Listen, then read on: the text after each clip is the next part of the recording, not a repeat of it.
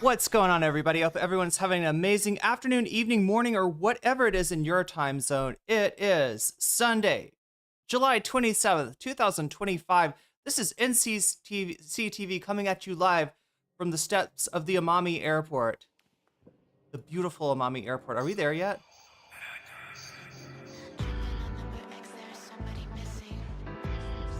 Oh my god, chat. I gotta play this game sometime. It's almost like a little Easter egg in my stream that's just like hiding out there. It's like the, who is the Russian playwright that had the gun above his, mantle?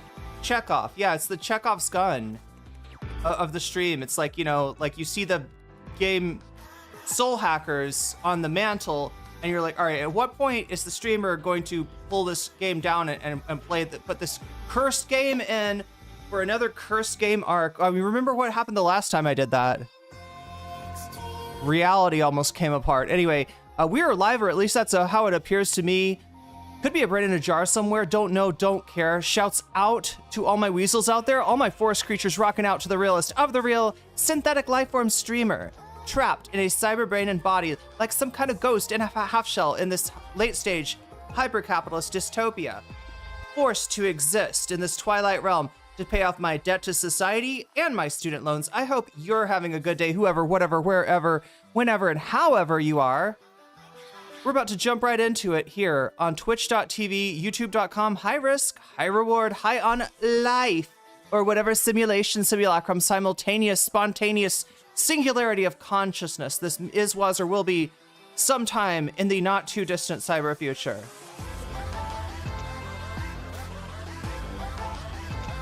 The Umami Airport, yeah, it's the best place to let your taste buds travel the culinary world. You know, actually, chat, I never talked about, maybe I went to the Umami Airport. You're still a weasel? You are? Oh my god, you really are. Oh wow. I'm so bad at taking, undoing the, pinned, this isn't even pinned. What is the word for this? How would I describe this?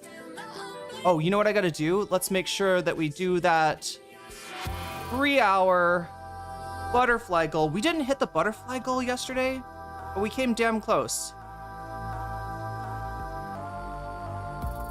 There we go.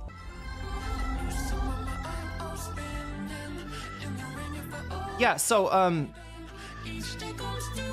I was at an airport not too long ago, and it was kind of umami.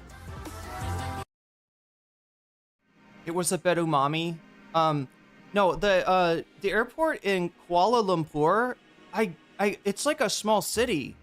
Actually, it's like, okay, if you could imagine, oh, here's what it's like, okay?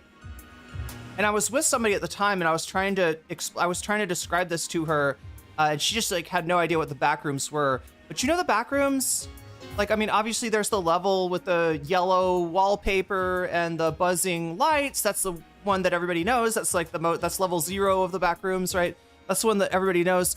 Less known, further down the backrooms iceberg, is the fact that it actually has a lot of different levels, and that's just the first one, or the 0th one, if you want to be 100% specific about it, right?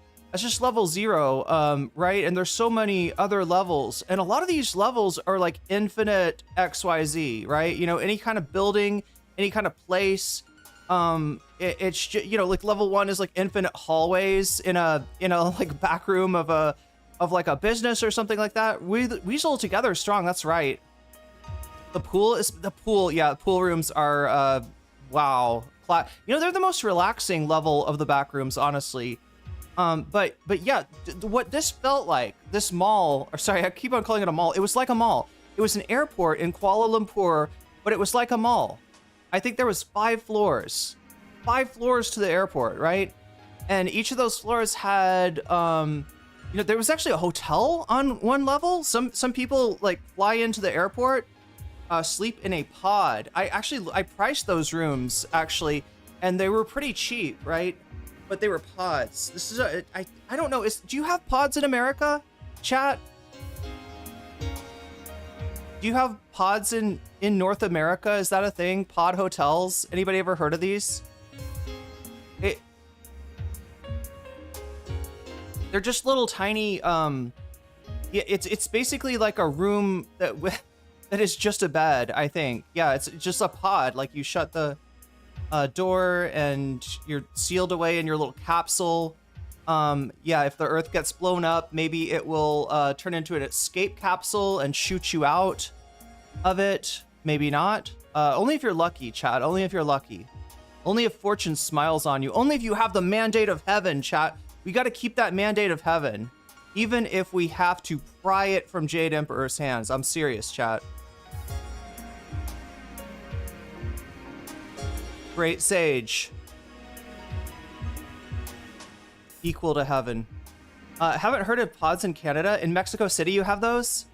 Yeah, okay, so maybe it's not as uncommon as I'd never seen these before, right? But yeah, there's an airport in the, you know, like one of the floors is a hotel.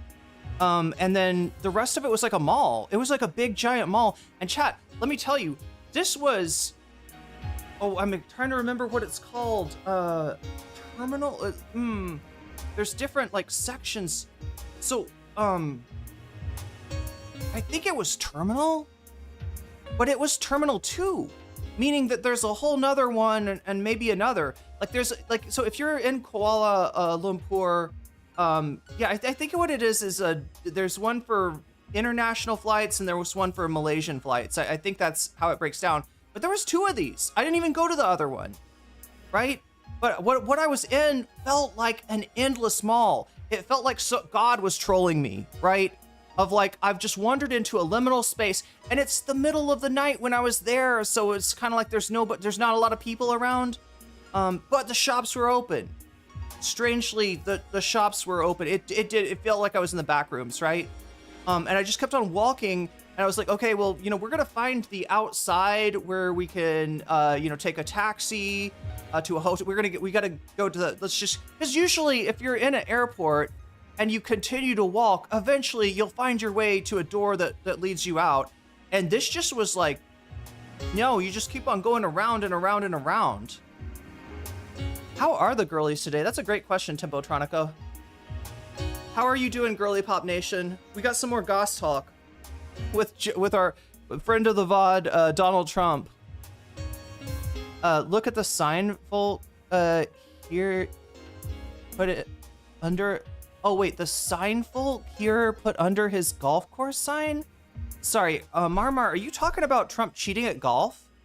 I did see that clip. It a bit spooky. Yeah, remember the back rooms? They're back in pod form. Well, yeah, that's actually a pretty funny joke right there. They you know, they're gonna come up with a movie. I think the movie of the back rooms it should be out sometime soon. I still think it was a huge mistake for Kane Pixels to sell the rights. I mean, I don't know. If somebody waved multiple millions of dollars in my face, I would probably sell the show to. Can you imagine that? I sell the show and they like get Stardust or somebody to like, you know, replace me. Like I don't. Like I sell the show to like CBS, and a part of the deal is they have to fire me off of NCCTV as part of the merger. Trump wants Stardust, right? He remembers back in the day. He's like, oh, I used to watch Stardust. It was so great. She'd have Groypers on. She'd have Richard Spencer on. She'd have Nick Fuentes on. Does anybody remember? Pepperidge Farms remembers, Mr. President. Pepperidge Farms remembers. But yeah, no, this was, well, there's going to be a movie. Yeah. So yeah, the reason that Kane Pixels, the guy that makes the, you know, the backrooms videos that probably do the best in the algorithm, the ones that have captured people's imaginations, the whole async and like you know, like those videos, right? He sold the rights to like, which is wild because backrooms is crowdsourced. The concept of the backrooms is definitely not something you can copyright, but I guess Kane Pixels did enough of world building. Like his backrooms are different enough from like what you'd find on the wiki that he could, you know, and he's got the company Async. Like his story of the backrooms is about a company called Async that, you know, figures out how to open up space and time, open up pocket dimensions, and then has the Department of Energy come over of like, hey, we're gonna sell you this great technology that you'll be able to use for, whatever the government wants to use it for. I didn't stay to the end last night. What happened with Anna? Also, Cambodia and Thailand thing. You know what happened with the Cambodia and Thailand thing? We did not end up, that the poll changed. The poll changed, right? Right? It was weird because it was really close all night. And at the last minute, the poll was I think what was winning was for me to cover the Cambodia and Thailand situation. And at the last minute, somehow, I don't know, chat, do we need to look into voting irregularities? Do we need to get that guy that that goes around and talks to different podcast shows about the possibility that Trump stole the 2024 election? He'll like show you statistics and be like, look, this one's got a Russian tail. This one's got a Russian tail. Like, look at this Russian election and look at the statistical breakdown on the Russian election. Now look at the American one. They're the same. They're the same. Like that. I don't know. It's always gone over my head. Like I can never figure out if he's making sense or if he is, Ethan replaces you and yeah. Okay. You're right. It would be Ethan that would replace me with Stardust. That is actually true. Bonus content yesterday. Yeah, it ended up being about Destiny. That's right. Destiny. That's what I'm wondering, chat. Stop the steal. Did Destiny steal the poll yesterday? Did we get brigaded by DGGers? Did DGG itself come down on us like Kingdom Hearts, right? Was it summoned by Xehanort in order to... Why did Xehanort want Kingdom Hearts anyway? Like, that dude's creepy. Can I say that Xehanort's creepy? Xehanort is a creepy old man, and the fact that he's so damn interested in the education of Aqua, of Ventus, and of Terra, I don't know, there's something that bothers me about, like, why is this old creepy dude hanging around, putting X's on people, talking about summoning Kingdom Hearts? Like, what is his game? Is he involved with the Epstein stuff? That's what I want to know, chat.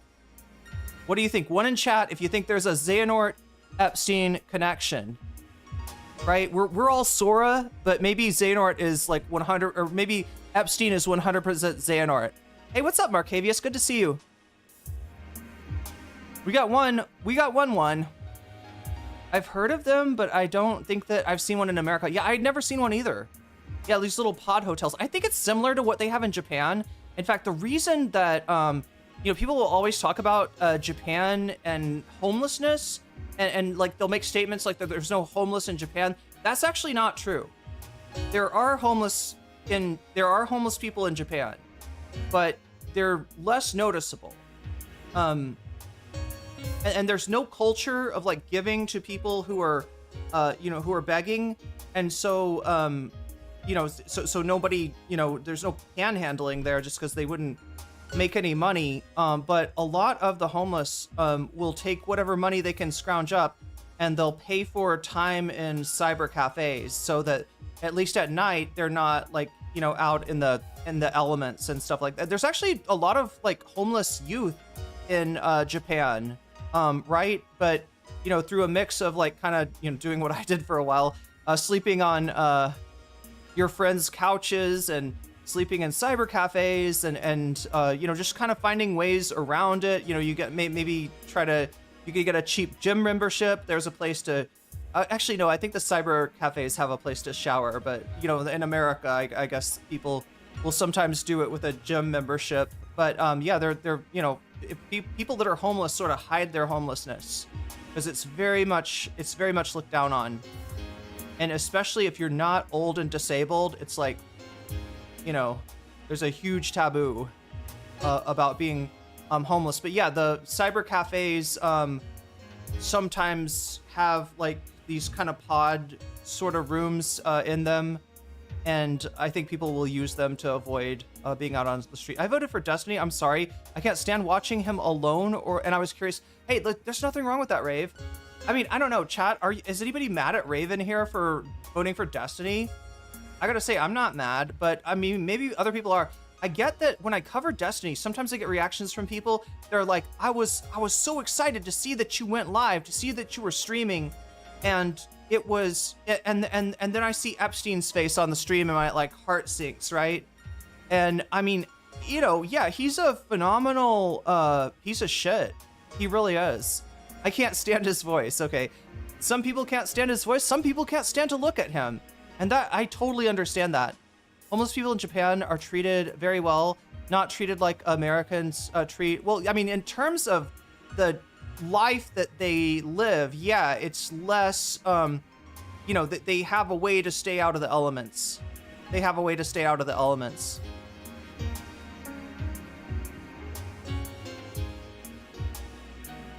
Wait, not treated like America treats our homeless, like an animal, aka couch surfing Irene. Couch surfing Irene got treated like an animal?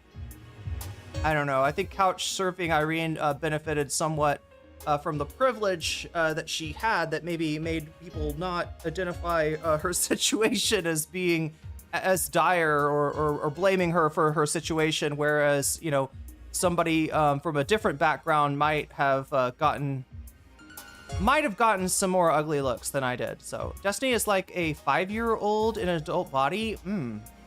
I mean, I would normally say like a 13-year-old, but I guess, yeah. All I know about Destiny is through through this stream. I'm sorry. I thought you were gonna say his stream.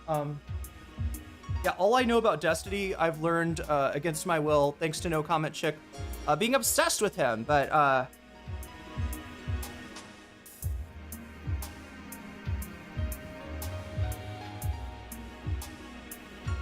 First Lady Melania, longtime courtesan, that's a party girl or an escort, paid or unpaid. I mean, that's definitely a profession here. Yeah. I don't know what that life is like though. Yeah, apparently there's like kind of a red light district in a lot of cities in Thailand. I have not, you know, if there's one in the town I'm in, I haven't seen it, but I hear people, the word they'll use is bar girls, and I don't actually know what that means. I'm not sure like what people are describing when they say a bar girl, but I get that it sounds like what you're talking about there, Randall Smith. But no, Melania, I think was, you know, people speculate about Melania possibly being an Epstein girl, in that like Epstein was very much interested in models. So one thing that maybe we haven't talked about, to understand Trump, right? It's a lot like understanding the Bible, okay? You can read the Bible and it says words and, you know, you could read them and be like, ooh, spare the rod and spoil the child. I guess we should spank our children, right? If you know a little bit more about the time and place that was written, if you know a little bit more about the history of Israel, you would understand that a shepherd never uses their, you know, an Israeli shepherd would never use their rod to punish their child. The rod is exclusively, what is going on? Oh no, chat. Oh no. We're gonna get hit with copyright claims all over the place. What the fuck was that last one? Was this? Okay, we're still on Soul Hackers. Okay, that's okay. As long as we stay on Soul Hackers, right? I think we're okay. Because I think that Atlas Games understands that I'm gonna play that curse game at some point, as soon as I figure out what the urban legend surrounding playing Soul Hackers is, and if it's as bad as Persona 2, because we can't go with like lower stakes, right? We gotta go for something that breaks reality on a deeper level, not a more shallow one, right? So yeah, we gotta make up a good urban legend for that one. Like, what happens if a streamer plays Soul Hackers, right? Did they get their soul hacked? Once I gave a guy a cigarette, he offered me a grilled cheese sandwich. I mean, that sounds like a good deal. I would take a grilled cheese sandwich. That's a good Josh, you got a good exchange rate. Like, I mean, seriously. I should just carry cigarettes around everywhere. Like in the future, those when the world crashes out, you know, then oh god, I shouldn't joke about that, chat. Because yes, a nuclear war would be the result of a crash out. I mean, that's like a word. I mean, people, we use this phrase all the time. We use it for everything. Ethan's crashing out, Trump's crashing out, right? And I feel like phrases like that come from AAVA and then get, you know, adopted or appropriated, as you will, into the, you know, mainstream culture. It's their meaning always gets tweaked and changed, much to the chagrin of the people that, you know, use the words first, but this is like I mean, what crash out really describes, like the original meaning, is when you get so mad that you're gonna do something that's gonna like ruin your life, right?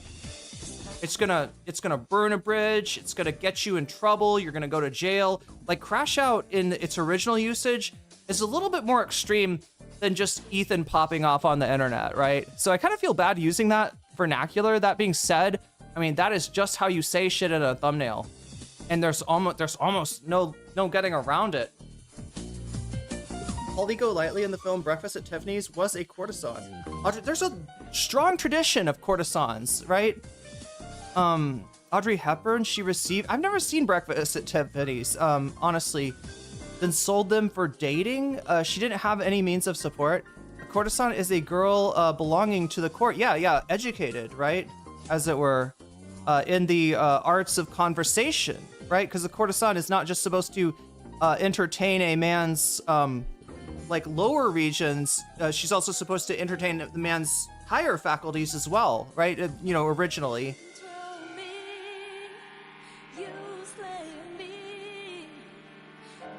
And in some ways, chat, we are all just selling our time, just like a courtesan. Proud of my community in that we voted for public amenities for homeless. Nice. To have a warm shower, plenty of resources around the assistance. The things that offend people and bother people about unhoused people, about the homeless, right, are things that, like, you know, yeah, try living that life, you know? You don't like a person that smells like they haven't taken a shower in a month? Try not taking a shower for a month, right? You don't like that somebody like shits behind the dumpster at 7-Eleven? Try not being able to use a bathroom, because as soon as you come into a store, like, they call the cops on you. You know what I'm saying?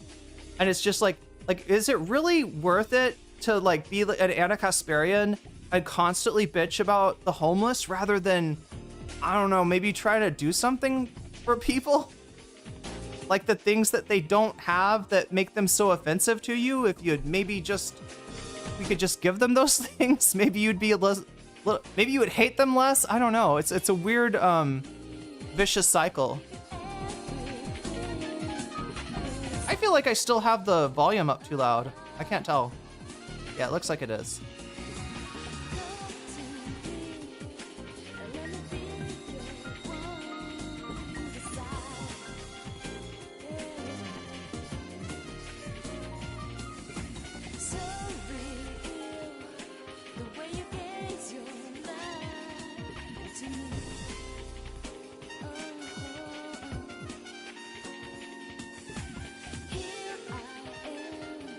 Okay, what am I supposed to remember that I never remember to do? Oh yeah, I gotta bully you to like the stream.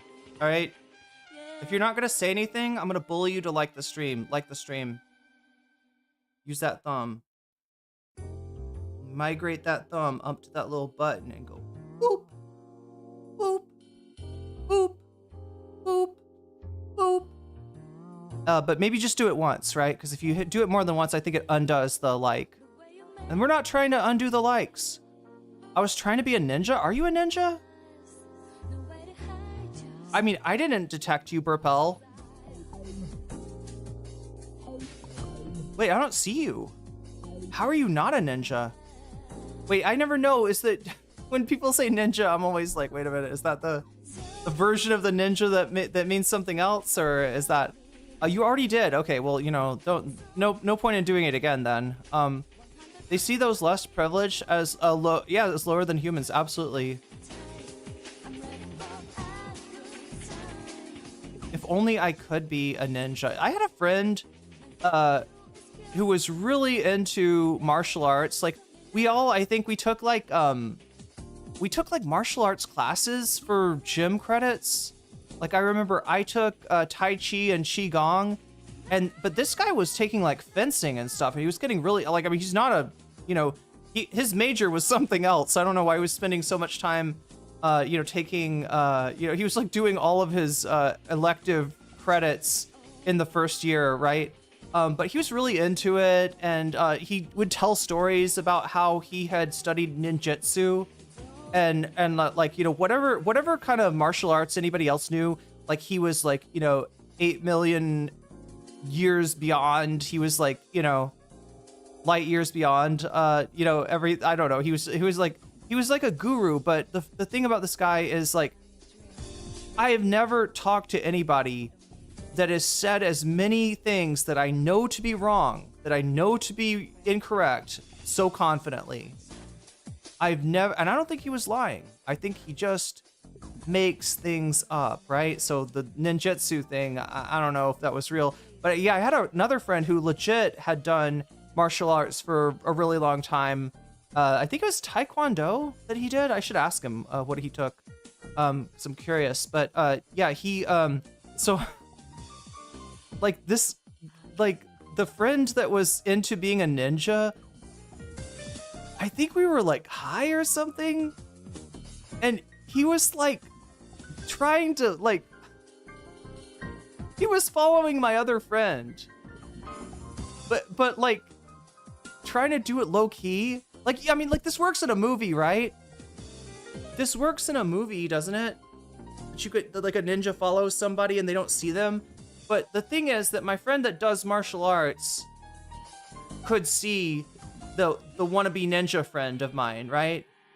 And it's just, you know, if you think that you're being stealthy and you're getting seen, it's just kind of like, I mean, that's just embarrassing, especially if you're like, oh no, I've taken ninjutsu, I've studied the arts of the ninja, I know how to disappear, and I can touch a point on your body and make you die, or you know, make you ejaculate. I don't know. No, he didn't say ejaculate, but that's just my own headcanon, chat. You know, like, look, if you could touch somebody, like, if you got the what is it called, chat?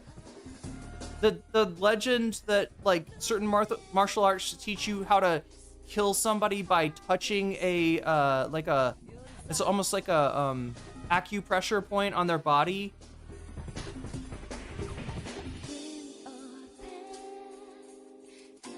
So you met a pirate software of ninjutsu. I mean, wait, no, pirate software would just run away, right?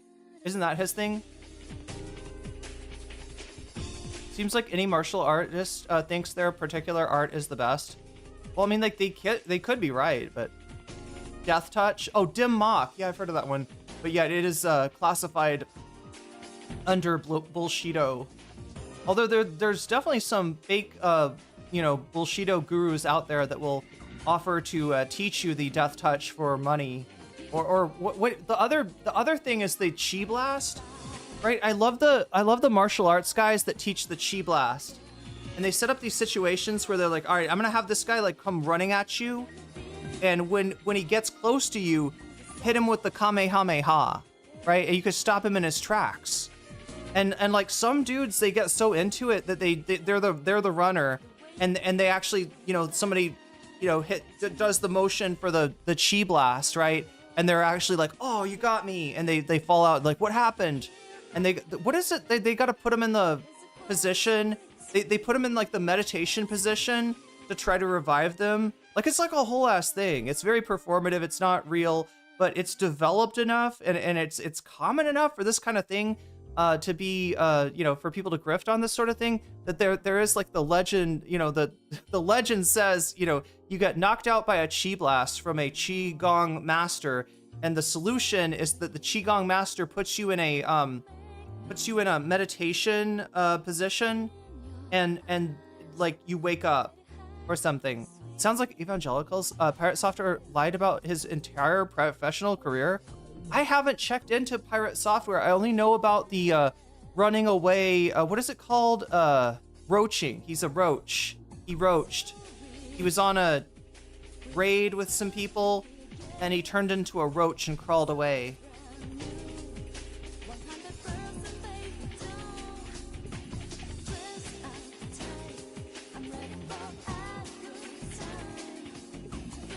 But yeah, I know what you're saying, Burpel. There is a lot of people that have confidence in whatever, you know, art that they study. We do have some knowledge of, you know, martial arts that at least can be applied in the octagon, versus martial arts that don't do,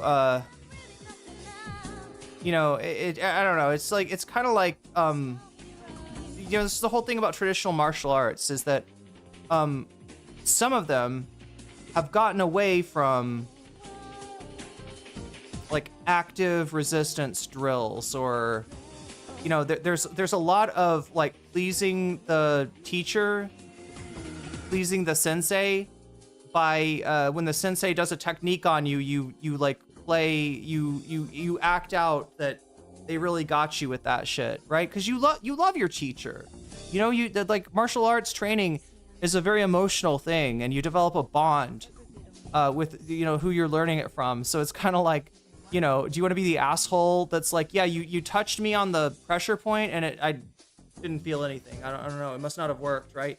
You don't want to be that asshole. So you're like, oh, you got me. Oh, I'm knocked out and everything. Or, but yeah, you can sort of tell the difference between the martial arts that engage in sparring, which it's a whole nother question whether you should spar or not. Yeah, I mean, it's kind of hard to, there's some real drawbacks to sparring, but the drawback to not sparring is that you never know if your martial art is actually effective in a you know, a real situation. And if I'm being honest with you, chat, even the ring, even the octagon is not exactly a real situation. There's rules there, right? You can't pull sand out of your pocket and throw it in somebody's eye in the octagon. You will be disqualified. And in real life, you absolutely could. You also can't get your head bashed on a concrete in the octagon. And yeah, concrete and stone and all kinds of things like that are very real in the real world. So, you know, it's hard to know, you know, how effective. Do you know any details about this law overruled thing? I just know the accusations. That's all I've seen so far. It's not to look. It's easy not to look like an easy target. I practice gun fu, says Marcavius. Yeah, that sounds pretty effective actually. Although you probably get DQ'd for that in the octagon. Steven Seagal style. Yo, my favorite thing about Chapo did a lot of Steven Seagal content, and a lot of what they covered was that this guy, he's apparently a musician, and he's not a bad musician. I mean, his songs suck, they're embarrassing, they're very self-indulgent, but in terms of like, you know,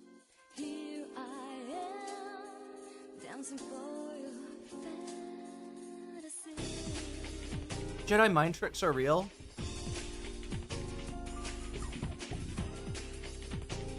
I try not to consume any violent sports. Yeah, the one thing I really don't like about MMA, which is the sport that's, you know, obviously the most, the jazz man, Seagal, isn't he like not bad though? But no, there's allegations of LOL overruled, which is he's an attorney. You might have seen him on Hassan. There are women saying that he acted as a sex pest towards them.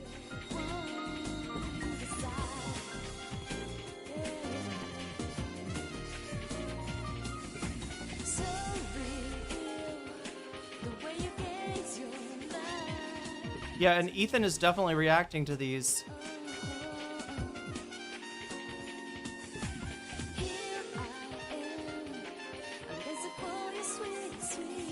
I'm trying to find the actual, I'm trying to find the actual allegations here.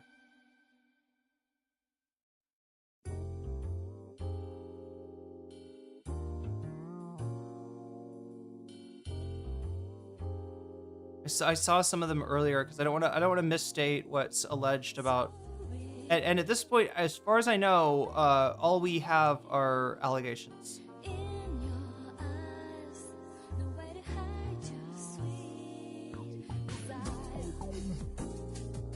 Oh my God, I've gotten to the point now where there's too much on the internet, there's too much on Twitter right now to see the stuff that, or either that or,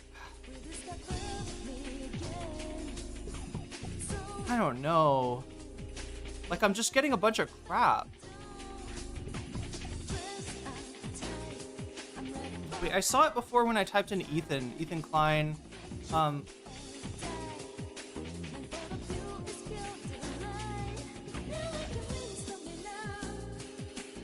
Yeah, it's Hana Katana. That's where the post that I saw earlier. Okay, yeah. Busted open 420. Let's check this out. I've typed butts. Bust it open 420. What does that mean? Busted open like a bag? I don't know. What are you gonna bust open the 420? Like a blunt?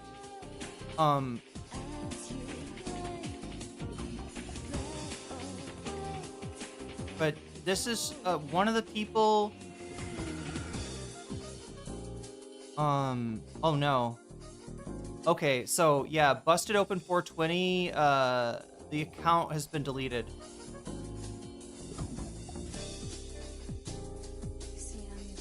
Serial abusers love Instagram's disappearing message feature. Wait, what? Oh, I'm so confused. There's Hana Katana and Hana Katana.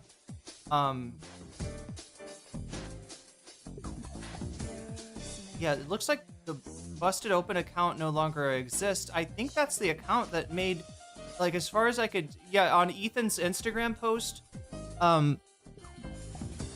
the person making the specific accusation is an account called Busted Open 420. I posted a picture in his merch, in the merch store, I guess, and he sent me dick pics and asked for my STD results. To make sure I'm clean enough. Fuck that, dude. Hana Katana, the girls are saying lol overruled is a sex pest and a serial abuser. White cis men are fucking trash.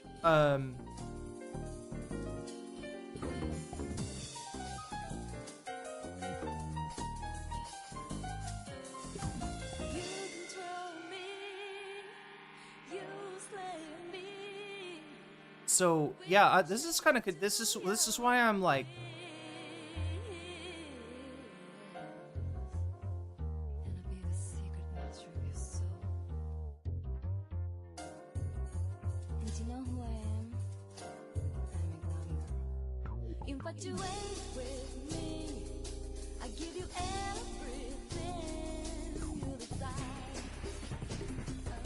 I'm sorry, Chad. I'm just like looking through this stuff because I really I can't tell much about the lol overruled accusations. I don't know if this person's deletion of their Twitter account, the person that made the one person that I've said.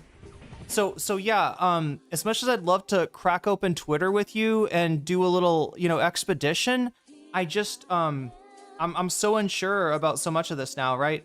The one set of specific allegations that I saw, which was from that busted open 420 account, is that the accusation being that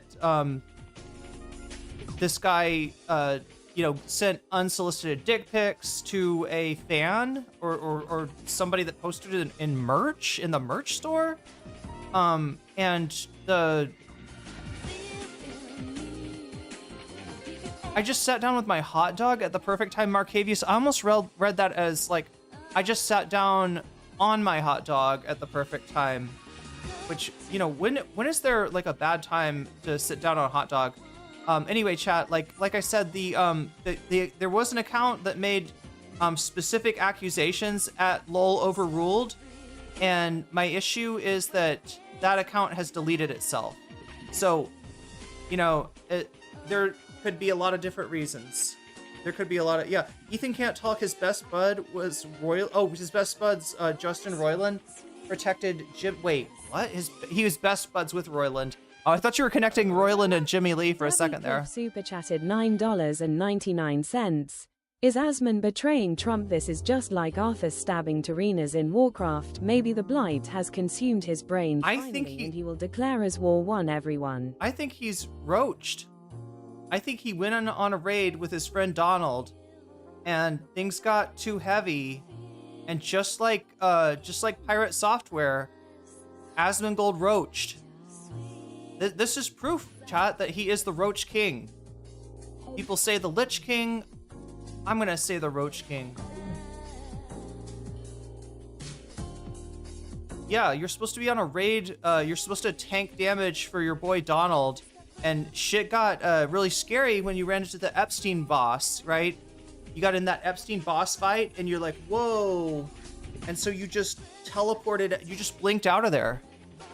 You just hit the teleport and you got the fuck out. You're like, I'm not tanking any more of this damage for you, Donald. Come on, you're supposed to be on his side. You're supposed to be MAGA, ride or die. Which guy?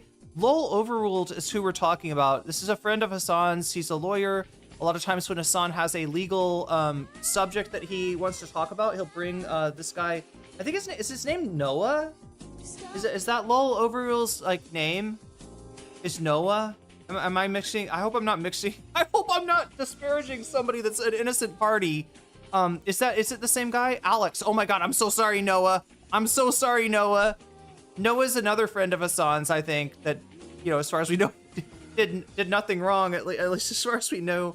Let's not overreact. Then we might force men into being respectful and not degenerates. That'll be going too far. Well, you know, like obviously Johnny Depp killed Me Too, so you know we're not supposed to hold anybody responsible for anything anymore because comedy is legalized and so is sexual harassment, I guess. I don't know. Oh my God, yeah, you're right. Good heart. Nice catch, whoever said that. I'm remembering the wrong name for this guy. People are saying, yeah, Lol Overruled's name is Alex, not so the Noah guy that Hassan sometimes brings on, not the same guy at all. I don't know some of Hassan's dudes, I guess. But yeah, Ethan protected Jimmy Lee after he sexually harassed his staff. Wayne Diamond, there's a lot about Jimmy Lee that Ethan just sat there and was like, okay. You know, he's over there, like, making, like, he's sexually what was it? He was like, he would hit on Asian women in a racist way. Like, he would hit on them, like, with a reference to them being Asian. And like, I don't know, something, like, I don't know, he's hitting them with the racism and the sexual harassment at the same time. And Ethan is like, you know, it's old-timey humor. It's old-timey humor.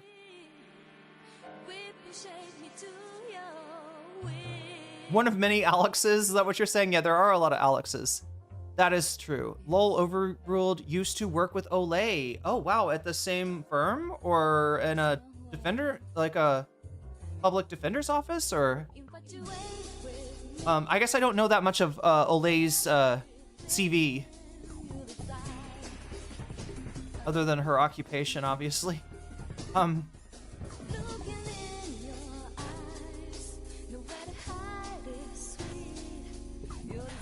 Yeah, he only cares about sexual harassment when it benefits him. True. Jimmy Lee sexually harassed a team member at their show, and Ethan pretended he didn't know until Dan. Yeah. Ethan's so incorrigible.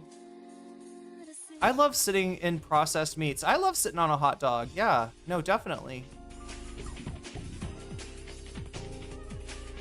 I just sat down on a hot dog.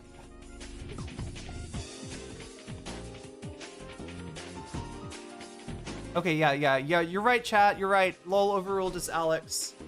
I'm so glad you called me out for that, because I would hate to go through this and keep on saying the guy's name is Noah, and it turns out Noah is a completely different person that's not involved in this at all.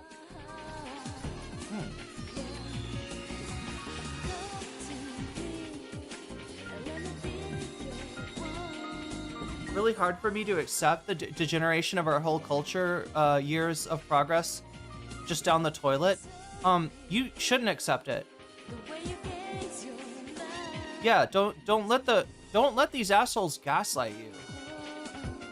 I mean, nothing that they say or do changes what's right and what's wrong.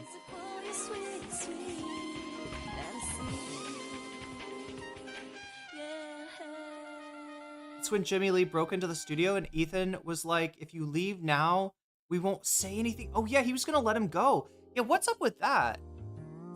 It was only because Jimmy Lee made himself a problem that Ethan publicly disclosed what he knew about Jimmy Lee. And he knows that Jimmy Lee is, like, for instance, hitting on his fans, right? He knows that Jimmy Lee, yeah, and that some people that are his fans have been like, oh yeah, this is that Jimmy Lee guy. I guess he's cool. I will hang out with him. You know, based on the fact that he is, you know what I mean? Like, somebody shows up on the H3 podcast and you're kind of like, Yeah, he must be okay. Like, nothing bad is gonna happen to me if I hang out with him, and turns out it's not true. Ethan used to at Emma Vigland with articles about SA. He doesn't actually at Emma Vigland with articles about SA. He doesn't actually care about that subject, just use it as a weapon. Oh my god, chat, we gotta fix everything. We gotta fix everything. Let's see. This should not say 125, it should say 10. There we go. We're at 10 out of 100. 10% of the way towards bonus content. And also, strangely enough, 10% of the way towards the butterfly goal.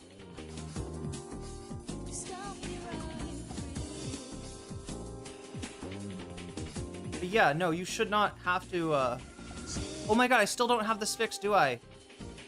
Let's try this, browser. See, I gotta say it out loud to make sure that I stay on track. That. Then live chat. And there we go. Alright, I thought I already did that, but apparently not. But either way, thank you for the super chat. Just like Arthas stabbing Tyrannus in Warcraft. So this is the Warcraft lore. I've heard of this. I don't know anything about it. But like there's a story that goes along with Warcraft, right? Just like there is with Starcraft. Like I think, yeah, there's a story, right? What's his name? The guy, Jim, oh my god, the redneck guy. Who's the redneck guy? And oh my god, chat, did I leave my... I can't tell. Did I? Simplest answer is it will take generations to recover. Let's hope not. Don't make us do a great leap forward, man. Right? We need to invent something that just like, I don't know, like a ball magnet. You know what I'm saying? Anytime the guys start to get out of control, we turn on the ball magnet and every guy is like, gets sucked up to the ceiling by their balls, you know, and they're like stuck to they're hanging off by their balls of the ceiling, and you know, then we could be like, okay, so now what were you saying about Johnny Depp again? I think the right answer was he's guilty. All right, did you? Oh, he's not guilty. He did nothing wrong. Oh, it's reciprocal abuse. Okay, that's great. Yeah, you're gonna stay stuck to the ceiling with your balls until, like, I want to hear you praise Amber Heard and be like, her poop is the most luxurious poop to ever grace Johnny Depp's pillow. But realistically speaking, I think that Occam's razor says that was probably a dog poop and not a human poop. But god, that's so weird. Like, he won with memes. Johnny Depp won with me. The meme of Amber Heard pooping on the pillow was too strong. Like, and it didn't matter. There's no proof to it. There's no way to prove it. They're like, it didn't look like a dog's poop. It was too big for that. You know, that's a very small dog. It's just like, come on. I can't believe Obama would put Trump on the Epstein list all the way back in 2007.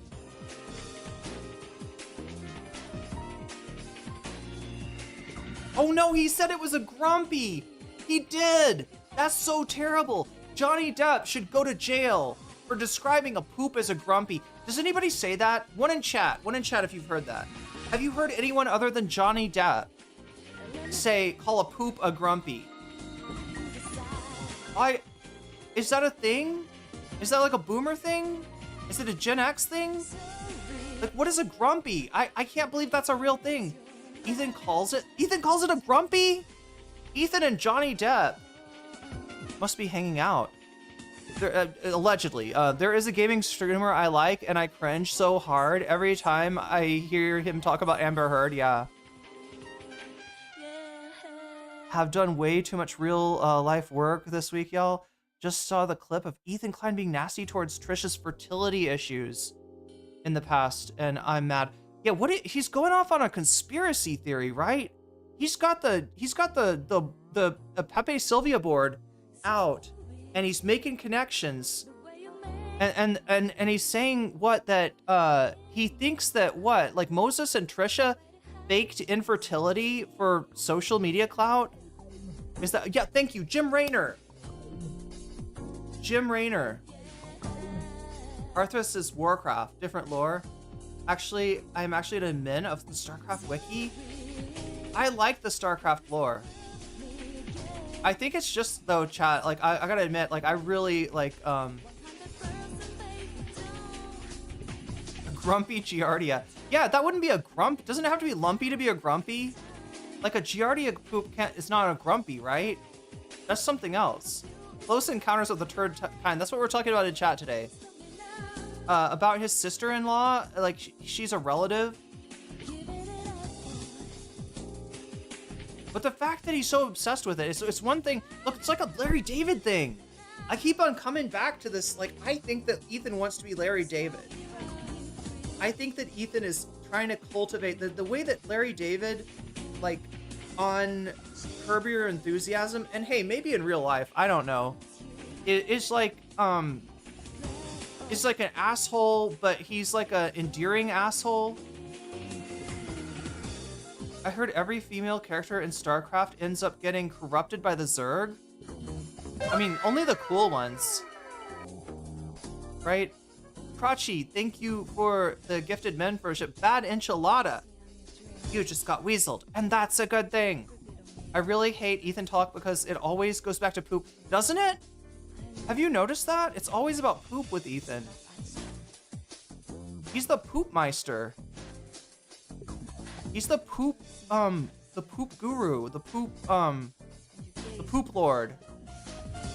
So stupid because if he listened to Trisha, she had issues with scarring, so she was super fertile except for her uterus wasn't the best. Yeah, like it blows my mind to hear about somebody having trouble conceiving and then eventually be succeeding and having children, and for your thing to be like, I think she was faking being infertile. It's just such a weird thing. Davy Cliff super chatted $9.99. Ethan is like trombone guy, not like Larry. Wait, who's trombone guy? Who's trombone guy? Wow. Either way, thank you for the super chat. Where are we at now? I think we're at 23. I gotta make this automatic somehow. Like, I shouldn't be doing mathematics here. Ethan is Seinfeld. Oh, okay, he's Jerry. Wait, who's the trombone guy? Is it like a Seinfeld reference? Kerrigan. Oh, hell yeah. Well, only other characters in StarCraft besides... Oh, there are other characters besides Kerrigan? Yeah, Kerrigan's so fucking relatable. For some reason. Hey, now, poop jokes are relatable? I mean, I guess so. I mean, that's very relatable.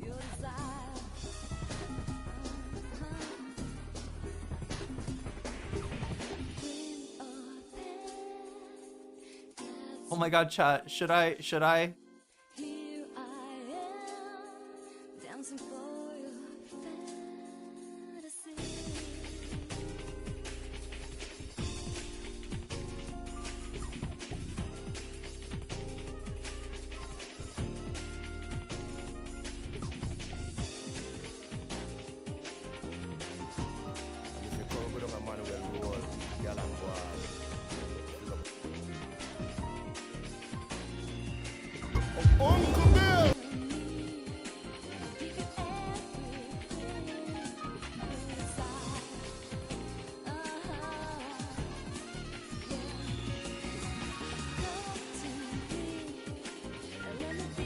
No, we probably shouldn't. There's enough gross talk in chat without me adding William Esperos to the mix. Ethan is Uncle Leo. Okay, that's a Seinfeld character, right? His lawyer is the Rom is Larry David. No, sorry, the Larry David character from Seinfeld. Okay, that wears a cape. The Maestro? I don't know how I know. Oh yeah, because my parents used to watch this shit. My parents were super into Seinfeld. I remember them watching the I remember them watching the trumpet guy is a former guest of Adam on the Adam Friedland show. How do I not know about this? It seems right up my alley. But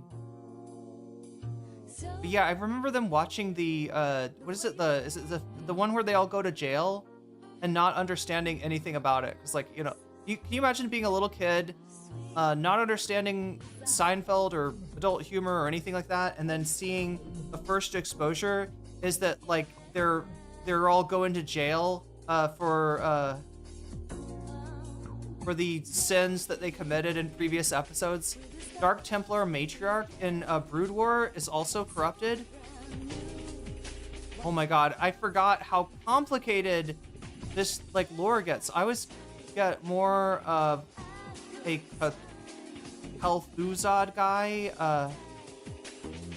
I was always more of a Kel'Thuzad guy. I want to be a cool golden skeleton with a nice little skeleton kitty. Yeah, I mean that's Warcraft, right?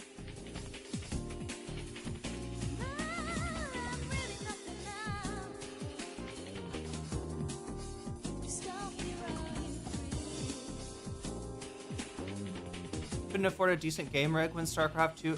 Was Starcraft 2 hard to run? Did it take a nice computer to be able to run Starcraft? Dono goes towards Destiny, loses orbiters to Hassan. All right. That is 3% for the Destiny losing orbiters. I think they're talking about Pisco. I mean, I'm going off a title. Who would they be talking about? Who are Destiny orbiters that... Yeah, it'd have to be Pisco, Econo Boy, maybe Josiah. Although, is Josiah even a Destiny orbiter? Or does he just hang out with Destiny orbiters? Destiny's definitely not losing Hutch. Hutch is, you know, loyal.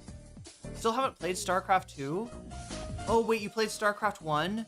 Playing as the Zerg is so fun. Yeah, you get to infect everything. I mean, that's great.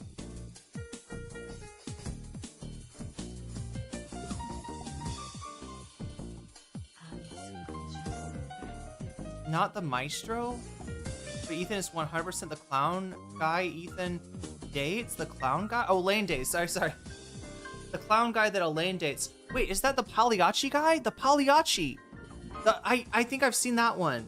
Yeah, it's like a creepy clown that, like, people treat him like, you know, oh, you're just a mime or whatever, and then he beats their ass. If the Zerg are, like, Tyranids, they just spit up new ones asexually when they get enough biomass, but they are still both controlled by a matriarch. That dude, oh wait, okay, I recognize this, all right. Kel'Thuzad, that's a Protoss name, right? Am I right? Is that a Protoss? No, God, I'm wrong. That's Warcraft. I'm sorry, I saw the name and I was like, that's kind of looks like the way that the Protoss names work, right? Apparently not. Apparently that is also Warcraft. I didn't know. I haven't played StarCraft 2. Oh god, wait, no, I think I did. Wait, I've seen a lot of it. It's like I can remember watching Total Biscuit. Like this is a version of me that doesn't play any video games at all. Somehow comes across Total Biscuit and starts watching pro StarCraft matches being what do you call it when a sportscaster like narrates something? What is that, like he it's not narrates it, it's they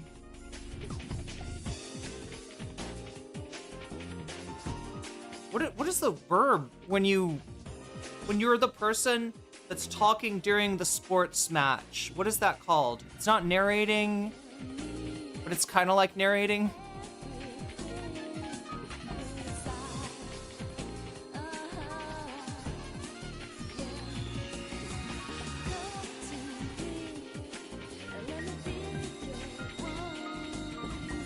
Commentary? Yeah, I guess that works. Yeah, Total Biscuit would do commentary on and like I didn't even know that the dude was like a gamer-gator.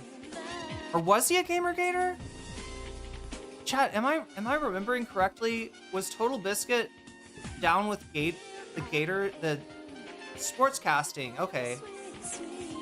Yeah, that makes sense. Chente, that makes sense. Hel'Thuzad was an undead from Warcraft who originally was originally a wizard from a wizardly place. Wow. Dalaran, but corrupted himself to worship the undead Lich King. He became an Asmongold fan? Shoutcasting was the other thing? What is shoutcast? I've heard of that word before. Oh, wait. Yeah, wait, I feel it. Wasn't that like his company or something? It was called Shoutcast?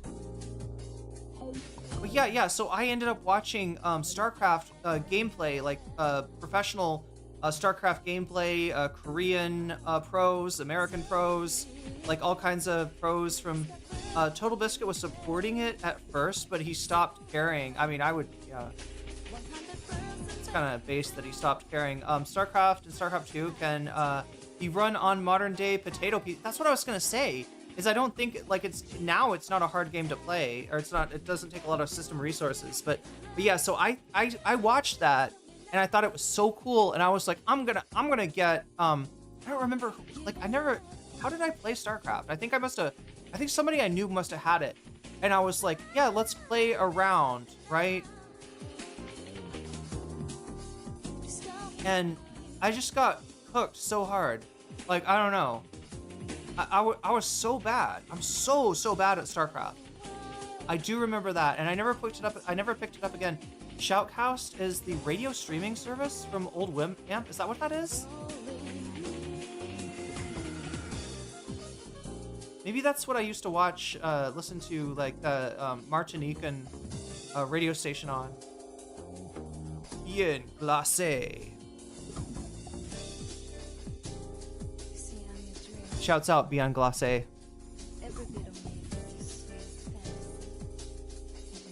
Kerrigan is a goth icon. Yeah, Kerrigan's awesome. Alright, well, we better get going, or else I will not be awesome. And it's important for me to be awesome today, because we got a lot of Epstein stuff to cover, alright? So yeah, as you can see, right now, we're at 23 out of 100. If we get to 100 out of 100 by the end of the stream, we'll stick around and do some bonus content. What bonus content? Well, it depends on what you're voting for. And speaking of which, what are you voting for right now, chat? I don't actually know. Oh, you want to see my coverage of the ongoing Thailand-Cambodia conflict? That's good, because I've actually been kind of learning. I've been learning more and more about the situation. That's at 40%, so that's ahead. Right, second place is Destiny losing orbiters to Hassan. Is he? I don't know. His video title seems to suggest that, and I guess, you know. Look, I didn't get from Pisco that he is like gonna become Hassan's best friend, right? I didn't get that from Pisco at all. I did not. If that's, you know, but I don't know. This may be just Destiny's insecurity. This may be clickbait. Who knows? We'll find out. That's in second place. Destiny losing orbiters to Hassan. Third place, Vosh grooming allegations. Who is Vosh grooming? Or is Vosh grooming anyone? Or do we know anything more than we did yesterday?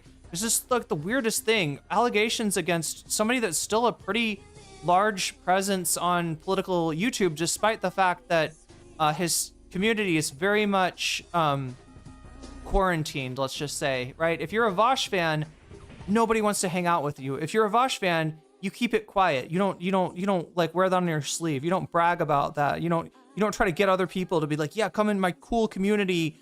The VGG, you know, like, right? You're hiding that, right? So there's kind of a, you know, almost an embargo on Vosh, and I haven't really talked about him since he was revealed to be a Lolita connoisseur, I guess you could say. But yeah, there's allegations about him saying some inappropriate stuff to a minor, an actual for real minor that he knew was a minor. Thailand? Did I say Thailand? I might have.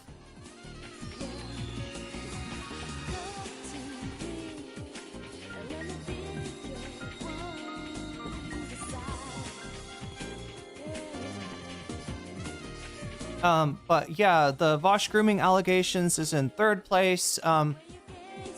There's still some real question marks about that one. Yeah, I would love to see more, you know, receipts on that. And the other thing that I haven't seen is like the actual victim coming forward or an explanation of why the victim, you know, can't come forward and you know, wants, you know, somebody else to bring it forward for them. Like, I haven't seen any of that. The source is very suspicious. They're you know, kind of maybe ideologically motivated and that they hate leftists, so they might be. Thailand sounds like where I want to be. Yeah, that's third place. And then fourth place is the Roach himself, the Roach King himself, Asmongold, possibly turning on Trump. Yeah, there's some signs that he is pivoting, that Asmongold is reading the room, that he's feeling the winds of change, and he is adapting himself accordingly. Because,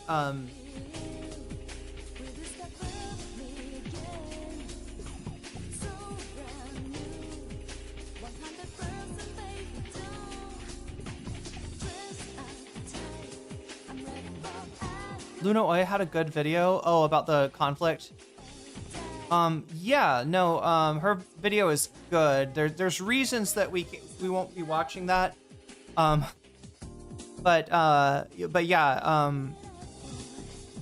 in fact, I've seen some new explanations that talk about potential kind of cloak and dagger behind the scenes maneuvers between by the United States and or China.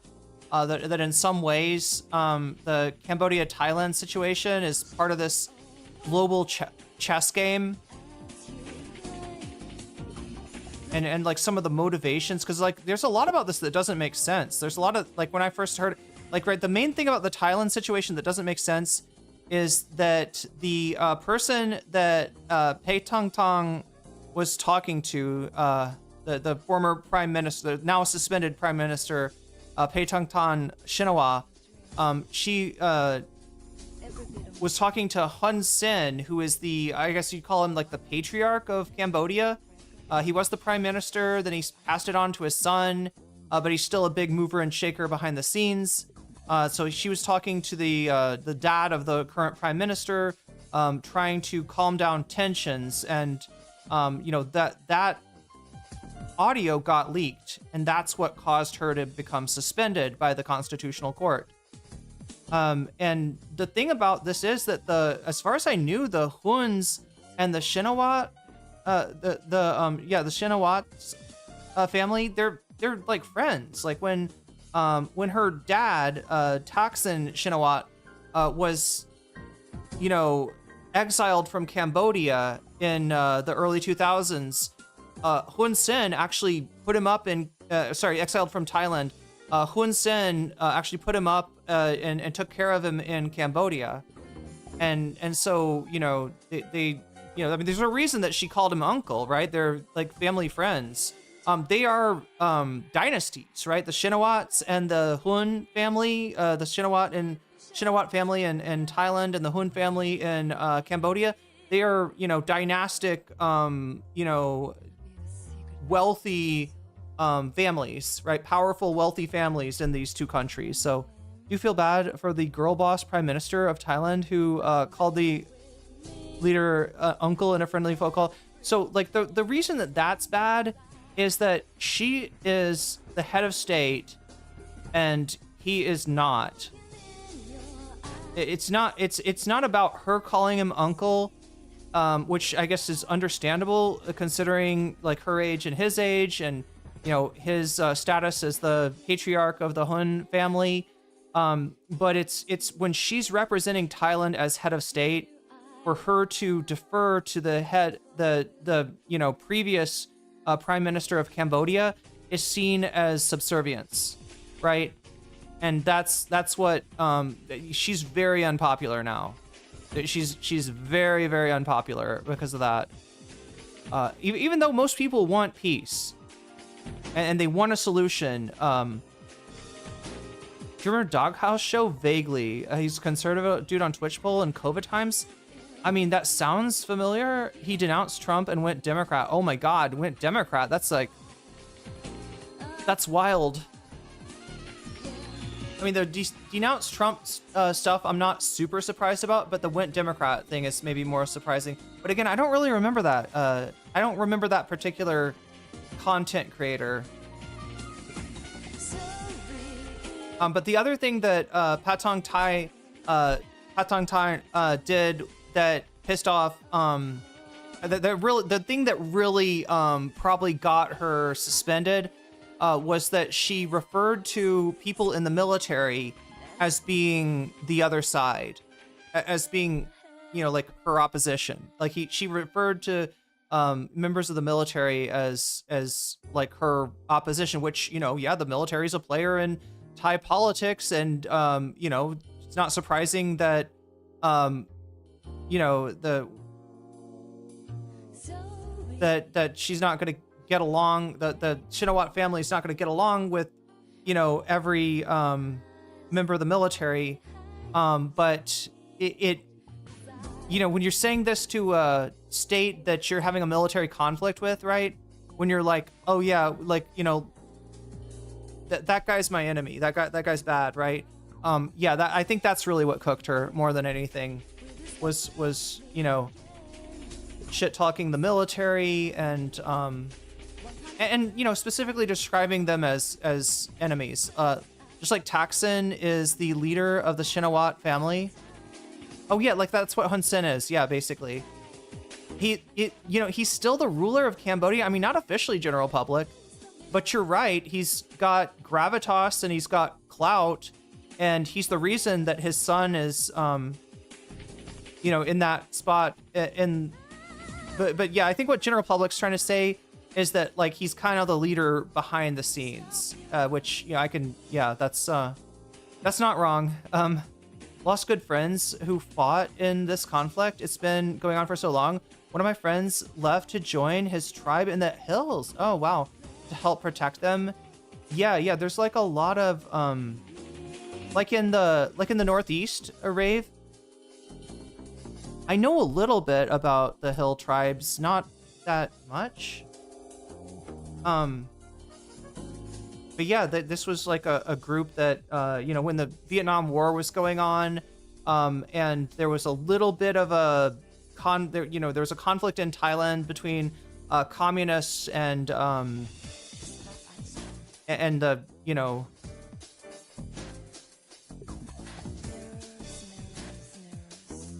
and the rulers, let's just say, of Thailand.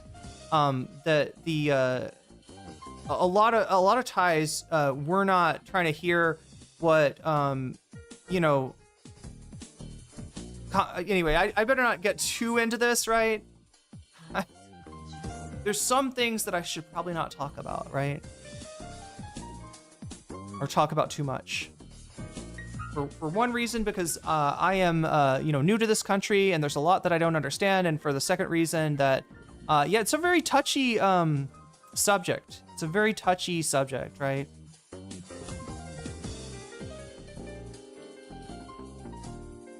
He's ruled since Pol Pot was overthrown. Well, see, so Hun Sen was actually part of the Khmer Rouge at one point, and he and I guess, you know, those loyal to him left the country, exiled themselves, and I think kind of blew the whistle on what was going on in Cambodia. I think they were part of, you know, making the international community aware of what Pol Pot was and his followers were doing there.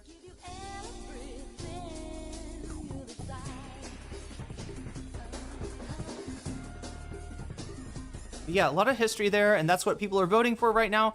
So if we get the bonus content, very likely you'll get to hear me say some stuff about Cambodia and Thailand. Okay, so again, this number, what makes it go up? Anytime you do a super chat, a super sticker, if you get yourself a membership, if you gift a membership to others, or if you gift memberships, or if you support me on Throne, which the link is throne.com/nocommentchick. Right now I'm trying to crowdfund for the Vietnam trip, so we're about like, what, 20% there, I think. So I could still use a little bit more funds to to be able to make that purchase, buy that plane ticket, so that I can go to Vietnam, get my visa at the Thai embassy there. It's a strange thing, a strange little dance that I have to do, right? That it's actually cheaper to leave the country and apply for an educational visa at a foreign embassy. It's easier to do that than it is to stay in the country and apply. It costs more, I guess, to stay in the country, right? So I'm going to be taking a little trip to Vietnam in about a month. And yeah, that's the fund for my plane ticket and hotel accommodations, right? So if you want to contribute to that, it's right over there on Throne. And then what else? Yeah, if you sign up for Patreon, that makes the number go forward.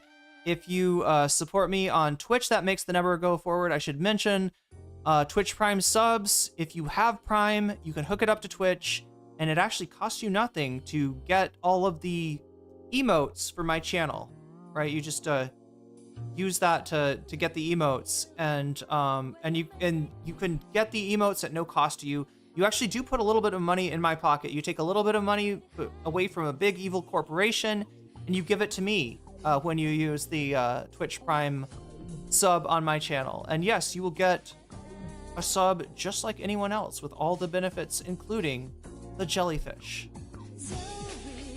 My doggies enjoy your your doggies enjoy my voice and legit listen to you. So I'm using this chance while they're chill to give Panini. You have a dog named Panini? That's so cute. His first bath, like his first bath ever? Oh my god. Well, I hope he takes to water. Some dogs like it, some dogs don't. Most cats hate it. So luckily, you have a chance. There's a chance that you will have an easy time bathing your dog, whereas if your dog was a cat, might be more difficult. But anyway, yeah, like I said, subs on Twitch also make this number go up. You can get yourself one for $6. You can gift subs to other people, which is a very generous thing to do. And any of that stuff, including bits, makes this number go up. So I think I've explained that. If the number goes up to 100, then I'll stick around and do an extra topic from this list right here. If it goes to 200, I'll stick around and do 2 topics from this list right up here. So if you want more time for the stream, donating helps. The other thing that it helps with is that you can do just what... Oh my god, who was it? Crotchy, yeah. You can do just what Crotchy did, and when you donate, whether it's a super chat, super sticker, whether you're getting yourself a membership, whether you're gifting memberships, whether you're supporting me on Throne or signing up for my Patreon, or if you're supporting me on Twitch, you can let me know in the chat, like, hey, I just donated and I really want to see the Destiny thing. Right, that's what Crotchy just did. And you can do it too. What happens is you see this little number right here, 3%. That's going to get added to the total amount, to the total score in the poll when we're done with the stream. If we get to 100, right? And it'll affect the poll results, right? So yeah, I can see Destiny losing orbiters to Hassan is now at 30%. It's catching up a little bit. And it's actually 33% because, like, look at that extra 3% gets added to it. So that would be 33. So if you've got one of these topics that that is giving you joy, that you want to see me cover, when you donate, make sure to let me know, like, hey, I want to hear about the Thailand thing, or hey, I want to hear about Asmongold, or hey, I want to know what this Bosch grooming thing is about. And yeah, all you have to do is when you donate, let me know in the chat that that's what you want to see, and I will turn your donation into a percentage. That percentage will get added to the topic of your choice in the poll at the end of the night, and possibly change the, fate of the world by making me cover a different topic. And it's fairly close. It's fairly close. So, you could have an effect on that. Anyway, you know who always has an effect, chat? It's my Patreon, right? We're sponsored today by my Patreon. And people always ask, you know, hey, what is the best way to donate? Well, the real answer is like whatever's more convenient for you. That's why there's so many different ways to do it. And, you know, for some people, a different way is more convenient than the other. But if you're asking like as far as like which method, like does most of your money like actually go to me rather than going to an evil platform, it's probably Patreon. I mean, it's either Patreon or Throne. But I kind of think it's Patreon. So yeah, if you sign up for my Patreon at the $5 level or above, I give you a fancy shout out at the beginning and ending of each stream. So let me go ahead and do those now. Shouts out to Or Else Ellipsis, shouts out to Timberland Insanity, shouts out to Steven Sayers, shouts out to Funky Monkey, shouts out to Sarah, shouts out to Nadia Yvette, shouts out to Moe Noe, shouts out to Jules K, shouts out to Izzy Mandias, shouts out to Infallible Fowl, I'm pronouncing that right, hopefully. Shouts out to Hot Hem Radio, shouts out to Good for Gabby, shouts out to Emily French, shouts out to Direful, shouts out to Buffy Geek, shouts out to Big Al, shouts out to Animus, and a fancy shout out to Zara Xerix, to Rachel K, to Crystal Saphira, and to Omega Star. And with that, chat, I think it's time to get started. Should we start off with the Jobbery? Is there any interest in that? Jobbery has done a, we can't watch them all today, but Jobbery's got 3 videos. I think they're from about a year ago on Epstein. Oh, thank you, Crystal. And so, you know, we could start off with that. I'm trying to think of what else we could, oh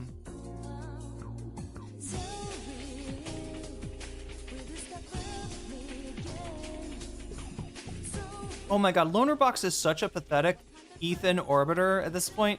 Like, he's covering Ethan's falling out with Steiny over the Nelk Boys' horrible Netanyahu interview.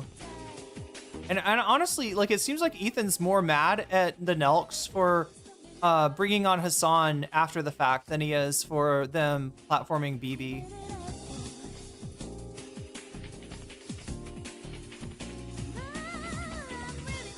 Okay, let me see what we got here and see if I do indeed want to start off with the... So here's the question. Who would you rather have as president? Oh my god. If I do indeed want to start off with the Jobbery material. Oh wait, no, actually this one is kind of interesting. Wait, I don't know, people don't like Philly D though, right? Do people not like Philly D? Since 2020, Donald Trump has sued at least 10 media outlets. What's up, you beautiful bastards? This is Philly D here. I've really got to pee. So, just so you know, this isn't like, I mean, this is a Philly D video. You want Jobbery. Wait. You got a more positive reaction from Jobbery, from J. Aubrey than we did from Philly D. Should we start with that? I'm asking because I need to pee. What is up with this? Like, I think what it is that, like, I hate streaming when I'm dehydrated because it's, like, hard to talk and my lipstick sticks together and everything just doesn't work that well. And so I always, like, super hydrate before a stream, and then right around the 2-hour point, I'm like, I need to pee so bad. Remember there was a rumor that Hassan, Vosh, Destiny were supposed to be invited to Biden White House? Denied because of Hassan. Mopo, I've got a video about that, and it's not...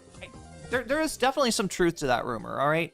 The specifics of it are the, you know, the unknown part, but yeah, it's, you know, I mean, Vosh blamed Hassan for it. In reality, that's a funny thing. Vosh, Destiny, but no, Hassan was the bad one, right? You know, because of what he said about Taiwan or something. But yeah, I do have a video on my channel about that exact matter. My current dog only likes waiting. Wait, was there more about the dog? First bath ever. My big girl hates water. She's a solid 55. Oh, that's a big dog. 55 kilograms, chat. That's quite a dog. That's like Kaya size, right? So this 3-kilogram boy should be okay. I mean, hopefully he enjoys the water. I wish I could give you tips, but the only tips I know are feline in nature and not canine. My current dog only likes waiting. Yeah, a lot of them are.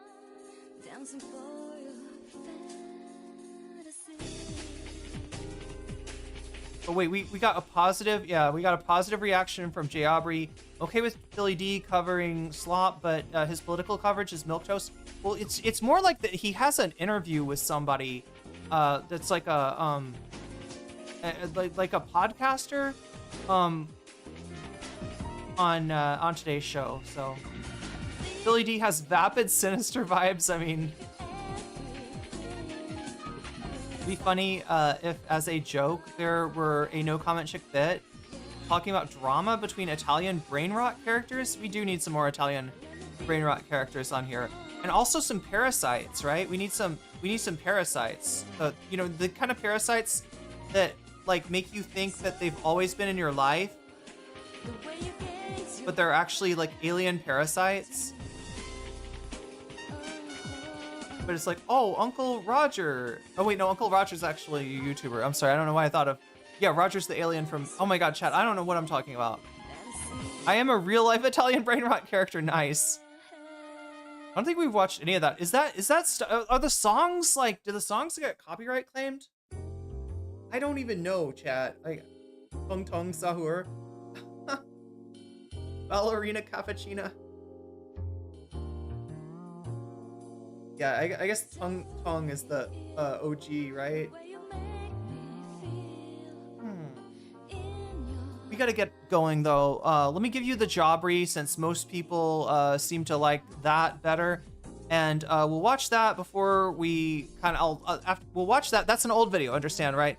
This is an old Jobbery video about Epstein. He's got 3 of them. The first 2 are on Epstein. The third is on Ghislaine. Maybe we'll start with the Ghislaine one. Does that sound good? Well, I'm glad, Marcavius, to hear that old Twitch poll conservative. I've always wondered, though, about Twitch poll conservatives. You know, the way that it worked, chat, was that they're, you know, the panel hosts were Prime Kai and Dylan, right? And they had no problem filling their roster for any debate with left-wingers, right? Because they knew a lot of left-wingers. They knew a lot of liberals and a few leftists as well, right? But they it was always a struggle for them to come up with the conservatives. So it kind of made me wonder, you know, since they're and the reason for that was that like conservatives did exist on Twitch, but a lot of them would violate terms of service and get banned. A lot of them are on Kick now because of that. And so Dylan couldn't really rely on, you know, some of the, he even had this guy named Suspect Sushi, who turned out to be a Proud Boy. And so, you know, he was always looking high and low for conservatives. And I always wondered if maybe some of those conservatives might have played up their conservativeness just to get on the panel, because it was a super, like, if you were just, say you're conservative, like, you can go on the Reverie on Monday. You can go on Hippy Dippy on Friday. Trust me, they got a spot for you. Sushi was a Proud Boy? You hadn't heard that? Yeah, he turned out to be a Proud Boy. I think Dylan stopped platforming him after that, if I remember correctly. Anyway, chat, like I said, we got to get going. I'm going to give you over to Jobbery, and I am going to take a well-deserved pee. Hopefully will not be sued. Oh wait, that's Philly D. That's Philly D.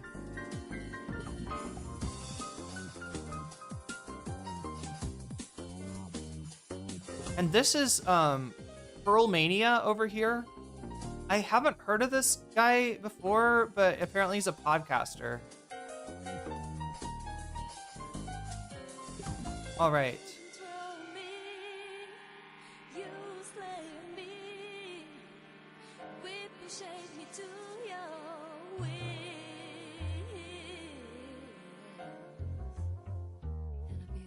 Let's start off with Ghislaine Maxwell, since she's the one that's, god damn. She's the one that's relevant right now. We're looking at a possible So how does it all look? We're looking at a possible Trump pardon of this woman, right? He hasn't said that he intends to pardon her, but the way that he talks about her, I'll see if I can find this clip for you, right? Because there, you know, he says nobody's talking about pardons right now when asked about her, but he's also not knocking down the possibility.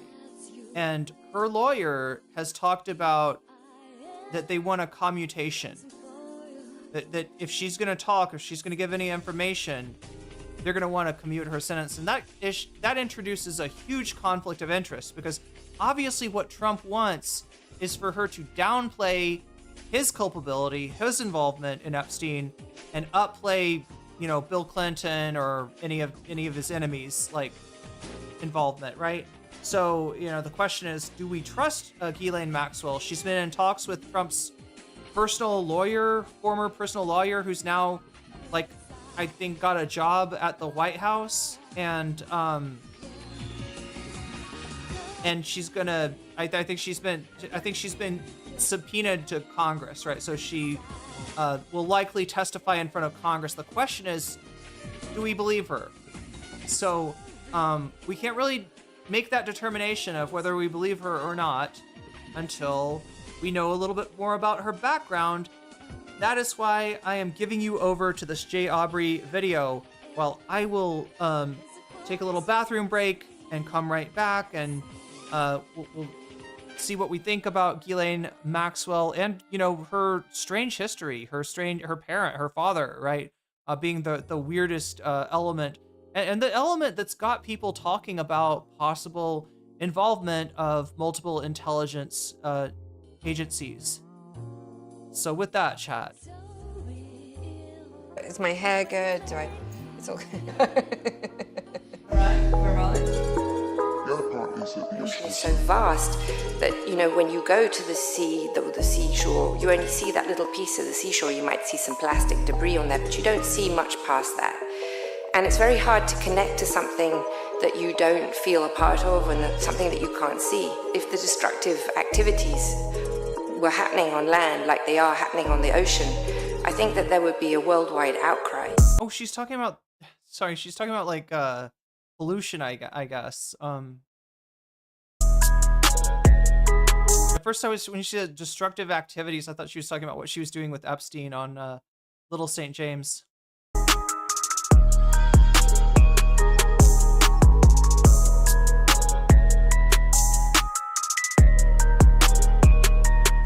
This guy's an artiste.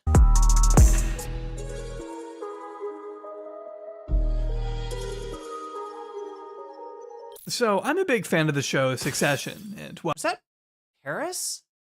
Anyway, I'm gonna pee. while I have yet to create an alt Twitter account where I baby girlify grown men, I did spend roughly $16 on a book of all the scripts from season 1, which I understand is maybe a little insane, but since I'm mentioning it here, it's now a tax write-off. As I skimmed over the first couple pages, I noticed the show's creator, Jesse Armstrong, naming 3 real-life media families who served as inspiration for the fictional Roy family. He mentioned the Murdochs, who control Fox News, Sky News, and the Wall Street Journal, and the Redstones, who own Nickelodeon, CBS, and Paramount. But the most notable person mentioned here to me was Robert Maxwell. Flamboyant, charming, some say ruthless, Maxwell remains one of Britain's most famous adopted sons. A British newspaper baron who owned a multitude of publishing companies throughout his lavish, controversial, and mysterious lifetime. Robert also just so happens to be the father of convicted sex trafficker Ghislaine Maxwell. Armstrong even specifically cited Ghislaine's close relationship with her late father as further inspiration behind some of his own characters. For all intents and purposes, the Maxwell family is like something we would see on TV. An intimidating patriarch at the reins of a multi-billion-dollar media conglomerate who forces his corrupt but privileged children to compete for his love and affection. If nothing else, the Maxwell mythos teaches us that fact can sometimes be more tantalizing than fiction. Because when you really take a closer look into what the Maxwells are really known for, not only do you find rampant financial fraud spanning numerous decades, you also get shady ties to international governments, capped off with a mysterious death that still has a myriad of unanswered questions attached to it. And that's all in addition to Ghislaine's own history of crimes, earning her a 20-year sentence in federal prison thanks to her notorious relation to one of the biggest known predators of the 21st century. The judge making note prior to the sentencing that this is not an issue of Ghislaine Maxwell being a proxy for Jeffrey Epstein, she said, but this is someone who was part of a scheme. I think you can see why I gave Ghislaine her own video now. Join me as we explore the endless mystique and depravity surrounding one of the most infamous names to ever grace headlines. In his ivory tower, where high-powered executives queue for higher-powered decisions, publisher Robert Maxwell is pleased he's done it his way without a whopping. Mirror Group Newspapers has just said that significant assets of their pension fund had been lent or transferred to private companies controlled by Robert Maxwell, apparently without due authority. You've got to assume right from the beginning that you're dealing with people who have got the morals of barnyard roosters. Because I don't foresee this video ever getting monetized, allow me to now issue a jarring transition into today's sponsor, CookUnity. CookUnity is a weekly subscription service that celebrates the creativity of your local culinary scene, partnering with award-winning chefs from across the US to bring you a wide range of meals with over 7 different dietary preference filters, including vegan, paleo, and gluten-free options, creating a high-quality at-home dining experience you can't get anywhere else. Choose from as little as 4 to as many as 16 meals delivered right to your door each week, arriving fresh, not frozen, via courier or shipment in compostable, recyclable, or reusable packaging, with expiration dates, chef's heating instructions, and nutritional information. But for best results, I'd recommend you heat them in the oven. Speaking from experience here, CookUnity has made meal prep for me a lot easier. Tonight I had this grilled marinated flank steak by Chef Chris Rattel, straight from Austin, Texas. I also got to try their amazing kale pesto rigatoni and their cheese enchiladas, both of which I would highly recommend. So don't wait, go to cookunity.com/Jawbreak50 right now, or click the link in the description and use my code Jawbreak50 to get 50% off on your first order of CookUnity meals to try out for yourself. They're consistently great quality, so there's no reason not to give them a shot in my opinion. And that's not just because they're paying me. Huge thanks again to CookUnity for sponsoring this one.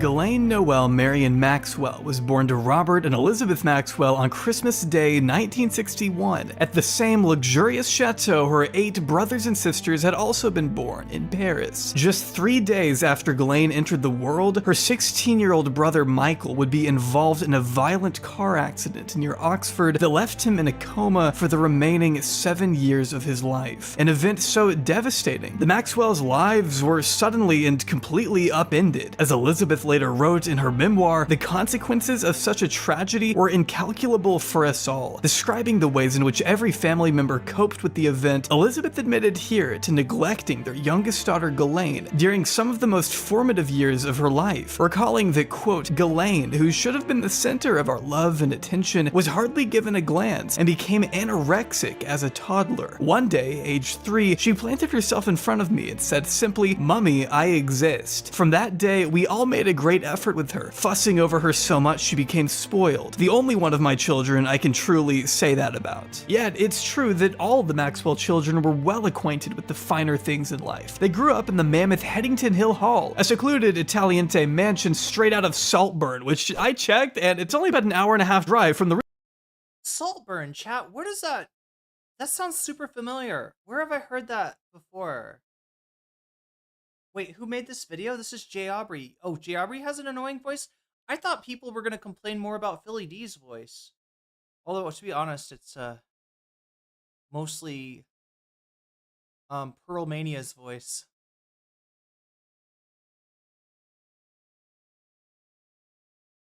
Why does the pedo intro slap? Markavius, did you watch Hassan react to this by chance?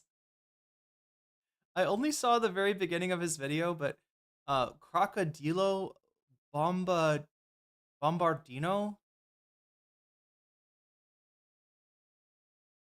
Wait, what? Crocodilo Bombardino bombs Palestinian children? Okay, I hadn't heard that yet. Yeah, fucking that shit's canceled.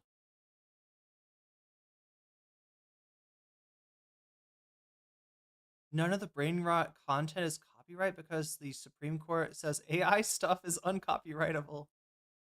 Oh my god. When in reality, probably the people that made that shit should get should go down on copyright charges.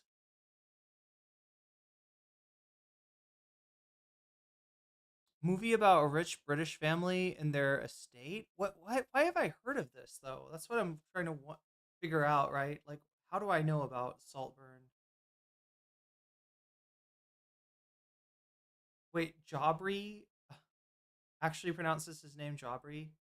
Wait, does he? I think he goes by J. Aubrey, if I'm not mistaken, but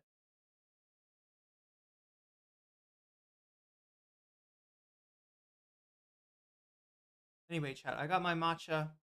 I hope you're strapped in, because we're about to learn way more than any of us wanted to know about one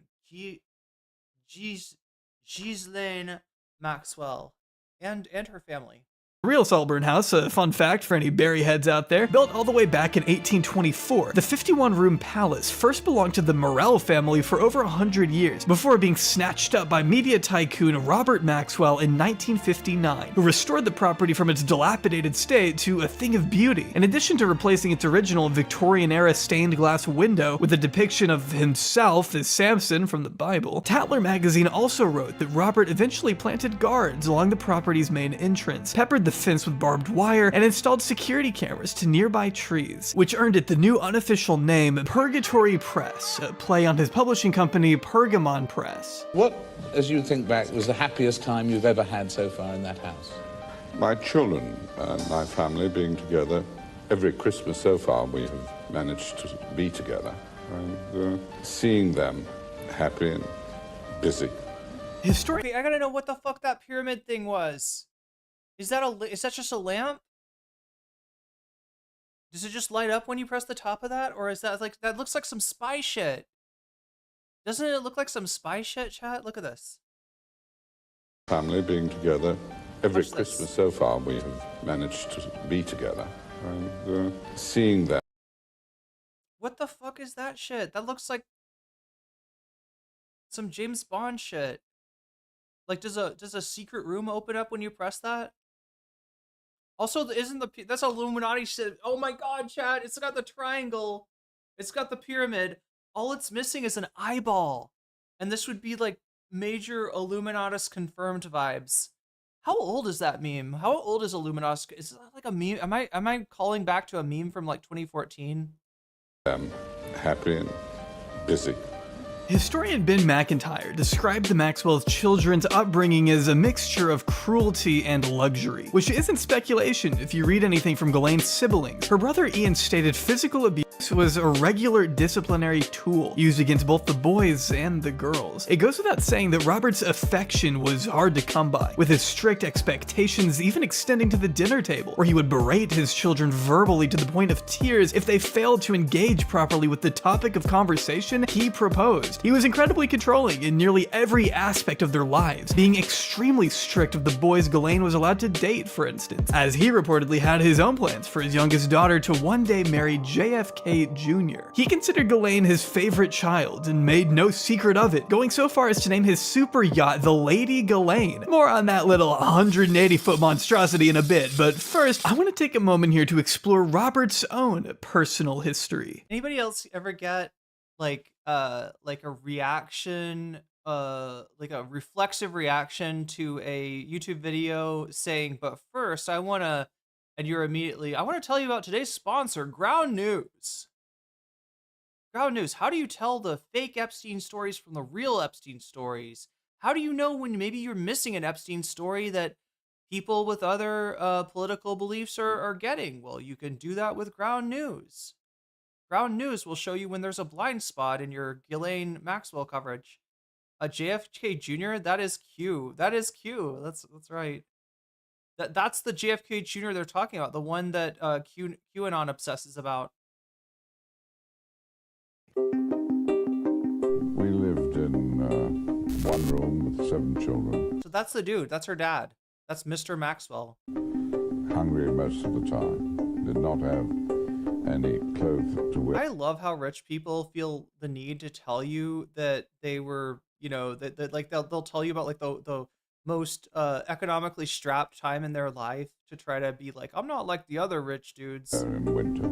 It's true that Robert Maxwell was a fixture. Yeah, I wonder, right? Because there's a whole thing in wealthy society, right, where even rich dudes, they like anybody that's new money, anybody that's like just come into, so like within rich people culture, right? They're always like, oh, they're new money, they're trash, right? You can't, you know, like a family that like if your dad did indeed go from being very poor to being very wealthy, you're considered new money, and they're always like the rich people are always like, oh, new money.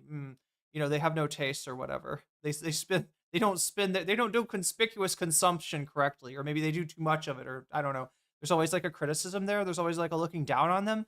But at the same time, these like rich people are always trying to, like, you know, when they're public facing, they're like, oh shit, we had it hard. We had it really hard. And then I'm assuming that amongst rich people, they try to downplay that and like, no, my parents were rich too, you know, like I don't know. Fixture in British society, but it wasn't always that way. Born in poverty to Jewish parents in 1923, Robert, or at that time Jan Ludwig Hawk, grew up in a 2-room wooden shack before being forced to flee. Okay, so he's for real though. He's for real. He really did grow up in a shack. His home country of Czechoslovakia as a teenager during Nazi occupation in 1939. He changed his name a total of 4 times, in part to hide his Jewish ancestry, before finally deciding on Robert Maxwell, joining the Allied forces and participating in the Battle of Normandy, even being awarded a military cross in 1945. Though it wasn't until after the war that he learned his parents, grandfather, and 4 siblings had all lost their lives in the Holocaust while he was away fighting. A traumatic revelation that would haunt him for the rest of his life, making an effort later on to rebuild the family he had lost to the Nazis, even setting out to have the exact same number of kids as his parents, 9. Teaching himself how to speak with a proper English accent through Churchill speeches, Maxwell's wartime resilience had successfully gained him the trust of his British superiors. And after being tasked with gathering intel on a suspected communist uprising in Paris, 1944, Maxwell was then reportedly relocated to Berlin and assigned to carry out espionage work for the British intelligence agency MI6 after the war, as written in John Preston's book, Fall. As a 24-year-old intelligence asset stationed in Berlin, Maxwell, I guess, got bored. He met a guy over there who ran a German publishing company. This guy was sitting on a huge cache of scientific journals that had yet to be published in the West. The problem was this guy was a German national, and at the time, German nationals were prohibited from making large overseas shipments for reasons that, well, I don't think I need to state. Maxwell then took it upon himself to secure the distribution rights and translate those journals to English before selling them to the West for a handsome profit, in an operation reportedly, allegedly, maybe facilitated and bankrolled by British intelligence. The only time, as one former MI6 member told Preston, that the agency had ever bought a business for anyone. This placed Maxwell at the helm of a budding publishing company he named Pergamon Press, and went on to live a nice, honest life as an upstanding citizen giving back to the community, is what I would say if I were lying. Robert Maxwell was pretty much the exact opposite of that. He was a pretty bad guy. He's a bad guy, okay? Something also that I thought was interesting is that Pergamon Press apparently once had a dude named Brian Cox working for it, which is weird because that's the actor who plays Logan Roy on Succession. No relation, obviously, but... Oh, Chad, I'm so, like, missing... Like, I haven't watched Succession yet. What streaming service would I even need to watch it? Like, I need to catch up on so much, Chad. There's so much that I'm missing that's just general references that people will give. History night? A little bit. I mean, look, we're getting into... This is Ghislaine Maxwell, Ghislaine Maxwell and her father, right? People always talk about her father being potentially a, you know, Mossad or British MI6 intelligence, or you know, CIA connections, or even all 3, depending on who you ask, right? And so we're trying to scratch the surface, dive deep under the iceberg, and see if there's any there about this whole secret world of espionage that that these people occupy. I just thought it was funny. There aren't many people who get to say they're a billionaire, media magnate, con man, and international spy all at once, but Robert Maxwell sure did. Maxwell's alleged history of criminal behavior spans all the way back to at least 1955. When it came out, he had been stripping assets from his main company and selling them to make up for all the loans he had taken out, according to Preston. A fun little illegal strategy he would employ. Is that illegal? I believe the session is on Max. Yeah, it's on HBO Max. Different moments throughout the rest of his life, in fact. But being reported to the insolvency service wasn't about Succession, to get in the way of Maxwell's zeal for power. Running for prime minister in 1959, Maxwell was sure to prominently place his military rank of captain next to his name on the ballot, which is a little vain if you ask me. It didn't work. Look, if you're gonna put your name as Captain Robert Maxwell, you need to have a pipe, all right? You got to at least be always smoking a pipe. You know what I'm saying? Obviously, better would be a pipe and a captain's hat, but maybe at least a pipe, right? A captain's got to have a pipe. He lost the election, but this also wouldn't be the last time he would run for office, because shortly after Ghislaine's birth, and while the Maxwells were still dealing with the constant stress of their loved one being in a coma, Robert decided it was a great time to join Parliament. I can personally think of no easier way to— Sorry, he joined George Clinton's band? Immediately put your already anguished family under even more stress than pushing yourself further into the formidable world of politics. But he did, being elected Labour MP of Buckingham in 1964. Day before that election, Maxwell was also arrested for shaving while driving, which it doesn't sound that insane until you realize he was going at 90 miles per hour. Not something you want to do with a razor blade pressed to your face, honestly. Okay, he's definitely a spy. Only a spy does that. The mogul learned his lesson, though, being slammed with a hefty fine of 25 pounds. Great. Maxwell may have come from nothing, but he certainly wasn't representative of the average working-class Englishman by the time he served in Parliament, becoming known as the man who gets things done, if by getting things done you mean introducing powdered milk to the cafeteria in the House of Commons. By the end of his second term, Maxwell had encountered some— I'm sorry, powdered milk?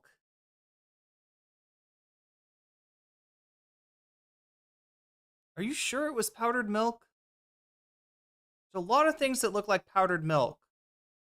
Some of them narcotics, some of them poisons. Problems over at Pergamon, being dumped from the board of his own company when he was exposed for, once again, artificially inflating his profits. But make no mistake, Maxwell was just as shrewd as he was corrupt. The man who ousted him from the company, Saul Steinberg, failed to realize that Maxwell still controlled an American subsidiary of Pergamon, giving him a ton of leverage he then used to bleed the parent company dry, forcing Steinberg to retreat in shame, according to Preston. Back in the captain's chair, Maxwell spent the following years of his life expanding his business ventures far and beyond what anyone could have imagined. During the 80s, he owned an Oxford football club and acquired a slew of companies including Nimbus Records, Macmillan Publishers, half of the British MTV. I mean, this dude was all over. One of his most lucrative companies, though, besides Pergamon, became a Mirror Group newspapers, which included the Daily Mirror, the second most popular magazine in the country behind The Sun, owned by Australian media tycoon Rupert Murdoch. Murdoch had already stiffed Maxwell out of at least 3 major business deals at this point, all of which Maxwell took extremely personal. His son even told Preston that at one time, it was as if the only 2 people in the world breathing the same air were my father and Rupert Murdoch. It was also during this time that Maxwell began to finally embrace his Jewish roots he had long tried to downplay, though it is said he had previously been involved with some secret dealings during the 1948 Arab-Israeli War, in which it's alleged he used his connections behind the Iron Curtain to persuade and facilitate his home country of Czechoslovakia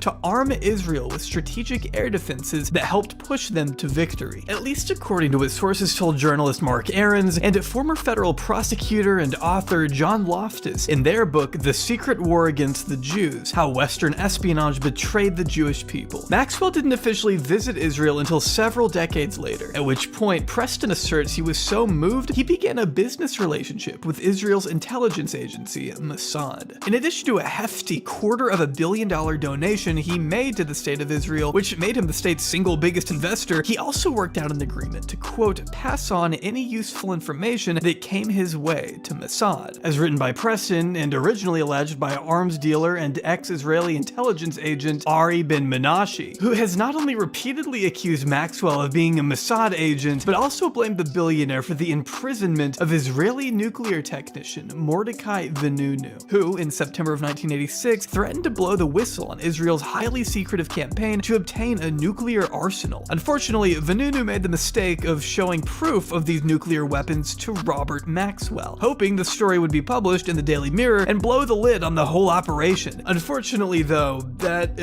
didn't happen. Ari, we're already deep into the iceberg here. I'm not sure I understand. So you got a guy that changed his name to Maxwell, you know, out of a understandable, you know, concern about anti-Semitism and persecution, and then at some point, you know, was inspired by Israel to the point where he wanted to get involved.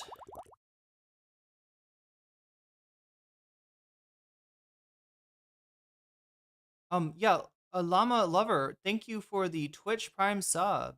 You just got jellyfished, and that's a good thing. Levels below ground, the Israelis had built a plutonium reprocessing plant. Oh my God! Yeah. Okay, so Israel's never confirmed that they have the bomb, but it's kind of, I guess, common knowledge at this point that they do.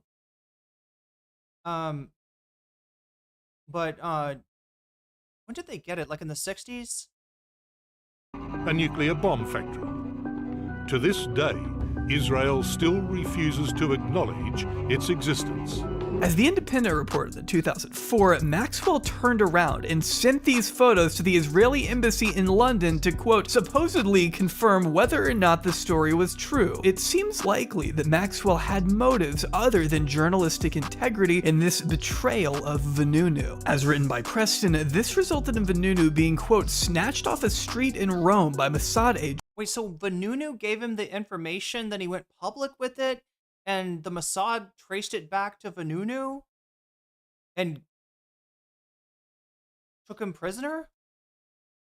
Injected with a paralyzing drug, smuggled on board a ship, and taken back to an Israeli prison, where he spent the next 12 years of his life in solitary confinement, subjected to what Vanunu... It could be the US's bombs. Well, like, the real question, this is part of the reason I asked when did they get them, right? Because Israel, throughout its history, has had various, you know, alliances to world powers. In fact, during the Cold War, at you know, different times they were, you know, they had relations with the former Soviet, well, you know, it was the Soviet Union at the time, right? And as well as with the United States. So, you know, as far as the nukes being under U.S. control, I guess that would kind of depend on, you know, what time you're talking about. Who called it cruel and barbaric punishment. So thanks, Robert. Always looking out for the working man, huh? These allegations were brought to the attention of Pulitzer Prize-winning investigative journalist Seymour Hersh, the man who exposed the My Lai massacre in 1970. Went on to publish the Vanunu story in his 1991 book, The Samson Option. While Vanunu wanted him to buy instead, he just turned the guy in. Maxwell and the Mirror sued Hersh for... Okay, I'm not. Let me rewind that.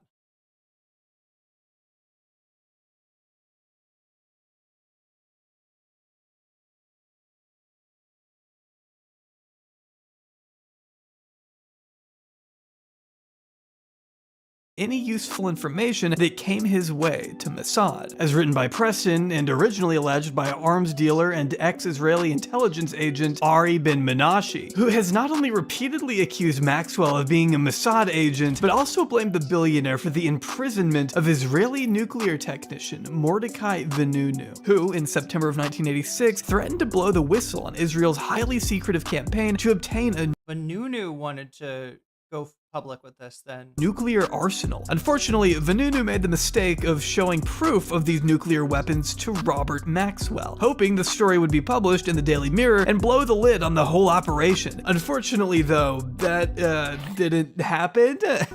6 levels below ground, the Israelis had built a plutonium reprocessing plant, a nuclear bomb factory. To this day, Israel still refuses to acknowledge its existence. As The Independent reported in 2004, Maxwell turned around and sent these photos to the Israeli embassy in London to, quote, supposedly confirm whether or not the story was true. It seems likely that Maxwell had motives other than journalistic integrity in this betrayal of Vanunu. As written by Preston, this resulted in Vanunu being, quote, snatched off a street in Rome by Mossad agents, injected with a paralyzing drug, smuggled on board a ship, and taken back to an Israeli prison, where he spent the next 12 years of his life in solitary confinement, subjected to what Vanunu called cruel and barbaric punishment. So thanks, Robert. Always looking out for the working man, huh? These allegations were brought to the attention of Pulitzer Prize-winning investigative journalist Seymour Hersh, the man who exposed the My Lai massacre in 1970, went on to publish the Vanunu story in his 1991 book, The Samson Option, while Maxwell and the Mirror sued Hersh for... I think we all get what the who made this video? This is a Jabri. This is Jay Aubrey. Jay Aubrey's video. This is kind of an old video. It's been out for a year, but I figured since Ghislaine Maxwell is being talked about again, potentially receiving a either a pardon or a commutation for the Trump administration in exchange for who knows what, chat. And the fear is that she's going to that she's gonna essentially exonerate Trump or give testimony to downplay Trump's culpability and involvement with Epstein in exchange for a commutation or a pardon. So we're kind of going back in time because there's a lot of lore around Ghislaine Maxwell, and I've never known which of it is real, which of it is fake. There's always this specter of Mossad sort of hanging around in the background, and so I thought we'd take a look at try to see like what's confirmed and what's speculation, what's alleged, etc. Libel, Hersh was eventually issued an apology from the paper and received substantial damages which effectively ended the suit in 1994, according to the New York Times. The Mirror also did run a story about Vanunu shortly after he was imprisoned, but it was one where they cast complete doubt on his testimony and slandered his character up and down. He couldn't exactly defend himself because he was in jail being tortured by the government, so Maxwell made a lot of enemies during. Okay, that's a good one, Victor Olive. The only files that Trump is releasing, files like Ghislaine Maxwell. Yeah. And it wouldn't be the first time, would it? Weren't there some people in that he pardoned for January 6th that were later accused or convicted of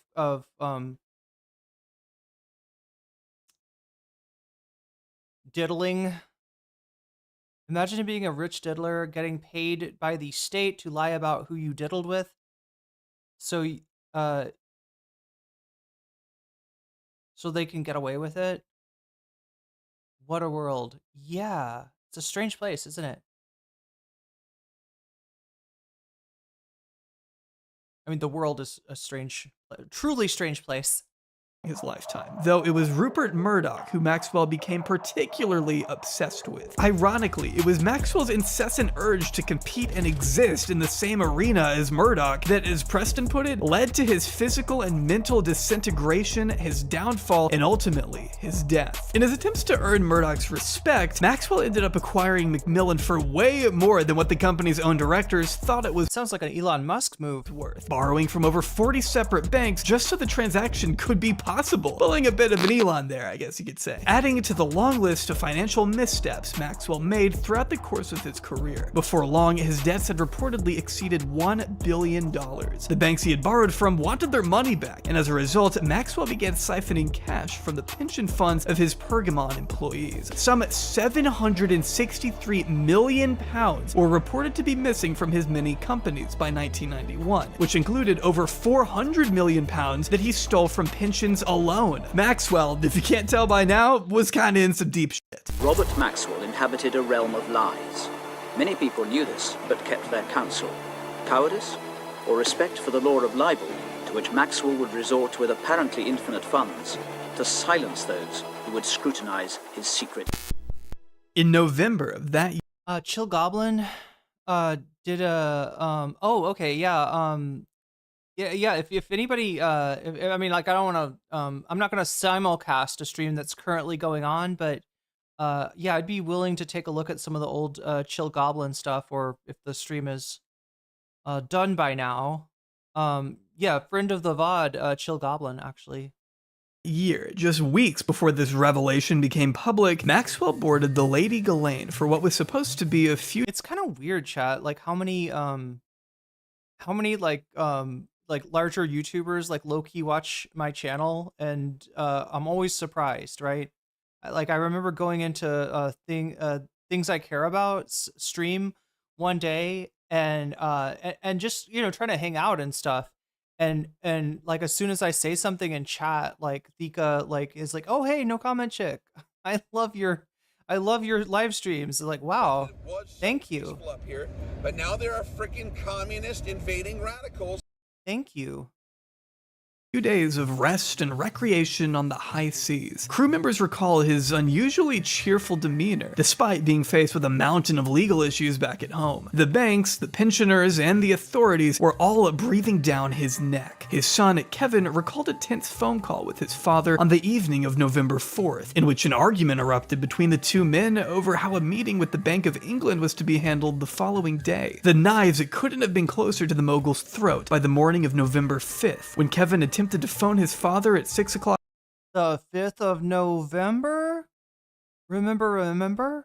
a.m. There was no answer. Wait, that's the thing, right? Then at 10 a.m., a New York banker asked to be put through to Maxwell's stateroom. Again, no answer. At 11, a vice chairman of Macmillan called. For the third time that morning, there was no answer. At first, the crew assumed he was still asleep, until they realized Maxwell wasn't in his bedroom. In fact, he hadn't been spotted anywhere all morning. Not in the kitchen, or the living area, or any of the decks. It was here that the Lady Ghislaine's crew came to the slow and painful realization that Robert Maxwell was no longer on board the ship.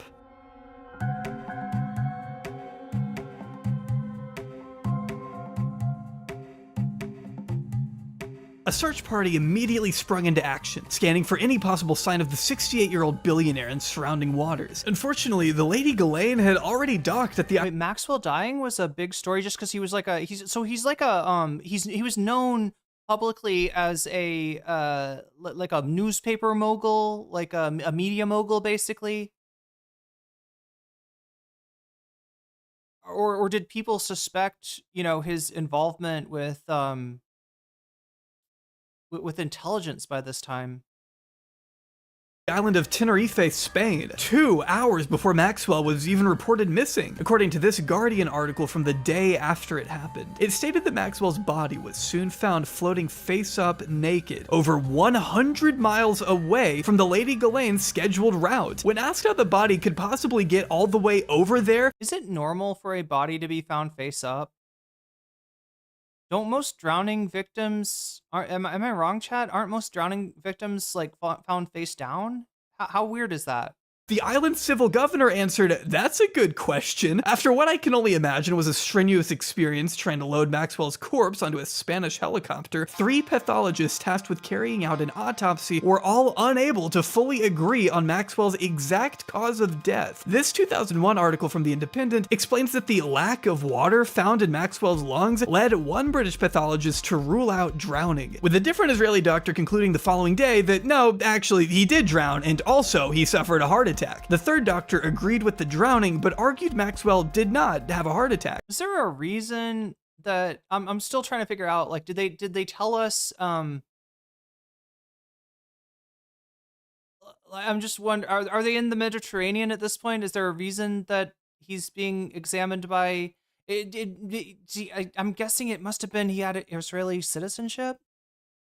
I don't think that Jabri mentioned that, but I'm trying to fill in the blanks here, right? Because otherwise, not an expert on floating bodies. Okay, well, call me back after you've rubbed out your enemies, and you can tell me.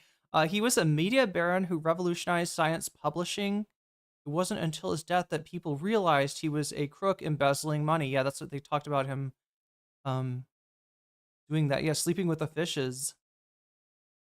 So which was it? Well, I'm sorry to say that to this day, nobody fucking knows. What's weird is that Maxwell's body was still soft to the touch by the time his wife got to review it, noting it was weird that rigor mortis hadn't set in. After supposedly floating aimlessly through the ocean for upwards of 12 hours, Mirror reporter John Jackson, who also reviewed the body, remarked that Maxwell looked to be in perfect condition. No discoloration or wrinkles to be seen. Not even. Okay, that's super weird. Wait, how does this work? You're in the ocean. It's a... Yeah, no, you'd be super wrinkly, wouldn't you? Oh my god, I'm trying to remember how this works, Chad. It's like an osmosis question, isn't it? Like the ocean water is hypertonic compared to the fluid in your cells, and so the water goes from your cells out into the ocean, so you'd be kind of dehydrated by that. Does that make you more or less wrinkly?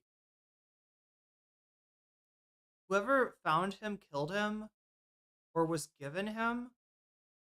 I mean, yeah, there's some real strange aspects to the story. Even his hair dye was running. Preston also mentioned that a test of Maxwell's bone marrow found no trace of diatoms, microscopic algae commonly found in drowning victims, in neither his lungs nor the surrounding three. Yeah, Vinyl Pilled is saying, yeah, usually be found face down. It's a little strange. 3 liters of seawater that Maxwell's body had been found in. So, did he die before landing in the water? The official ruling is that he accidentally plunged over the side of his yacht either before or after suffering a heart attack. But that ruling hasn't been enough to convince everyone. Some, like former Mirror editor Roy Greenslade, are of the mind that Maxwell understood how dire and hopeless his situation was, and decided to deliberately end it all before he could face repercussions, while others, specifically those in the Maxwell family, have argued their father would never commit suicide. It just wasn't in his makeup or mentality. Elizabeth rejecting the suicide notion on multiple occasions, telling the Mirror I toyed with every possibility, that he had been pushed in by someone planted there. There were so many people who hated him. He had many threats. Many people would be delighted to bump him off. Later, doubling down in her memoir, I said at the time, and look, this is the problem with Epstein too, is that like there's a ton of people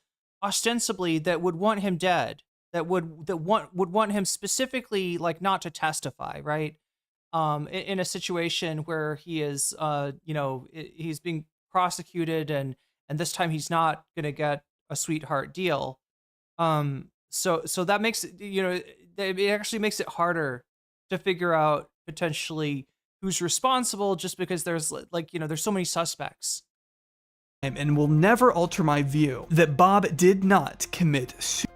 The Mirror's senior photographer Ken Lennox told The Guardian that he used to get up at night and pee over the stern of the ship. Everybody knew this, and he weighed about 22 stone or 300 pounds at this time. The railings were wire, so I think he lost his balance because he was very top heavy. He was Teflon, man. I don't think he committed suicide. But as Preston pointed out, Maxwell's cabin door had been locked from the inside, with the main door leading out to the deck also being locked the night he fell overboard. The key was never recovered. Wait, okay, so his door is locked, but it's locked from the inside. I guess if there's a window in his cabin, did he jump out?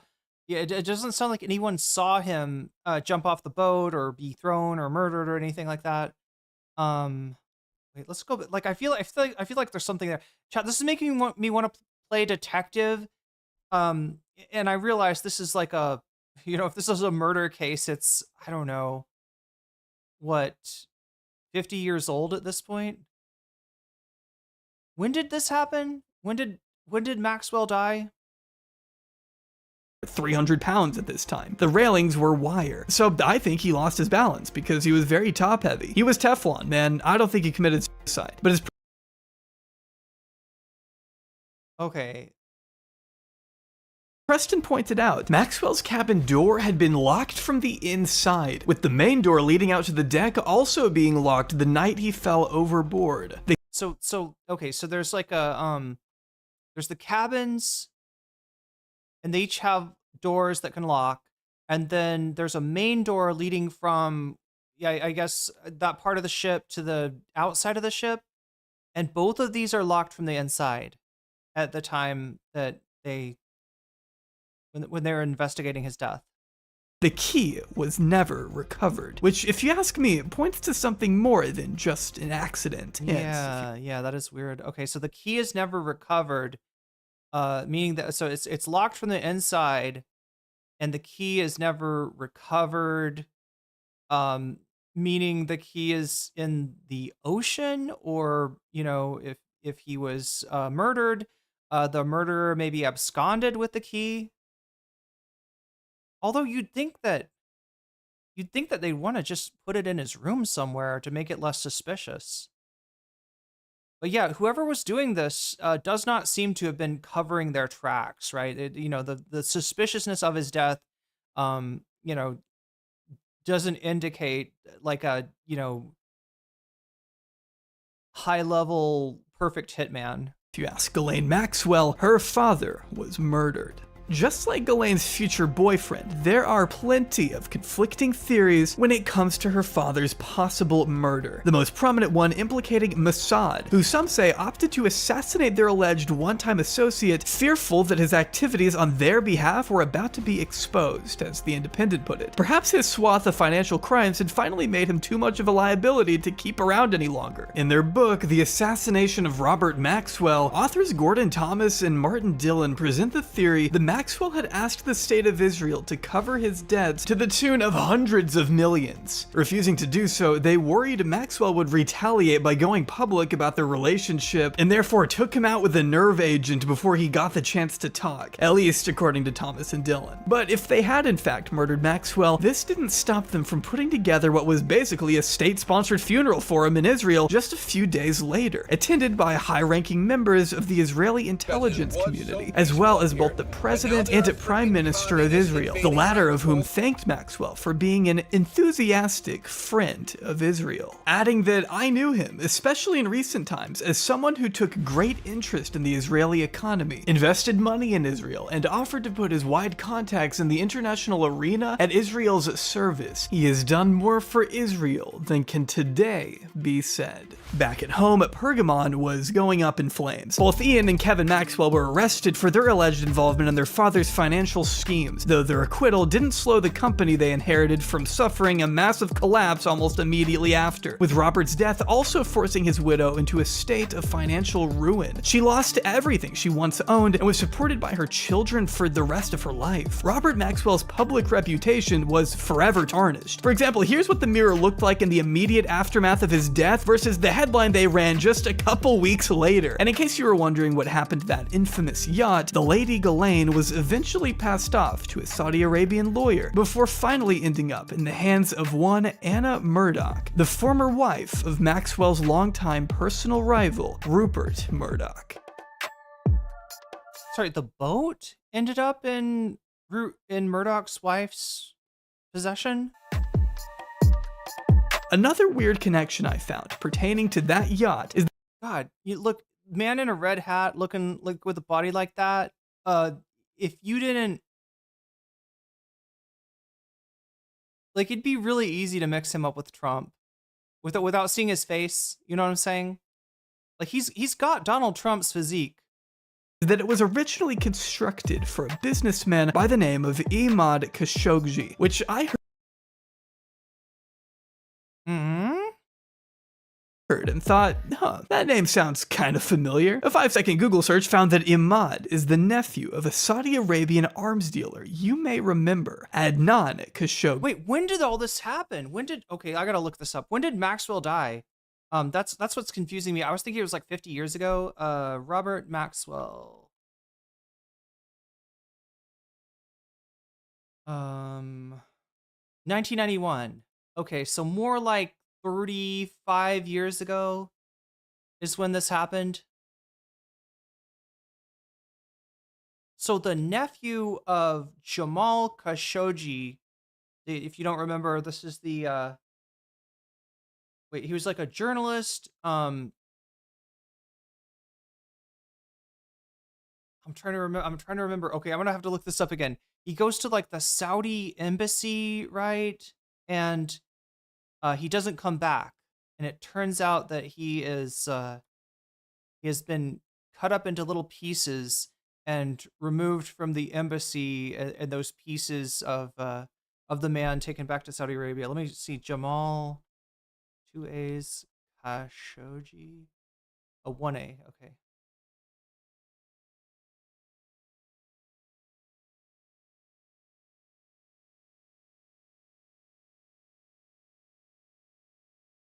Assassination. There we go.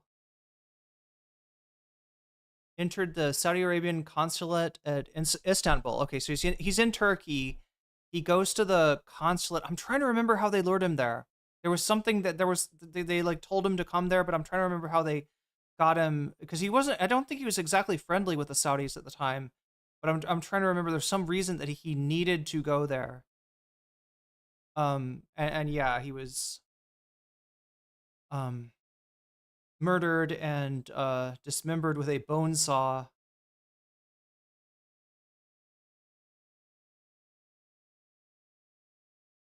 Saudi Arabia and Turkish officials inspected the consulate on the 15th of October, during which Turkish officials found evidence that Khashoggi had been killed and that chemical experts had tampered with the evidence. In other words, they tried to dissolve his body, Breaking Bad style. That did not end up working, since this isn't a television show. And as a alternative, they cut him up with a bone saw and took him out in like bags. An alleged client of the central character tying this whole enigmatic web together. Oh, he was getting married and he needed, because he's a Saudi citizen, at least originally. So he needed something from the consulate. Oh my God, chat. Oh my God. Your right hand, please. Yes. Do you solemnly swear the testimony you're about to give will be the truth, the whole truth, and nothing but the truth, so help you God? Yes, I do. Miami Herald journalist Julie K. Brown wrote in her book Perversion of Justice of a time Elizabeth Maxwell made the desperate attempt to contact an unnamed friend of the family shortly after she lost it all. She described him as an American businessman Robert had met during his short stint in charge of the New York Daily News. She thanked this white knight for allowing her a place to stay after her husband's death, reflecting on the unfailing generosity he continued to show her in the coming years. Then, on November 24th, 1991, not even a month after Robert's death, the YIVO Institute for Jewish Research put together an event dedicated to the late tycoon's memory. Both Elizabeth and Ghislaine Maxwell sat in attendance that night. Pictured next to them at New York's Plaza Hotel was a man not yet known to the general public. His name was Jeffrey Epstein. Oh my God, general public, you just got a shout out. You just got a shout out, GP. We have a chatter named General Public, so. He covered his face with a mask and dark sunglasses, but this is Juan Alessi, who managed Jeffrey Epstein's Florida mansion for 12 years and who says that Ghislaine Maxwell was at the center of everything that happened there. Did Miss Maxwell instruct you to pick up the young girls? Comment!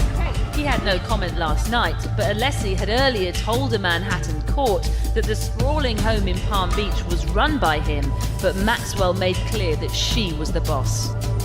He testified, "From the day she took over, she mentioned to me that she would be the lady of the house."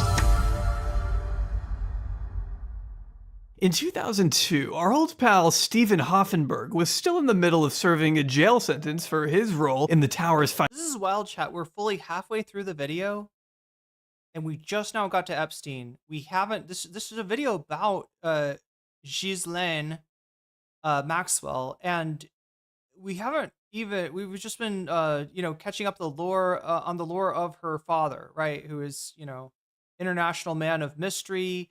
One part L. Ron Hubbard, one part James Bond. Just a man with a lot of strange things going on in his life.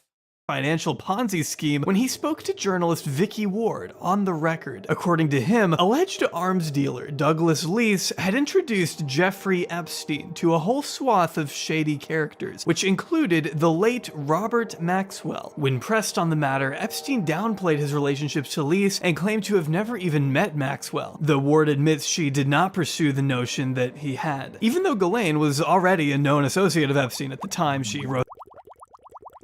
What is that noise? Oh my god, Joel Severud, thank you for the 5 gifted. That I will now read out. Chat, we got a hype train situation going on Twitch. So if you're watching me on Twitch, just know that you got 4 minutes and 40 seconds to try to earn extra emotes. So any kind of sub, any kind of gifted sub, or any kind of cheer of bits will make that hype meter go up, and if it gets up to 100%, then you get extra emotes and the time reset. So if you've got any, if you've been thinking about subbing to the channel, you've been thinking about if you got money in your pocket that's burning a hole and you want to give some gift subs, or if you just want to throw some bits my way, now is the time to do it, because you will actually get something from it, which is some extra emotes. So let's see. Signrise, you just got jellyfished. Tavert O, you just got jellyfished.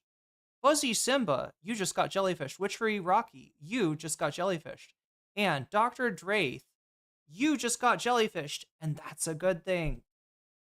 Wrote the article. Hoffenberg also told Ward that Epstein was known to run in various intelligence circles, with several anonymous sources agreeing that Epstein was known to be a hyper-fixer, someone who could act as a go-between for international governments and cultures, similar to what Robert Maxwell was always thought to be doing. In fact, Ari Ben Menashe— It's such a weird phrase, and I wish I knew more about this, but yeah, fixers usually, I am used to hearing about them in the context of United States electoral politics.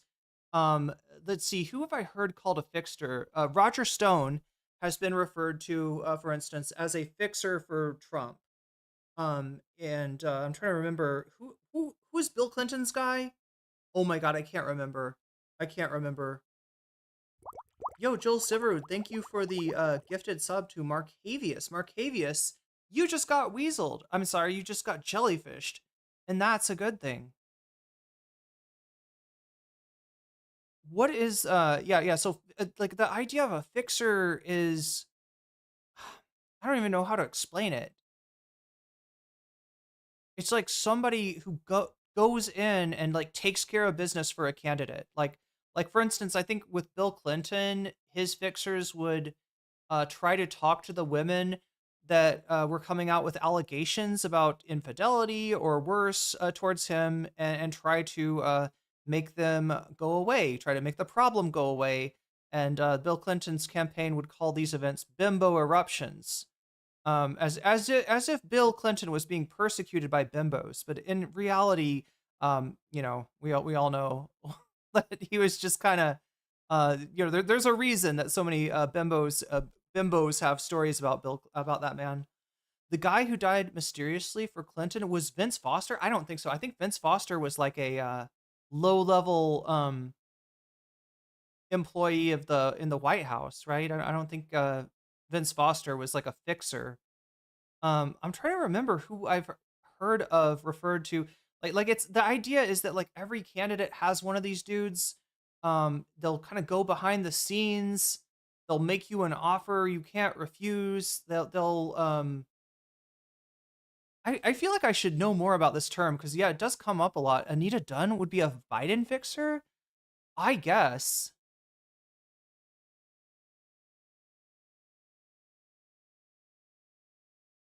I mean, it sounds like the name is very sus, right? Because when you're talking about a politician, and you say a fixer, it sounds like the person that's going to fix the election for you. But I don't think that's specifically what that refers to. Lawyer fixers work in complex litigation.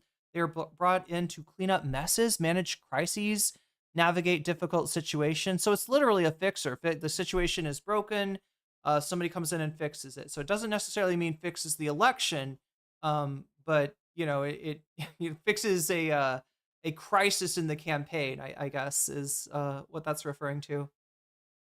Epstein was an international influencer, king of blackmail. Maxwell was his madam. Yeah, she was like the not so erudite to his destiny. Yeah, exactly. Like PR is also fixers.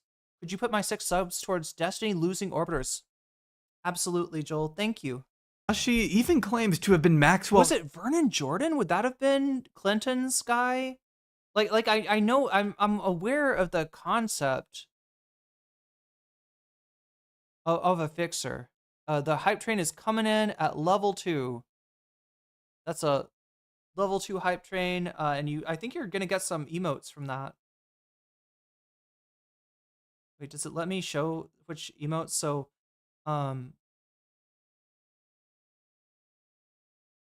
let's make this. Speaking of fixers, I need a fixer for my the goal here, but I'll have to do it myself. I am my own fixer, chat.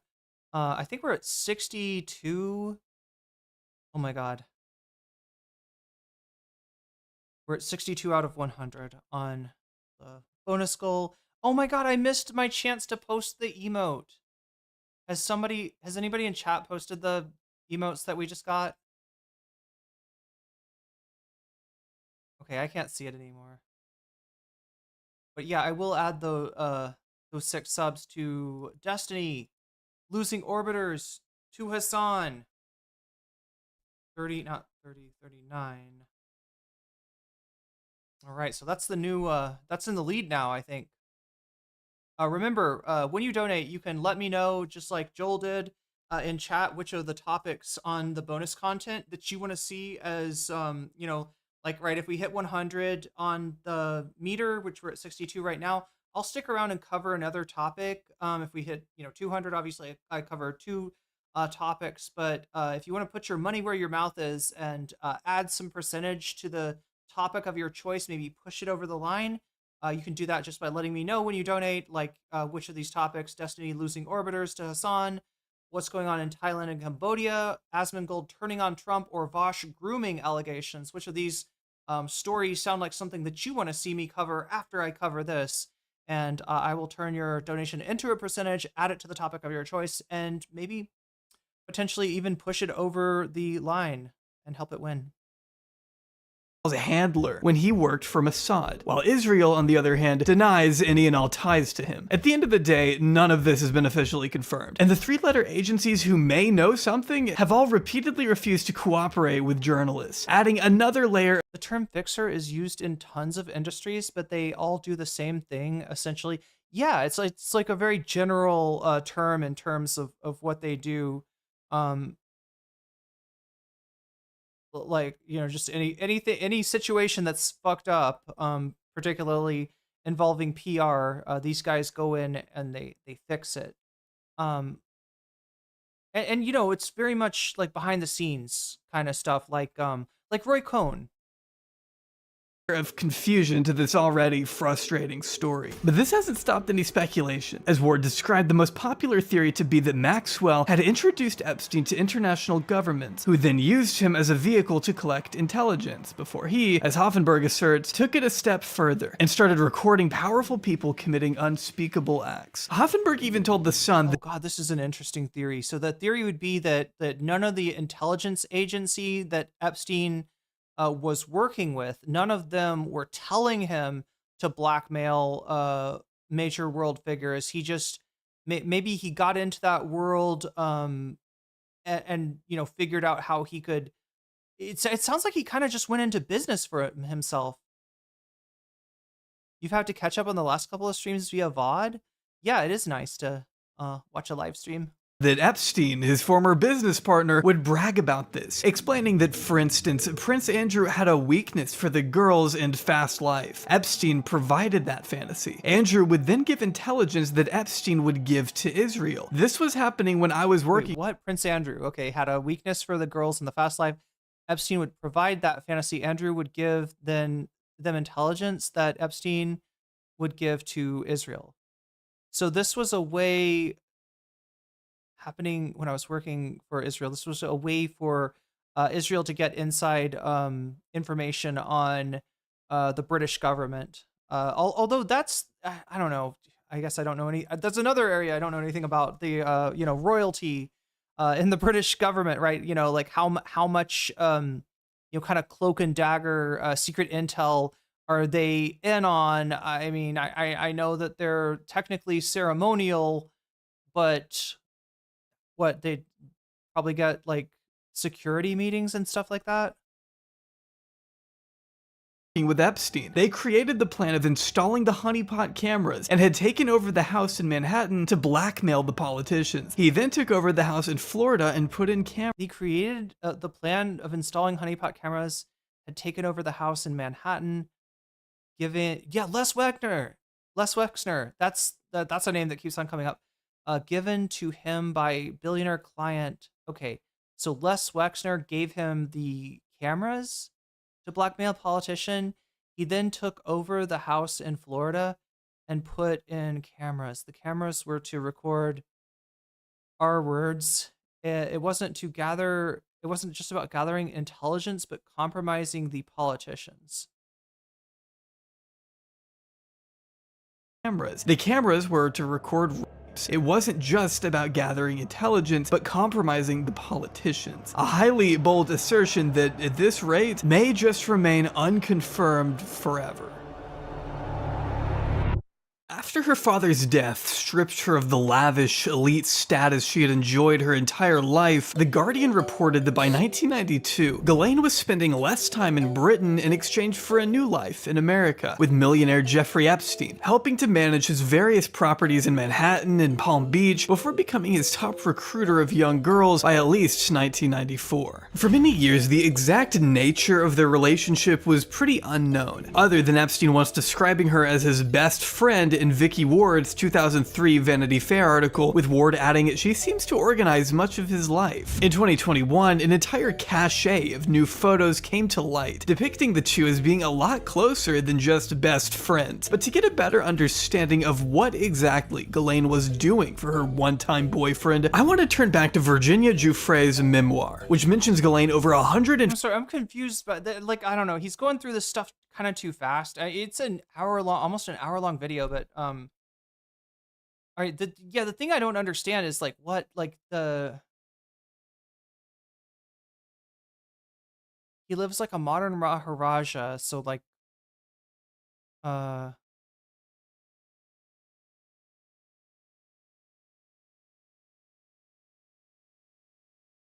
wait, so what, like she's his former girlfriend? That's the part I don't understand. I thought that they were, I thought they were together up until his death. Exact nature of their relationship was pretty unknown, other than Epstein once describing her as his best friend in Vicky Ward's 2003 Vanity Fair article, with Ward adding okay, so if they're dating, he's keeping it on the down low. She seems to organize much of his life. In 2021, an entire cache of new photos came to light, depicting the two as being a lot closer than just best friends. But to get a better understanding of what exactly Ghislaine was doing for her one-time— oh my god, chat, I just had the worst association with this. All right, do you know who Ghislaine Maxwell was to Epstein?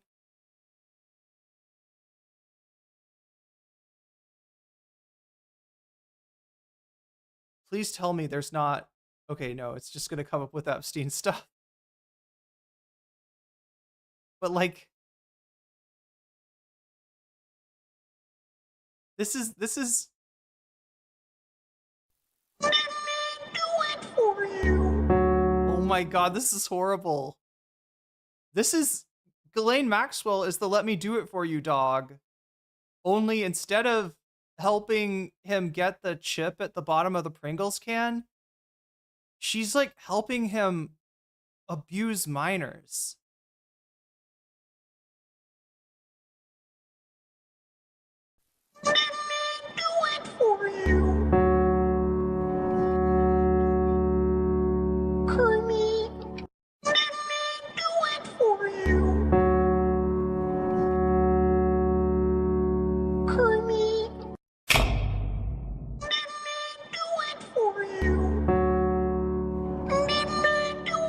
So let me do it for you, Jeffrey. Yeah, that's what she is. She's that dog.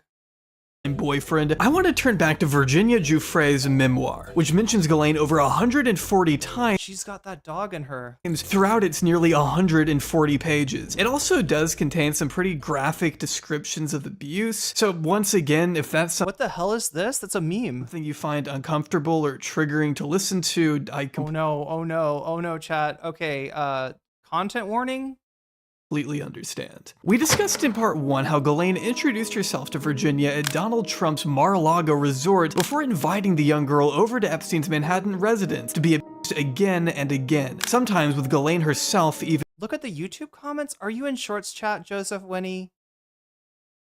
Been participating, as a number of other victims have now testified as well. Virginia, if you mean like the comments, like the chat comments, or are you talking about like actual comments on the video? Expanded on the first time she was instructed to massage Epstein while Ghislaine assisted her, writing, "I was prepped by Ghislaine to treat this as a lesson from her and follow her exact lead. If I did good tonight, then maybe I would become Jeffrey's traveling masseuse, seeing the world and getting paid well for it." The two began massaging Epstein together, with both Epstein and Ghislaine making flirtatious comments to the young girl. Oh, thank you. Yeah, sorry, I should have mentioned this earlier.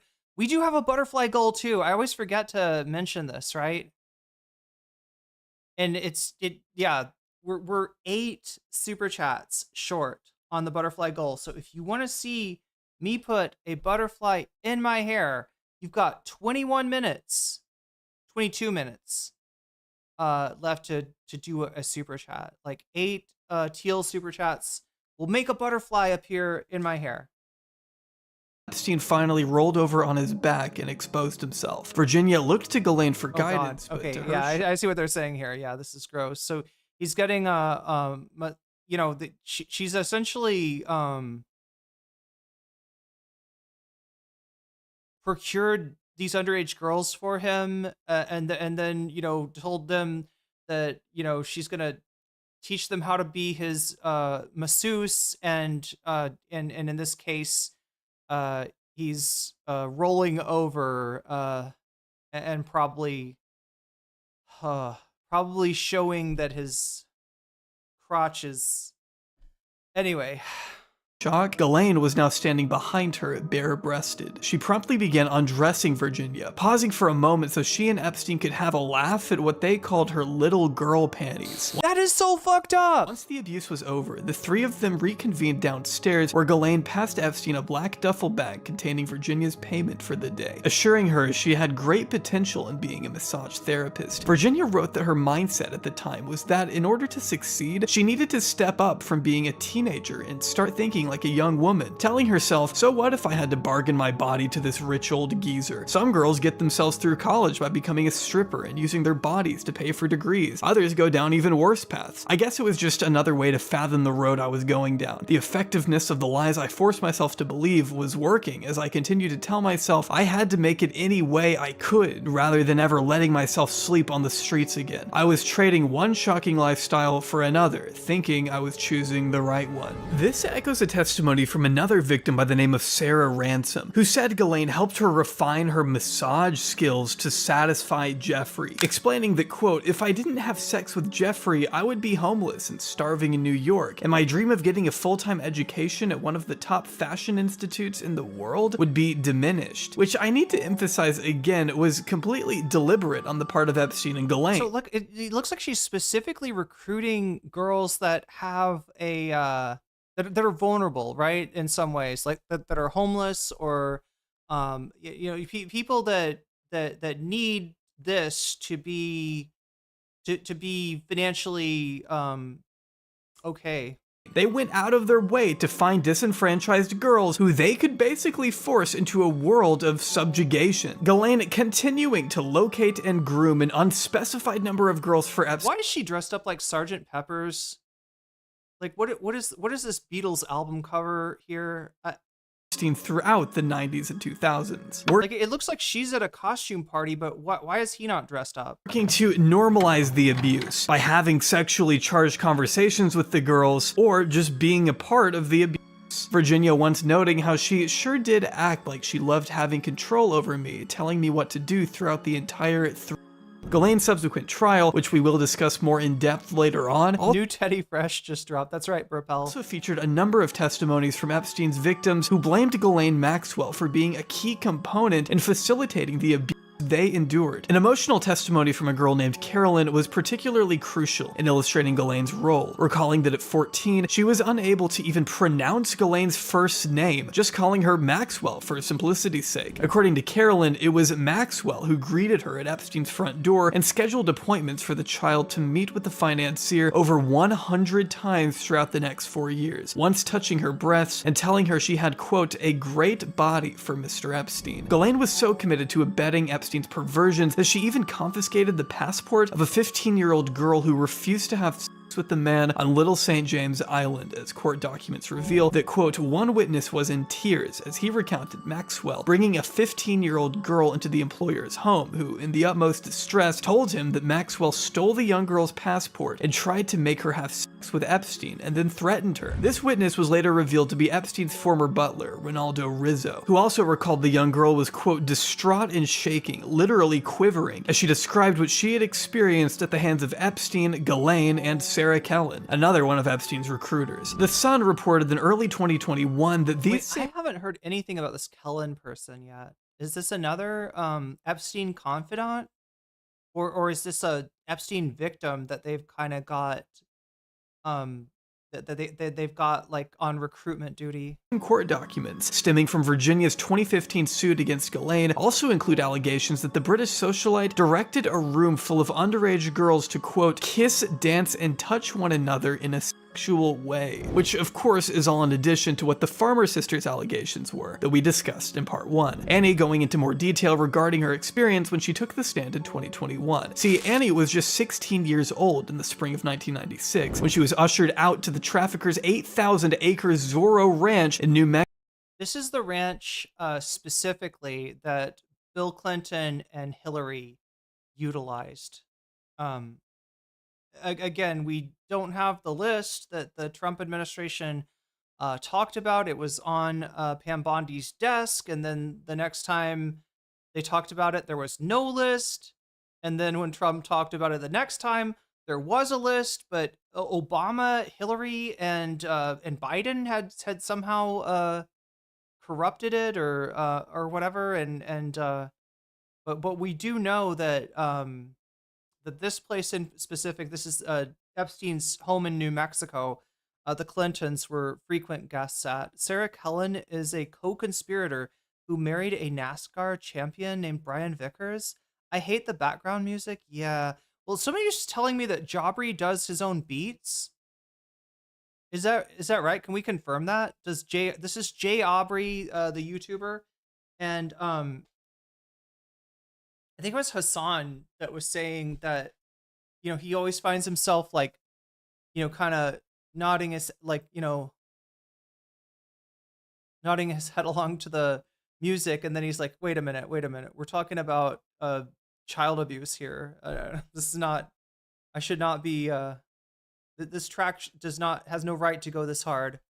Mexico, some 50 miles away from Jemez Springs, where the Catholic Church was known to send pedophile priests for rehabilitation, interestingly enough. Annie read from the personal diary she kept at the time of the abuse during her testimony in court, where she recalled Ghislaine asking if she had ever had a professional massage before, to which she replied no. Ghislaine then led the teenager into a room with a massage table, forced her to get undressed, and began abusing her while Epstein watched, remembering how she, quote, so badly wanted the massage to be over and to get off the table. As KOAT News recently reported, Ghislaine mentioned New Mexico a total of 64 times in subpoenaed emails. New Mexico is also where Virginia accused Governor Bill Richardson and Prince Andrew of abusing her, and it's also also another place that Alan Dershowitz and Bill Clinton were reported to have stayed numerous times, as Epstein told his scientist buddies on numerous occasions that this ranch would eventually be used as a base. Again, what is up with the Elon shit? Hope to seed the human race with his DNA? That is straight out of Elon Musk. For women to be inseminated and give birth to his children. He expressed plans of having up to 20 women pregnant at a time. That's straight up Elon Musk shit. According to the New York Times. The ranch is said to have included a massive 8-person shower, as well as an underground strip club used to... For the record, chat, the only connection that I know between Elon Musk and Epstein is that there's a picture of him with Ghislaine Maxwell. Now, Elon claims that he was photobombed, that he was taking a picture and that Ghislaine jumped into the background. But again, there's no real way to verify that. So was there a connection between Elon and Maxwell and Epstein? I guess possibly. There definitely is at least one incident of them being at the same party. Entertain guests, according to what an anonymous contractor who worked at the ranch until 2006 told the Daily Mail. The Mail also published a series of photos inside the sprawling residence that depict stacks of pillows lined up along a hallway, another shower overlooking a large indoor pool. Oh no, Chad, it's the pool rooms. It's the pool rooms. And a massive depiction of Jesus crucified on a you walk into his house and it's just the back rooms. Golden cross in one of the bedrooms, which, I mean, can you imagine falling asleep with that thing staring at you? Like, what the fuck? Another architect who claimed to have worked for Epstein recalled a 6-foot-tall photo hanging above the stairs to the basement that depicted a naked Ghislaine Maxwell caressing a golden dagger. It's also been reported the ranch was fitted with tiny pinhole cameras that kept a watchful eye on all the guests, which made Ghislaine feel untouchable, as the contractor stated. This is also something Maria Farmer has talked about as well, as she recalled to the Mail that all of Epstein's residences had these mechanical rooms and tunnel systems. I know this because Epstein told me. These rooms were enormous, bigger than houses. I have no idea why anyone needs so many computers in one room. Backrooms, chat. It's Epstein's pocket dimension. Frustratingly enough, the existence of these large mechanical rooms has still never been confirmed or denied. His Zorro Ranch was never officially raided by authorities somehow. All we can really do is listen to the victims. Victims like Sarah Ransom who say, quote, Ghislaine was like the mama bear, if you know what I mean. She called the shots. We had to listen to Ghislaine. And Ghislaine was Jeffrey's right-hand woman. So, you know, whatever Jeffrey wanted went through Ghislaine and then filtered through, according to court documents. Insisting Ghislaine's role went far beyond procurement. After all, she wasn't just bringing him young girls, she was also connecting Epstein to some of the world's most elite power brokers.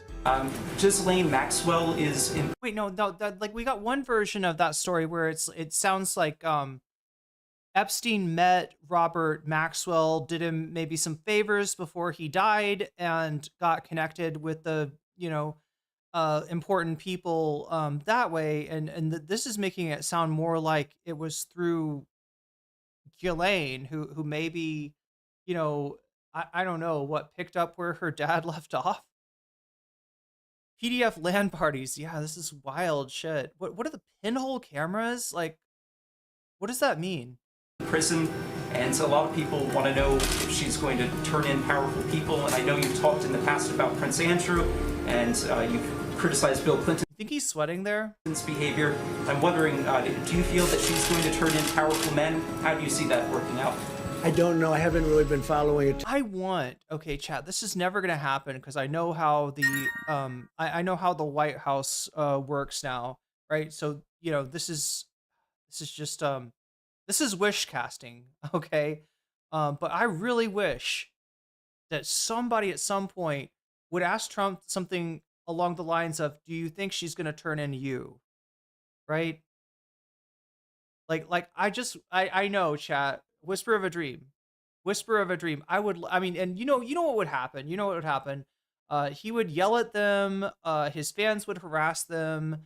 He would threaten their newspaper with legal, you know, with a defamation case or something like that. Something that obviously would never happen. But that doesn't mean that the the media outlet's not going to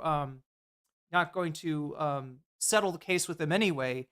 and potentially fire the reporter. I know why this doesn't happen. Also, yeah, you'd lose your access if you had, access to the briefing room. You would lose it immediately. Then I want to see what Trump does what Trump would do if somebody directly confronted him straight up. Are you on the Epstein list, right? Or what did the president know and when did he know it? Average New Mexico home, silly native lizards, ristras, horrifying depiction of Christ's crucifixion, just normal stuff, Yeah, haven't been to New Mexico, but I've been to Arizona. Too much. I just wish her well, frankly. I wish her well. During the late 80s, Ghislaine Maxwell started a business called Maxwell's Corporate Gifts, which involved her supplying long-term service awards for companies.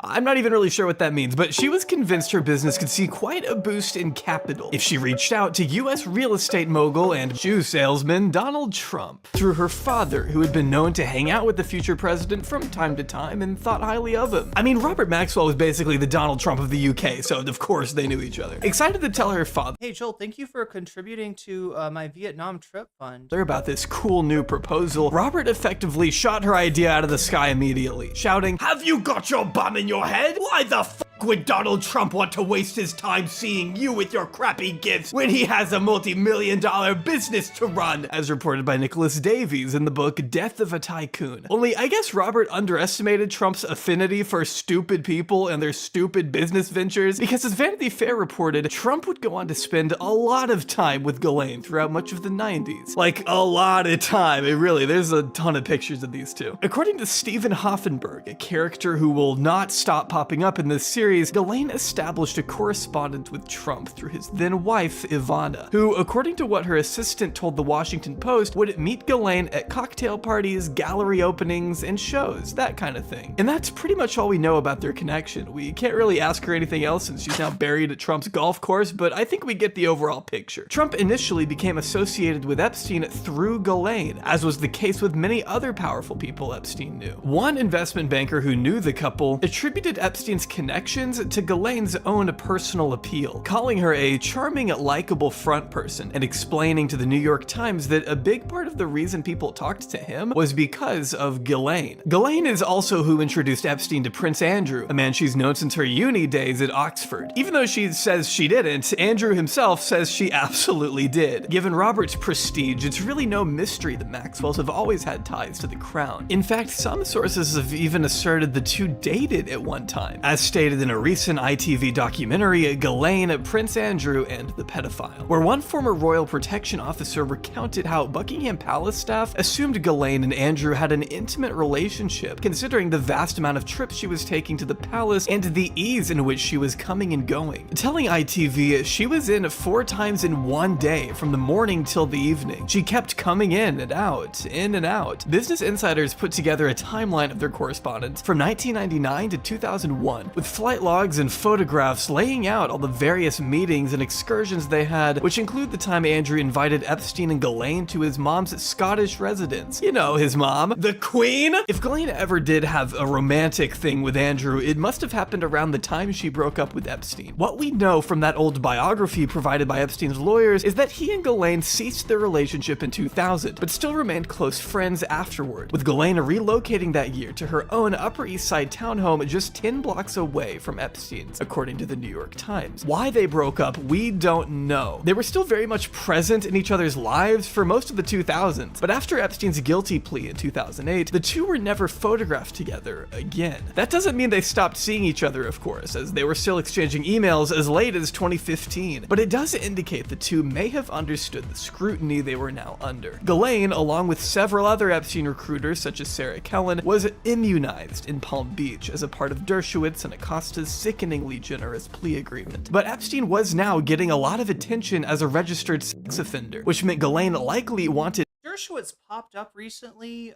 during this last the revelations about the list, and I'm kind of wondering. I'm trying to remember what it was. Something about I think he said he knew people that were on the list, and he said something to the effect that he wanted it to be released, which is not you wouldn't think that he would want those files released. He did get, I think, accused by was it Virginia Giuffre that made the accusations and then withdrew them after threat of legal litigation from Dershowitz. Did nothing to do with him publicly as to not bring any more unwanted attention to her own past, though she definitely wasn't about to disappear either. Though the law had officially caught up with Epstein, well, kind of. Ghislaine was permitted to live her life as if nothing happened. For a while, Ghislaine continued to do what she did best, schmoozing the elite class, sometimes even hosting events at her own house where she had stuff like this hanging on the wall. I mean, this. Whoa, is that some spirit cooking? What is that?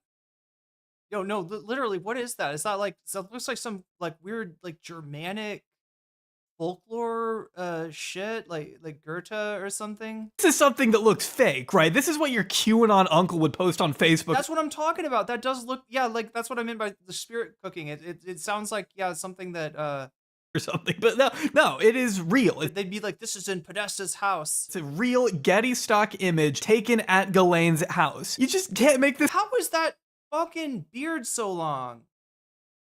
Like, what the fuck? Stuff up. But regardless, this freedom to socialize as she pleased put her in the same vicinity as Naomi Campbell, Ariana Huffington, Tory Burch, Graydon Carter, Vicky Ward, Martha Stewart, Charlie Rose, Rupert Murdoch, Michael. Okay, so these are potential list people. Kane, Neil deGrasse Tyson, Roger Waters, Michael Bloomberg, James Not Roger Waters, not Mick Jagger. Kowski, Mick Jagger, and of course, presidential candidate Robert F. Kennedy Jr. Who please show the clip. His thing where he's like, I've been on Epstein's plane many times, and apparently didn't know Epstein, but still it took his family on board the Lolita for fossil hunting. God damn it. He's got to be the weirdest man in all of existence. Like, the part of the brain that the brain worm ate of Robert F. Kennedy's brain, like, has got to be like the part that, I don't know, makes you want to be normal. I don't know. It's just like there's something so weird about this guy. What does he do on his spare time? He goes fossil hunting with Jeffrey Epstein, and then he goes falconing, finds a dead bear, throws it in his car, and dumps it in Central Park under a bike. What a weird guy. What a weird fucking guy. If I ever talk to Sam Cedar, chat, I'm going to ask him about his experiences with Robert F. Kennedy, because he used to be on a podcast with this guy back when RFK was mainly known as a environmental advocate. Press twice and went fossil hunting with Ghislaine or some shit. What the fuck? Wait, sorry, with Ghislaine. That wasn't, maybe he didn't go fossil hunting with Jeffrey, he did it with Ghislaine? Ever on Jeffrey Epstein's jet, were you? I was on Jeffrey Epstein's jet 2 times. I was on it in 1993. My wife had some kind of relationship with Ghislaine Maxwell. At another occasion, I flew again. My wife had some kind of relationship? That sounds like you think she's cheating with Ghislaine. With my family, with I think 4 of my children, and Mary, my wife, to Rapid City, South Dakota, to go fossil hunting. Yeah, that's of course. Probably the last combination of words I would want to see appear under my face. Did you bring your falcons? If I were on the news. For a couple of years there, Ghislaine was like a specter haunting these snobby rich people gatherings, actively harming the reputation of anyone unlucky enough to wander into frame while she's taking a picture. Because truthfully, not all of these celebrities were aware of what she was doing with Epstein. I mean, of course, some of them had an idea. Well, to be fair, we got to say we can't assume that just because they were in the same social circle with her that they, knew about this stuff or did that stuff. But yeah, it does make one wonder. There's Bill Clinton, who, of all the people that we've talked about, maybe the most likely person to have, to be implicated, other than Trump himself. But you gotta keep in mind, Ghislaine was around a lot of people. Like, as much as I hate Elon Musk, I have no real reason to believe this photo is anything other than the innocuous photobomb he's claimed it to be. Except I'm sorry. I don't think that's a photobomb. I remembered that picture differently. I thought she was standing behind him. She's standing right next to him. She's standing right next to him, right? I feel like if it was a photobomb, look, chat, if you're taking a picture and somebody comes up behind you, you don't even see them. So you can absolutely get photobombed. But if somebody stands right next to you, I mean, I feel like you turn and you look and say, you know, what's going on. Like maybe he didn't know, you know, what Maxwell was up to. So, you know, he wouldn't have like looked at her as, like the evil person that she turned out to be. But he at least, you at least turn around and say, excuse me, like what? You're not even a look. I still don't believe that he was photobombed. Epstein did actually send an email in 2012 bragging about a dinner he had with Musk, of which I actually was not aware of until researching this video, so hey, not the best look in the world. Unless, of course, he was referring to Elon's brother Kimball Musk, who Epstein has allegedly set up with a girlfriend, according to Business Insider. So, again, not the best look, and maybe I should have used somebody else to make this point, but the bottom line is that Ghislaine Maxwell had no trouble at all navigating some of the most prestigious social circles in the country. Even while involved in a number of civil suits filed by Epstein's accusers, Ghislaine seemed to have no problem visiting a private campfire retreat hosted by Jeff Bezos in 2018, just a couple months ahead of Julie K. Brown's bombshell series on Epstein. That's how slippery she was. Making TV appearances and giving actual TED Talks, Ghislaine was in full view of the public while knowing that at any time, the Fed Cloudy, thank you for this. Cloudy XX, thank you for the super chat. I will put that towards Vox Populi. I'm sorry I didn't see that earlier. Here, let me try to put it up on screen. could very well come knocking. She was even involved in a few NGOs, including the time she founded Terramar, a weird delusional project to create a country out of the ocean, kinda? I still don't really understand what this thing was, and frankly, I don't think anybody does. Even in the interviews I saw, you can tell she's struggling to explain the purpose of Terramar to this CNN host, who clearly doesn't know or care what in the hell this woman is talking about. I mean, it's just embarrassing. By 2015, Virginia had filed a defamation suit against Ghislaine when the socialite called her a liar over claims that Epstein and Maxwell had abused her, according to Business Insider. This brought Ghislaine all the negative attention she had tried to run away from by distancing herself from Epstein years earlier, and thus Easter Bunny says Musk had a financial connection with Epstein. He worked as a financial advisor for Tesla while it was still a private company. She began to panic. In 2016, she abruptly sold her townhome for $15 million and basically went off the grid. Believed to have fled the country, Ghislaine wasn't photographed at any other event past the year 2016 and started dodging various court summons as they rolled in. In 2017, her lawyers told a judge they didn't know where she was, but they assumed her to be somewhere in London. For the next couple years, Ghislaine kept an extremely low profile, barely even going outside, according to one source close to her at the time, who told the Daily Mail that Ghislaine had, quote, become a real homebody, rarely ventured out. She's the antithesis of the woman who traveled extensively and partied constantly with Epstein. That is until August 2019, when Ghislaine was photographed here at a Los Angeles In-N-Out, days after her ex-lover turned up dead at the Metropolitan Correctional Facility in New York. Though shortly after this photo made the rounds, she vanished again, which was, of course, to be expected. She had to have known this was coming. One former assistant U.S. attorney, David Weinstein, told Business Insider at the time that his death makes her the top of the food chain in terms of who you're going after. She now gets put in the kingpin position. Now, the hunt was on. The Daily Mail reported she was holed up in Massachusetts with her new husband, a millionaire tech CEO by the name of Scott Borgerson. I mean, that's a big upgrade. Borgerson, I don't give a fuck. Who she had discreetly married in 2016. Meanwhile, Sky News reported in October 2019 that she was— Oh, I'm so confused now. Married in 2016. That's 3 years before Epstein. I thought that these two were— I don't know, chat. I'm giving up about like thinking I know about Ghislaine, Epstein, and their life together. They mentioned she calls him a ex-boyfriend at one point. Like obviously their sex life was intertwined when it came to their mutual abuse of minors. But yes, so she's married in 2016 to somebody that's not Epstein.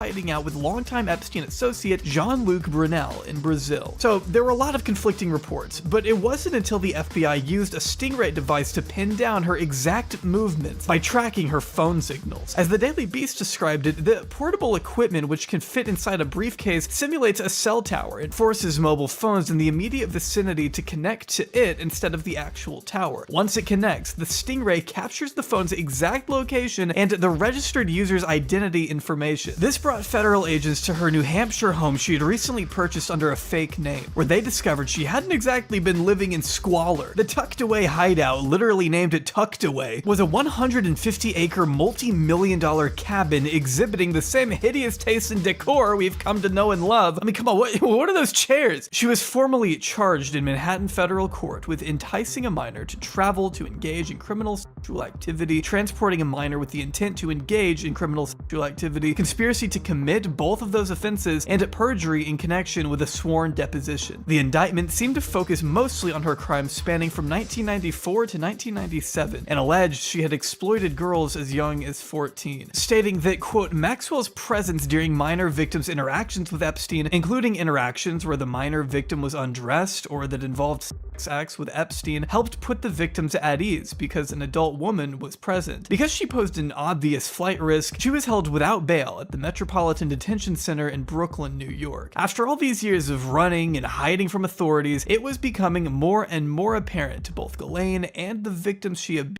that maybe a semblance of justice might actually be on the horizon at long at last. Ghislaine's trial happened in late 2021, and honestly, it didn't take too long. In December, she was found guilty and convicted of conspiring with the late Jeffrey Epstein for at least a decade to recruit, groom, and abuse underage girls. During the course of her 1-month trial, the jury heard testimony from 4 accusers, only one of whom used their full name, who all detailed their horrific experiences of being served up to Epstein and his girlfriend, as written in the New York Times. Annie Farmer said in the statement after the verdict that, quote, I am so relieved and grateful that the jury recognized the pattern of predatory behavior that Maxwell engaged in for years and found her guilty of these crimes. She has caused hurt to many more women than the few of us who had the chance to testify in the courtroom. Ghislaine's attempts to paint herself as a mere scapegoat for Epstein's crimes fell pretty flat. She wasn't really doing herself any favors when she started drawing the courtroom sketch artist right there in front of everyone, something that Charles Manson apparently did. It also didn't help that prosecutors revealed Epstein had apparently sent Ghislaine over $30 million to maintain her lavish life, and of course, these photos weren't a great look either, which I think I'll have to pixelate, but this one depicts Ghislaine pressing Epstein's foot into her breast on the Lolita Express, so that's wonderful. Defense attorney Paul Applebaum told Reuters that if I could have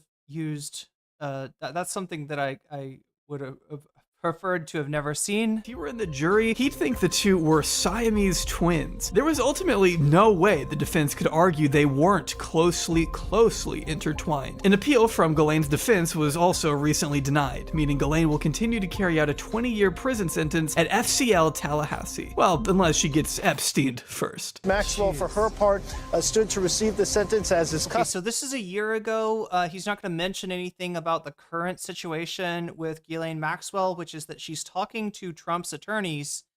She's talking to people from the DOJ, and her lawyer has mentioned a pardon or a, oh my god, what's the other word? Commutation of her sentence. And so that's but that's not information that Jabri had at this moment.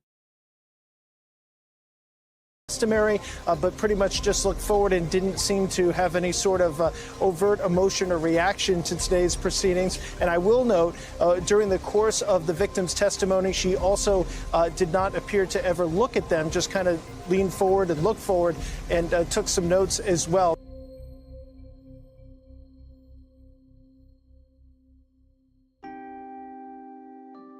To this day, Ghislaine insists she did nothing wrong. Even her siblings have tried to convince us all of her innocence. But anyone who actually knows anything about this case will tell you that Ghislaine Maxwell played one of the most critical roles in allowing Epstein's international trafficking ring to expand as far as it did. The biggest injustice of all, though, is that right now, she is his only accomplice to receive any kind of legal punishment at all. And she was originally immunized in 2008. If this story has shown me anything, it's that the rich and powerful will do whatever it takes to protect their own kind, which is of course something we all knew. But the way in which Jeffrey Epstein was consistently protected, combined with the lack of answers regarding things like where he got his money, who he may have been working for, and the extent to which he was operating, exemplifies more than anything else the most frustrating, corrupt, and ruthless elements of the various institutions we are supposed to trust. I think I can say that at this point I have truly lost my mind. I thought I knew the Epstein story a couple years ago, but lo and behold, there's still so much more we haven't even dug into. The full scope of Epstein's operation can never be adequately Chat, what I'm wondering is, like, I don't know,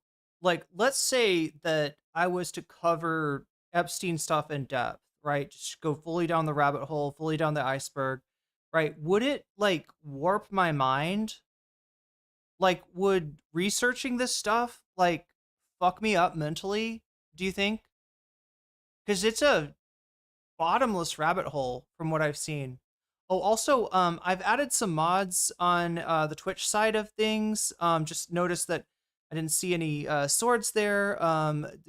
YouTube, we're definitely missing a few mods tonight, but it looks like you're okay over there on YouTube. Let me know. Let me know if you need more wrenches over there. Yeah, we're missing a few people tonight, so I might need to add some extras, especially for shorts chat. But it looks like y'all are doing okay with this, so yeah. 3 YouTube videos. Its depravity stretches beyond what our imaginations can comprehend, and I have a feeling that we sometimes have to switch those roles up, mainly, you know, based on you know, who's here regularly and who's here not so regularly. So we may be you know, looking at switching some wrenches in the near future. But yeah, I'll just try to. I want to make sure, especially, that I don't leave shorts mods short changed. Wow, that kind of works. That you've got enough, you know, that you've got enough help over there. We may never know where the saga truly ends. The fact that this story still gets written off as just another QAnon conspiracy or something that isn't worth talking about infuriates me. There are real victims at the heart of this thing who deserve to see actual justice in their lifetime. And with the way things are going, we've only begun to scratch. What the fuck is that? What am I looking at? Holy shit. You don't just flash something like that up on screen. What is this? Oh my god, chat. Should I make this big? Just so we can take a little look here. Okay, we got Bill Clinton on TV, FBI school bus, but the bus is a dinosaur and somebody's head is sticking out. Big Hand Tower? Is that Donald Trump on a mushroom? The fuck am I looking at? Yeah, Ghislaine as a dinosaur, and it looks like she's eating somebody? Is that Bezos down there? What the fuck am I looking at? The setiles? The setiles? What the fuck is that setile? Is that Dershowitz in the dunce cap? Oh my god, chat, this looks like a fucked up, who's that, Dutch, artist that draws the Garden of Earthly... Yeah, it looks like Hieronymus Bosch, but with some, you know, with less skills and, with, what do you call those oily crayons? What are those called? I'm trying to see if I recognize anybody else in here. There's an owl there. Is that like a reference to Bohemian Grove? I don't fucking know. Is that Jeffrey Epstein's face in a UFO? Maybe? What is this? Where did it come from? Oh, no, wait, this isn't past, or wait, what are those things called? I'm trying to remember what they're called. You know the oily crayon things that, I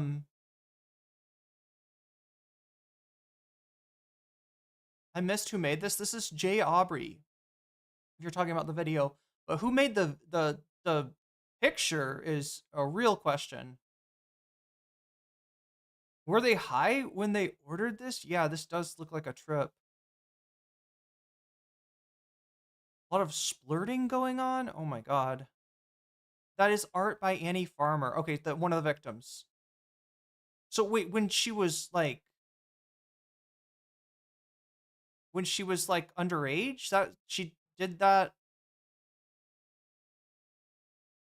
My bad, I'll switch back to Twitch. Oh, no, I mean, I think we're okay on Twitch now. I added a few other mods. I'm just talking about that we just like have some regulars that are missing tonight, so I just wanted to make sure that we're covered and everything.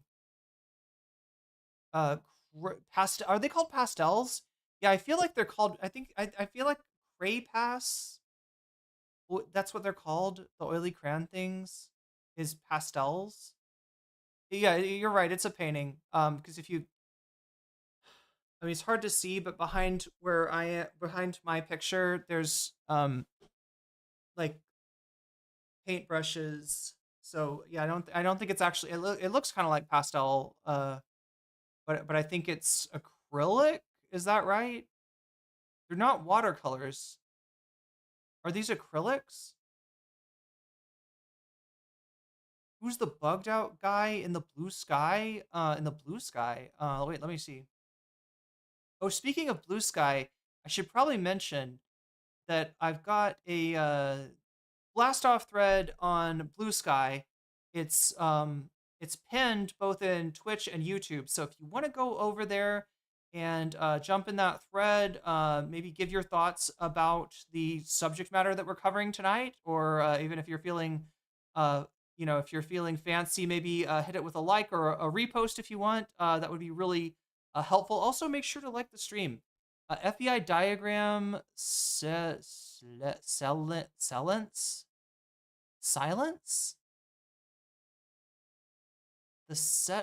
setiles. The guy in the blue sky. Okay, that was the question. I don't see a guy in,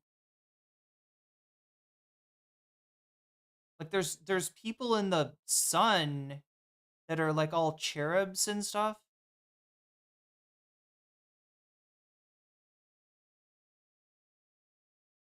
So wait, I mean, I'm guessing, did she do like art therapy or something? Oh, I see the guy in the blue sky. Yeah, I can't tell who that is. I see it. I see the face now.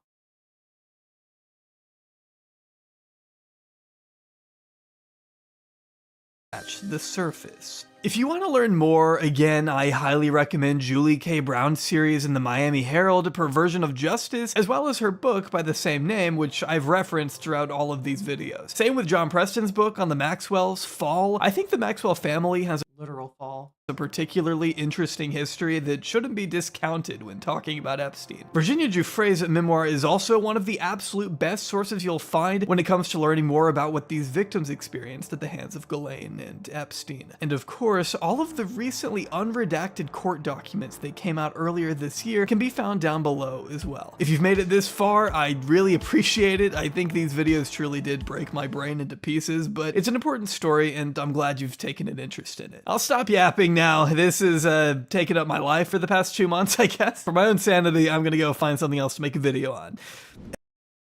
Yeah, so this is his third video in the Jeffrey Epstein saga. The first two are about Epstein himself. This one is about Ghislaine and her family background.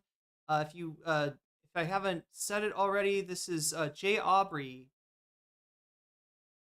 the YouTuber that we're watching, and I'm gonna go ahead and copy his link and throw it in chat for you. Jay Aubrey, always covering the hard stuff. Yeah, God. Look up the painting on Google. Crazy lore behind the painting? Jeez.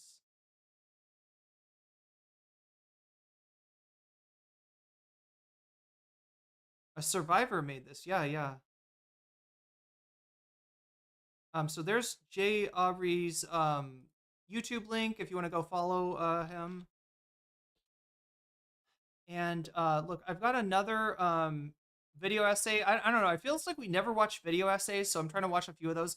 I will be hitting up some of the more recent news videos of the Epstein case, and maybe even the other thing I wanted to try to do is take a look at some of the right wingers that are falling out of love with Trump right now.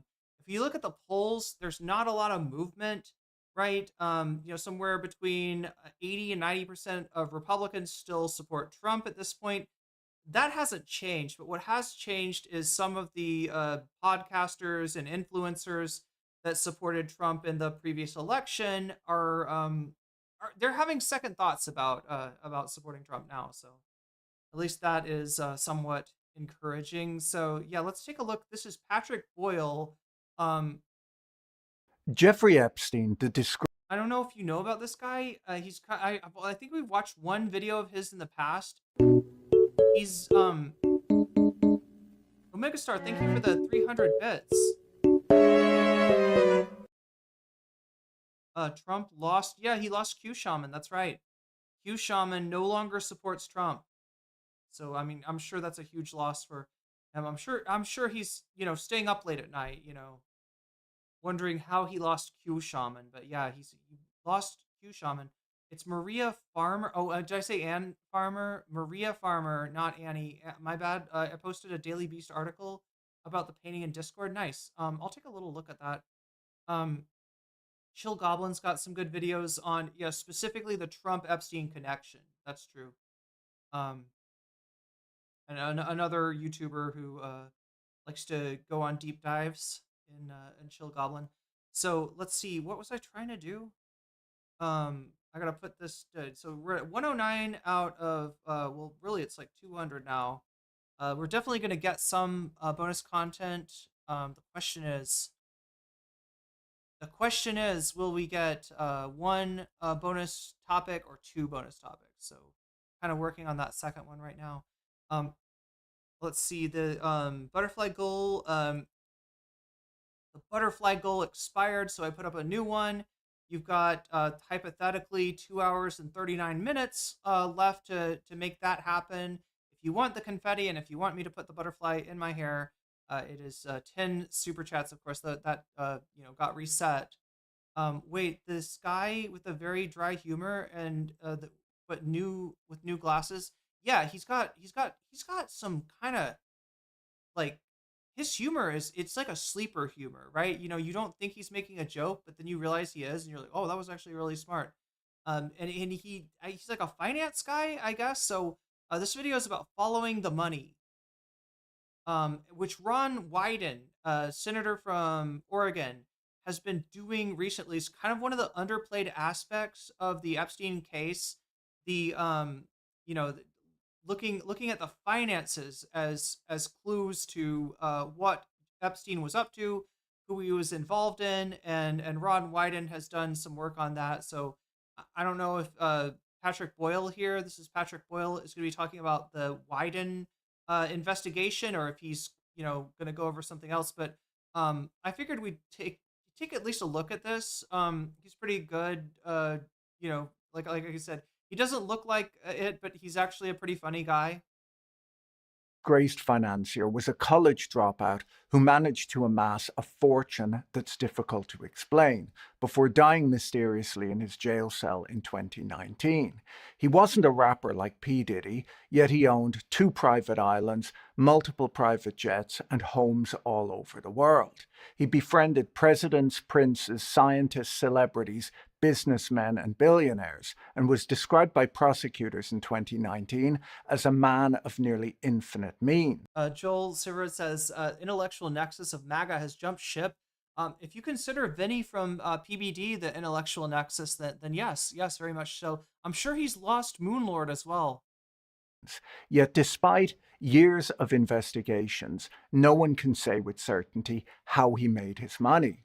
Bloomberg wrote after his arrest in 2019 that for all his infamy, there's scanty... Wait, no, that's a great question. That's a great question. Here, let me change the title on our...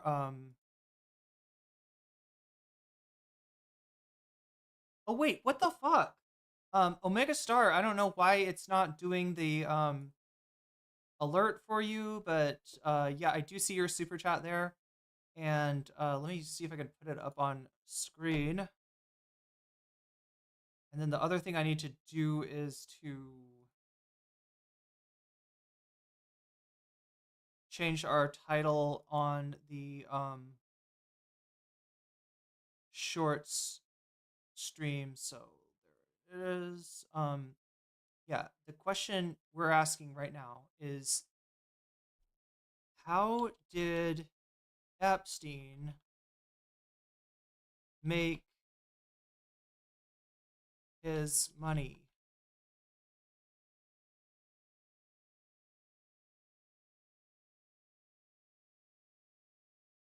Something like that?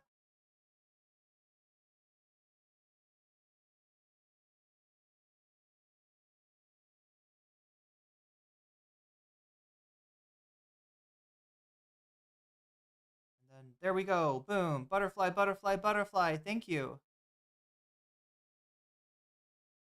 How scarce anything intellectual is in this right-wing cesspool. True. It's just me, or is Irene quieter? You know what? That's true. That's true. Yeah. Am I quieter than the video on Twitch audio? It's not just Twitch audio. Yeah, I do have a little problem. It's that this thing keeps slipping off the table, right? And so I'm having to push it back to prevent that. And then when I push it back, I'm farther from the microphone. Usually I'm up on the microphone. Here, I mean, like, I don't know. I could either let's just boost the gain for now. Testing, testing, testing, testing, testing, testing, testing, testing, test. There we go. All right. Is that better? But yeah, always let me know if there's an audio problem, because it's not always something that I can detect without you giving me feedback. Anyway, so we're gonna get into the finances of Epstein. Where did his money come from? It's a question that a lot of people are asking. This guy didn't seem to have many prospects, right? He was a math tutor. The Bill Barr gave him he didn't even seem to be qualified to be a math tutor. And he went from that to being this big shot financial advisor. But as far as his fortune goes, as far as his, the properties that he owned and stuff, it's not really clear where the money came for that. So we're hoping to get some insight here from Patrick Boyle on Epstein's finances and where those leads. Follow the money. That's what we're going to do. We're going to follow the money. Details of how he made his money. The FT similarly wrote around the same time that this question has confounded journalists for decades. Given his links to big names and the subsequent allegations against him, there's been major public interest in the life and the wealth of Jeffrey Epstein, along with his crimes and the network of influential enablers that surrounded him. Epstein was born in Brooklyn, the son of a groundskeeper and a stay-at-home mom. He graduated high... Do you know who this guy reminds me of, chat? Let me know. Let me know if you see the connection here.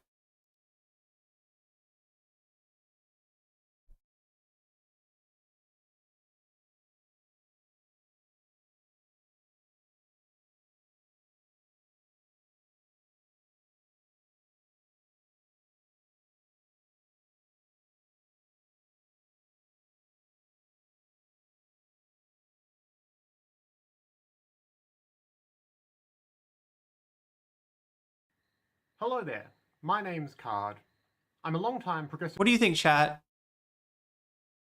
Delivery? Very similar. ...community organizer and activist. And for a little while now, I've been making these videos I'm interested in here on YouTube as a hobby. Something in particular I've been doing on here is making a whole series of videos, each only a few minutes long, where I explain the meaning behind all sorts of different reactionary dog. I feel like card posting is kind of the is it he's kind of like the report of the day of 4chan. Like, right, he's always like telling you about like a dog whistle, a right-wing dog whistle or something. But yeah, I don't know. Like, he is to, as report of the day is to fast food, so is card posting to 4chan culture. High school and briefly attended Cooper Union and NYU before dropping out of both. The only difference is the accent. But yeah, the delivery is very similar between these two. Their eyes also similar color. Whistles. If you don't know, a dog whistle. Do you think that Patrick Boyle could be card posting's dad? After falsely claiming to have a college degree, he briefly taught math and physics at a private high school in New York before being dismissed after 2 years for poor performance. He went on to work for a few years at Bear Stearns, and after being laid off, claimed to be running a money management firm for the ultra-wealthy. His firm's operations were opaque, its client list never disclosed, and its assets never verified. He had only one confirmed client, and everything else is a fog of speculation, secretive offshore companies, whispered blackmail theories, and a social circle that included everyone from US presidents. Same cadence, different accent. Yeah, but he's the real connection, I think, between card posting and Patrick Boyle has got to be the eyes, right? You know, they've got that. I would say, report of the week. Yeah. To British royalty. The controversy over Epstein's death became a hot topic once again when Donald Trump returned to office in January. Trump chose top law enforcement officials like Pam Bondi, Dan Bongino, and Kash Patel, who earned much of their political capital by encouraging conspiracy theories about the deep state. Trump himself had implied on multiple occasions that there was information in the Epstein files that would take down his political opponents. Bill Clinton. Nice guy. Got a lot of problems coming up, in my opinion, with the famous island with Jeffrey Epstein. A lot of problems. After teasing that a big announcement was in the pipeline, the Department of Justice and FBI finally came out a few weeks ago with an announcement that there was nothing to see. There was no client list, no one was implicated in the files, and Epstein had taken his own life, contradicting long-held conspiracy theories about the case.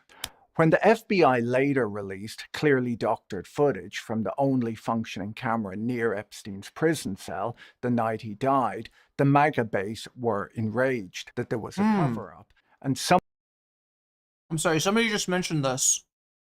Jacob Chansley doctored footage is Q Shaman. The only functioning camera near Epstein's prison cell the night he died, the MAGA... There he is, yeah. Fuck this stupid piece of shit. What a fraud. Oh my god. I didn't realize it was that. Wow, he just added Trump here. Does Trump post on... It's just on Truth Social? No, Real Donald Trump is his Twitter at. Does Trump post on Twitter? Base were enraged that there was a cover-up, and some were possibly disappointed that Kash Patel was such a sloppy video editor. There's a point at which you just have to hire someone in who knows what they're doing. As public pressure mounts and conspiracy theories swirl, one question remains at the heart of the scandal, and that is, how did Jeffrey Epstein really make his money? Sometimes it can be difficult to find time to learn new things, but today's sponsor, Brilliant.org, makes it easy to learn with quick, fun lessons that you can do anywhere. Ethical React. We're going to watch the inlaid ad. Right on your phone. Brilliant is an interactive learning app designed to help you not just learn, but really understand complex topics. They have thousands of lessons so you can follow your curiosity wherever it leads you. You learn by trying things out for yourself, which is much more effective than just watching a lecture.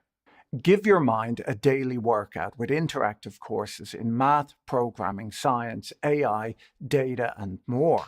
You'll become a better thinker and problem solver, one hands-on lesson at a time. Whether you're learning to translate your ideas into code, build formulas, design electrical circuits, run simulations with data, or explore cutting-edge topics like AI. To try everything Brilliant has to offer free for a full 30 days, visit brilliant.org/Patrick or scan the QR code on screen, or you can click on the link in the description. You'll also get 20% off an annual premium subscription. When federal prosecutors charged Jeffrey Epstein in 2019, they described him as the orchestrator of a vast trafficking operation that exploited hundreds of underage girls. Authorities claim to have gathered a trove of damning evidence that included photographic and video evidence, financial records, and digital files that allegedly pointed to a broader network of enablers and clients. This July, the Department of Justice and FBI released a memo stating that after an exhaustive review of over 300 gigabytes of data and physical evidence, they found no incriminating client list and no credible evidence that Epstein blackmailed prominent individuals. This sudden shift in narrative after years of speculation and public expectation has only deepened suspicion and fueled renewed conspiracy theories. So yeah, Chad, the reason I think that the Epstein case sort of touches on something that we all feel, the reason that it has so much resonance and the reason that Donald Trump can't get this matter to go away is that I think that it implicates more than just Jeffrey Epstein and Donald Trump, right? I think that it gets to the heart of our frustration that the ultra wealthy seem to live in a world beyond consequences, right? You can see so many wealthy people that are honestly not that smart, that, you know, kind of illustrating the Peter principle, or in most cases, just the effect of generational wealth. Donald Trump's a great example of this, right? Donald Trump is a perfect example of this. He, is known for his business acumen, for his deal making, and yet in reality, chat, he inherited his money. And I know what you're going to say. Okay, he inherited his money, but then he made good investments, and that's why he's so rich. And, yeah, you're just jealous, whatever, right? No, chat. I'm telling you, if you inherited the money that Donald Trump got from his dad, and you just did some basic bitch investments, like let's say S&P 500, that's a very low risk investment, and it doesn't have a great return in the short term. But, had we taken the money that Donald Trump got from his dad and invested it in S&P, in the most basic bitch of investments that you could imagine, we would have more money than Donald Trump has. So his, what he's built off of the money that he was given is less than somebody that knows next to nothing about investing could make. In other words, he's lost a lot of money. He's gone bankrupt multiple times, and so he's a great example of somebody who's generational wealth, even though his whole life has been a failure up until the point that he got the gig on the reality show The Apprentice, right? His business, his deal making, it was just a failure. He's done nothing but lose money. Everything that he's touched business-wise has turned to absolute shit. He's got a long list of scams and, failed investments and failed business ventures that, he never should have been on The Apprentice in the first place, because he's not a successful businessman. And yet his generational wealth, essentially who his daddy is, makes him appear as such in the modern world. And nobody's meaningfully calling him out, right? And that's just the tip of the iceberg. And so when we see the wealthy corner more and more of the world's wealth while the rest of us suffer more and more just to make ends meet, it really touches on something, right? And the added impunity that the wealthy have, getting away with stuff like this. Like Epstein was given this sweetheart deal when he was found to be, abusing minors, right? He was given a sentence that didn't even really require that allowed him to spend time out of prison. That's how wild that shit is. It's just unimaginable. Like if you or I got a jail sentence or got a sentence, it wouldn't be like what Epstein is doing, right? You'd be in jail. You'd be probably getting abused yourself in there, and it's a whole different world that the ultra wealthy occupy. I think that's what it's touching on. And, rich people should take note. The rest of the world is very interested in this case, but it doesn't stop with Epstein. The fact that so many people, rather than looking at Luigi Mangione as a villain, look at him as somewhat of a folk hero right now, that should tell you something. If you're wealthy, you should be reading the tea leaves right now, and these tea leaves should remind you of pre-revolutionary France.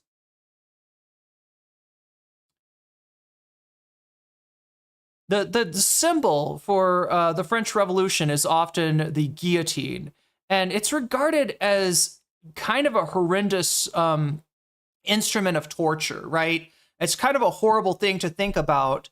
Essentially a massage table with a stock for a person's head to go in, and then a giant heavy blade hoisted 10, 20 meters above the table that falls down and cuts someone's head clean off, right? That sounds pretty horrible. Well, you might be surprised to know that the guillotine was invented not to be a instrument of terror, not to be like a deterrent, like, hey, don't get on the wrong side of the revolution or else you're going to get your head cut off with this thing, right? The reason it was invented was that the peasants were already doing, executions of the nobles in the countryside, right? They were breaking into nobles' homes and sometimes burning them to death with their families, and sometimes pulling them apart limb from limb. Now, chat, that is a truly gruesome death. But that's what was happening during the French Revolution, right? So they invent this thing to say, all right, we can't stop you from killing nobles. We can't stop you from killing enemies of the revolution. But what we can do is make their death a little bit more humane. That's why the guillotine was invented. So rich people should take note that, if the shit hits the fan, their end is going to come through something a lot worse than the guillotine. All right. I don't know. I think they're fucking around, and I think they're about to find out. And, it's not a pretty thing. It's not something to be cavalier about. Revolutionary times are brutal for all kinds of people. But yeah, this looks to be particularly brutal for the ultra wealthy. And they have absolutely made their own bed here. Anyway, that's all I'll say about that. Despite the opacity around the origins of his wealth, the scale of Jeffrey Epstein's fortune was undeniable. A filing in his criminal case pegged his net worth at roughly $560 million, while the New York Times later estimated it at $600 million. His assets included a portfolio of luxury homes, including a $77 million Manhattan townhouse where he was arrested, a $12 million estate in Palm Beach, a $17 million ranch in New Mexico, and an $8.6 million apartment in Paris. His two private islands, Little St. James and Great St. James, were valued at $86 million at the time of his death. He owned 3 private jets, a helicopter, and a fleet of at least 15 vehicles. His most famous plane, dubbed the Lolita Express, was not just an ordinary private jet. It was a Boeing 727-100, which, if kitted out as a commercial jet, would have held 150 passengers. These holdings paint the picture of a man with immense financial power. Wait, was there any clear Wait, or credible what is this? Am I eating a red square? Is that what that says? explanation of how he acquired it? Although Epstein was often described as a billionaire, even prosecutors hesitated to confirm that label. His firm, Financial Trust Company, was based in the US Virgin Islands and never released audited statements or performance data. This lack of transparency, combined with conflicting reports about the size of his staff and losses during the 2008 financial crisis, cast serious doubt on whether his fortune ever reached the scale he claimed. One of the most troubling aspects of the Epstein saga is how long it took for federal charges to be brought against him, despite mounting evidence and dozens of victims. In 2007 and 2008, Epstein faced serious allegations in Florida, but instead of being prosecuted federally, he struck a controversial non-prosecution agreement with then U.S. Attorney Alexander Acosta, who would later serve as Donald Trump's labor secretary. The deal allowed Epstein to plead guilty to lesser state charges. You can't tell what this is?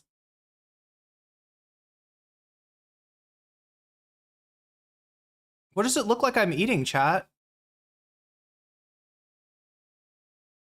Charges of soliciting prostitution, resulting in just 13 months in a county jail, with work release privileges and a requirement to register as an ex-offender.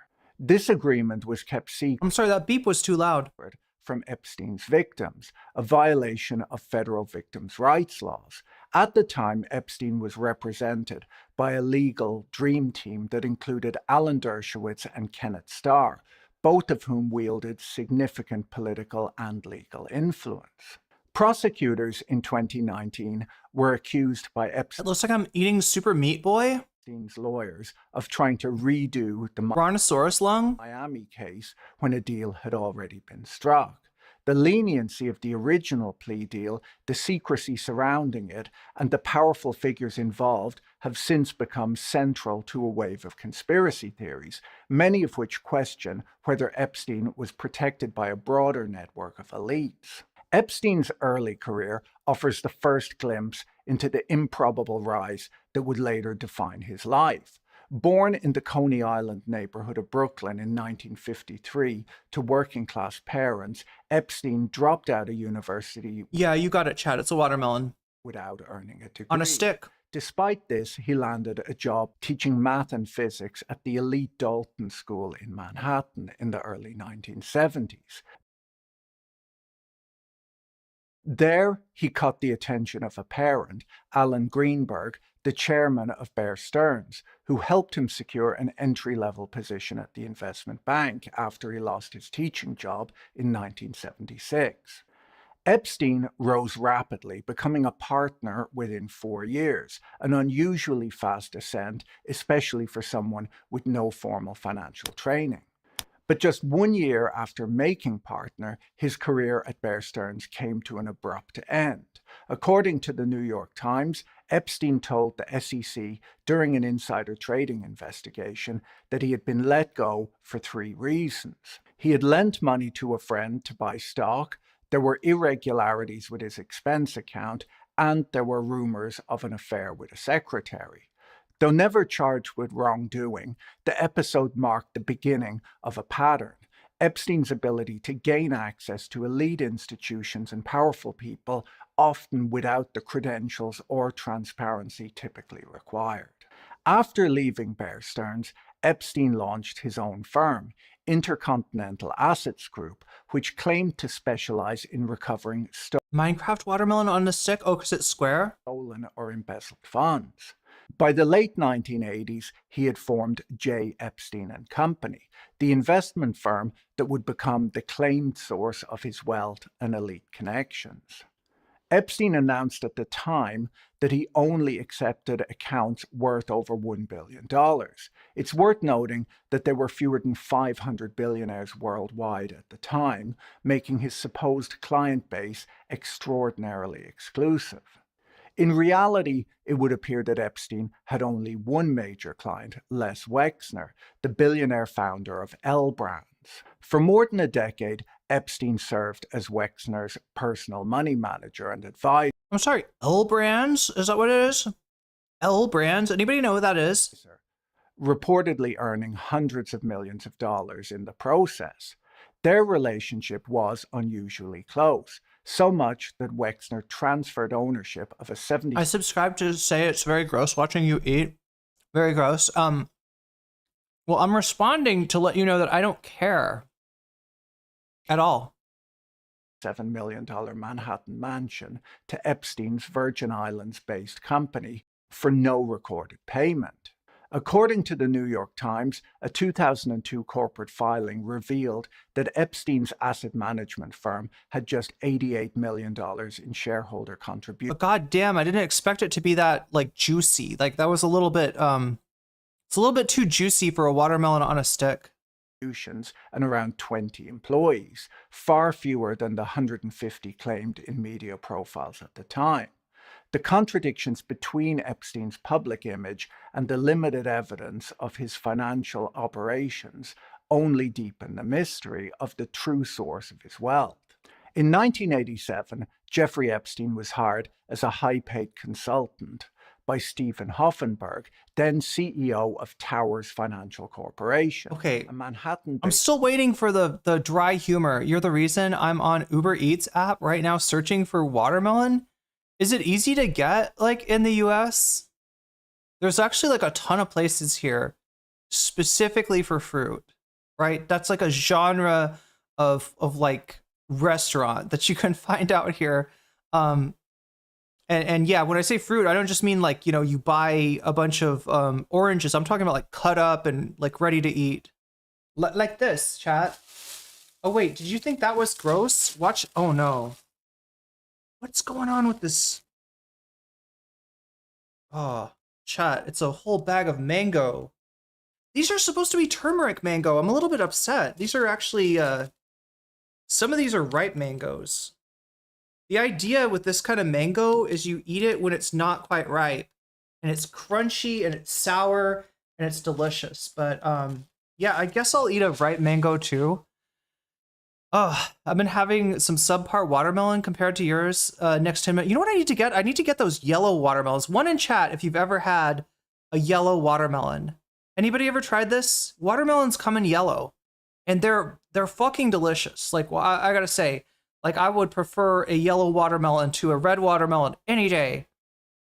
Having a subpar watermelon, you know, I've noticed that too. Yeah, the watermelon out here, at least in season, are really, really good, right? In the US, it's like, it's hit or miss. It's really hit or miss. Like half of the time you cut into a watermelon and it's mushy and I can't stand that. Here you can find a mushy watermelon occasionally, but most of the time it's, you know, if you go to a convenience store, right, and if you buy a watermelon at a convenience store, it might be mushy. But if you buy it from a fruit place where they cut it up, it's good. It's good. 7-Eleven has it with tagine. Wait, what is the tagine? Like is that the sugar, salt, hot pepper mix? Debt collection. My turtle loves watermelon. I probably looked like your turtle eating watermelon. That's why I grossed out that shorts chatter. Like they were, dude, I ruined that person's day, chat, just by eating watermelon. But yeah, it was juicy. I mean, I can understand if you're grossed out by somebody eating a drippy fruit, then yeah, that probably grossed you out pretty bad. Used to see yellow watermelon in a Whole Foods when I was a kid. Haven't been to one in a long time though. I haven't had yellow watermelon, but I learned about black watermelon. What? Wait, is the inside black or is the someone recommended I look them up? It looks like a bowling ball. So wait, it's the flesh of the watermelon is black? Is that what I'm hearing? You know you've made it when you've got new chatters coming in every day saying that every time they tune in, you're eating. I mean, I am guilty. Agency that would later be exposed as the operator of one of the largest Ponzi schemes in the US. I've got to wash my hands, chat. As gross as I'm willing to be in eating a watermelon that's dripping all over the place, I can't take sticky hands. So I'm gonna do something about that. Hoffenberg paid Epstein $25,000 a month and set him up with an office, describing him as his wingman and closest friend during that period. Together, the two men attempted high-profile corporate takeovers, including failed bids for Pan Am and Emery Air Freight. But behind the scenes, Towers Financial was raising more than $400 million by selling fraudulent bonds and promissory notes to investors. This money was used not to fund legitimate operations, but to pay off earlier investors, cover operating costs, and finance lavish lifestyles, including private jets, luxury homes, and expensive cars. Hoffenberg later claimed that Epstein was the mastermind behind the scheme's financial engineering, describing him as the architect of both the insurance bond fraud and a... Loverboy Chad says, I just stumbled on this live and now I've discovered black watermelon exists. I know, I thought I was smart with my yellow watermelon, but apparently I haven't tried shit. There's black watermelon? That's wild. Stock manipulations. What's next? Blue watermelon? Oh, I would eat the fuck out of a blue watermelon, chat. You put me in front of a blue watermelon, I'm gonna eat like a kilo of that. Strategy. Court records and attorneys involved in the case confirmed that Epstein's name appeared on organizational charts and that he held a senior role at the firm. Okay, so I totally told you this guy is great for his dry wit. Haven't noticed any yet.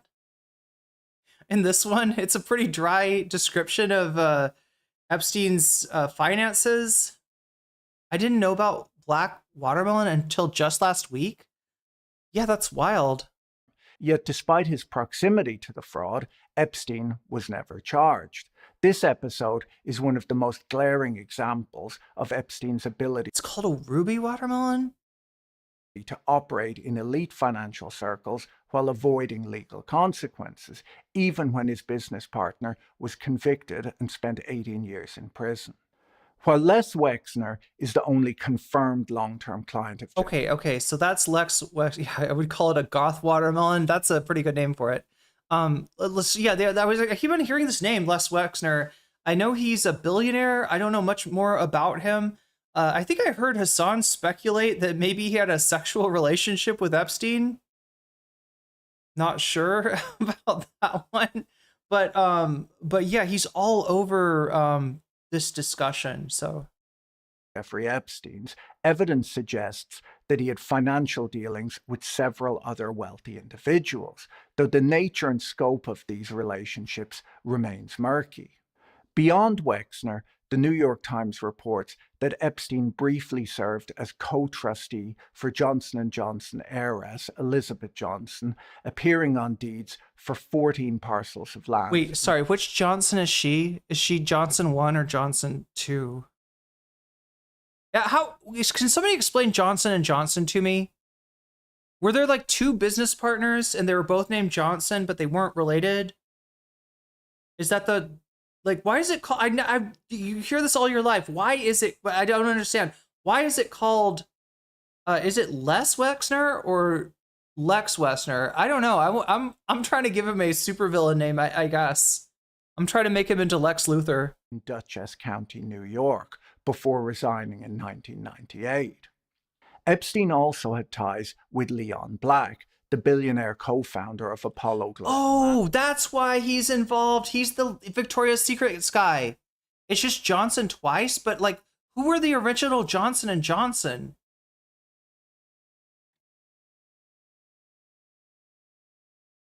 Management. Black is reported to have paid Epstein $158 million in fees, which he claims were for things like tax advice and estate planning. It's somewhat surprising that Jeffrey Epstein, a man with no obvious tax experience, would get hired as a tax advisor by someone like Leon Black, who you would imagine has access to the best tax lawyers in the world. On top of that, tax lawyers don't typically charge Okay. 158 million. Ah, okay. So here's the theory. I don't know if this is where he's going, but I'm just imagining maybe these payments for Epstein's tax services are actually payments for something else. So could that be it? He gets some video on these people, and he is like, here's a picture of you with a underage person, and I'm gonna release this. This is gonna be in the papers tomorrow, unless you give me, $600,000, and then they agree, and he says, basically they make it look like he's helped them with their taxes, but it's really a bribe. It's really hush money. Do you think that's what is going on with this? I was away. Wait. Did he do any jokes yet? Not yet, SCP Ace. Not yet. I'm kind of surprised because, like, I've heard him go off before, and he's wickedly funny. And it's funny because it surprises you too, like, right? It's like he's got an assassin's wit when it comes to humor. But I don't know. Maybe it's because he's talking about Epstein. Maybe he feels like, okay, this is about child abuse. Let's not do any, let's not do any jokes. But yeah, so he's the Victoria's Secret guy. A lot of the models that Trump and,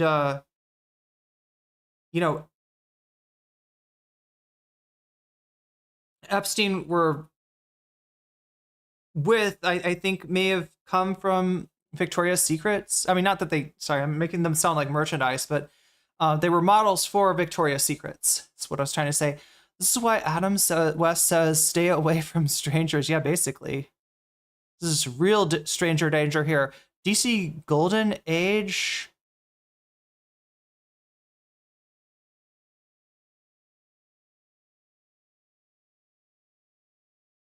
I think the money is for the service, for the tax. Do you think that he just gives really good tax advice? Like, you get your taxes done by Epstein and you're like, I've never had my taxes done better. Jeffrey Epstein, you're a goddamn genius. Or does he blackmail the IRS for it? Maybe that's it. Does he blackmail the IRS? Maybe he's got dirt on people in the IRS. I don't know.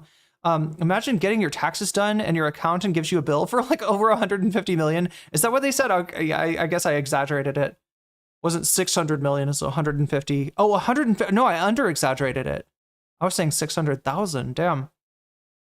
Fees. Now, paying someone for tax advice in no way implicates you for their crimes. I don't tend to shout it from the rooftops that years ago I hired the Boston Strangler to teach me how to play tennis. I had no idea. Did your tennis game improve though? That's what I would want to know. Like, I could understand going to a Strangler if he's got better tennis tips than other coaches. He was up to in his spare time, and I thought that he got that nickname because he held onto his racket so tightly. The FT. There we go. That's his humor. That's his humor. There it is, right there. I was under the impression that he was called the Strangler because he held his racket too tight. Beautiful, beautiful. We're pretty vassalized over here. Oh, in Norway. Isn't it like second to Denmark as far as like the happiest people in the world live in Norway, or Norway has the highest happiness rating? I only go to Stranglers for good music. Like, I feel like I would go to a Strangler if they had good fruit, right? Can you imagine that though? You're like, okay, this guy's definitely a Strangler, but also his yellow watermelon is like nobody. I've never tasted a watermelon like that. Like, this guy can grow some killer watermelon, but he is also a Strangler, so. Can separate the art from the Strangler? Yeah, pretty much.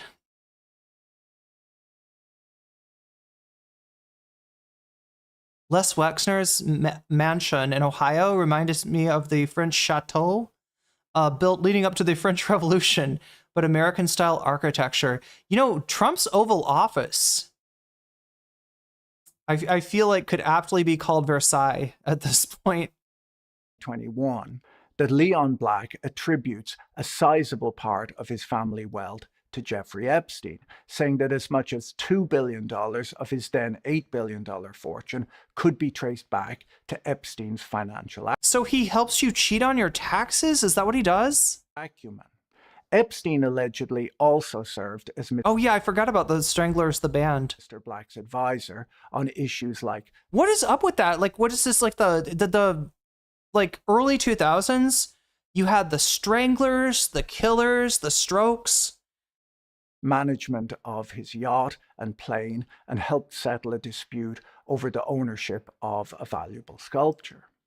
Even after Epstein's 2008 conviction, Black continued the relationship. Later, doesn't that sound like a Seinfeld episode, though? Like it sounds exactly like something Larry David would write. Like, we're going to the Strangler for lemonade. He's got the vase. He may be a strangler, but this man serves the best lemonade you've ever tasted. It as a belief in second chances. In October 2020, after new revelations of Mr. Black's payments to Epstein prompted a number of pension funds to freeze further investments with Apollo, Black hired a law firm to investigate his behavior. They found that he had done nothing wrong. Mr. Black has characterized himself as someone who believes in giving people second chances, according to the lawyer's report. That's in keeping with other relationships Mr. Black has maintained with convicted criminals like Martha Stewart, a known associate of Snoop Dogg's, who was convicted in 2004 of a somewhat less serious crime than Epstein was, where she was convicted of conspiracy, obstruction. I feel like I got more shade for Snoop Dogg for being connected to Martha Stewart. Okay, I feel like that. Yeah, Martha Stewart, you know, makes me more suspicious. Like the fact that he was friends with her. Now, chat, they didn't actually meet in prison, right? We're not talking about Stone Ocean, right? Where, you know, male and female prisoners, like, you know, run into each other and you get to keep your wardrobe. I don't know. Maybe that's how rich people prison is. Do you think? I've heard some things about rich people prison. Do you think it's co-ed? Like, if you're rich and you go to jail, do you go to co-ed jail? Like, do they serve you caviar? Can you get good fruit in prison? Chat, that's what we got to do. We got to make me make me really rich, okay? Super rich, so that if I ever go to prison, it's not going to be alligator Alcatraz. It's going to be like a really nice prison. It's going to be like the best prison. And yeah, I'll get to train Muay Thai there, right? That's the kind. Oh my god, chat. Walking on the beaches and looking at the peaches?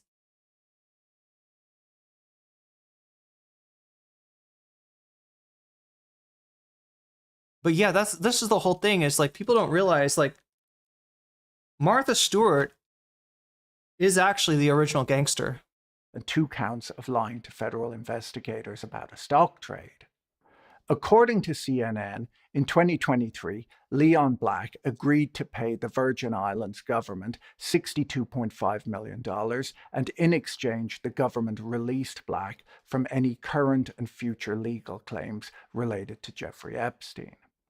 According to a 2019 Vanity Fair article by William Cohen, Epstein's relationship with the hedge fund manager Glenn Dubin is a case study in how Epstein's social life interacted with his business. Cohen explains in the article that the 2 men were first introduced by Dubin's wife, a former Miss Sweden and ex-girlfriend of Epstein's. Despite this awkward history, Epstein became deeply embedded in the Dubin family's life, reportedly even serving as godfather to their children, a claim that Dubin's representatives later denied. This friendship later translated into financial ties. Epstein allegedly received a fee for helping broker the sale of Dubin's hedge fund to JP Morgan Chase and invested hundreds of millions of dollars in funds run by Dubin's proteges. These transactions show how Epstein leveraged personal. I wonder if Martha Stewart was a cool cellmate. I mean, she seems like the type that would probably, she'd probably pour water all over your clothes so that you're late to breakfast.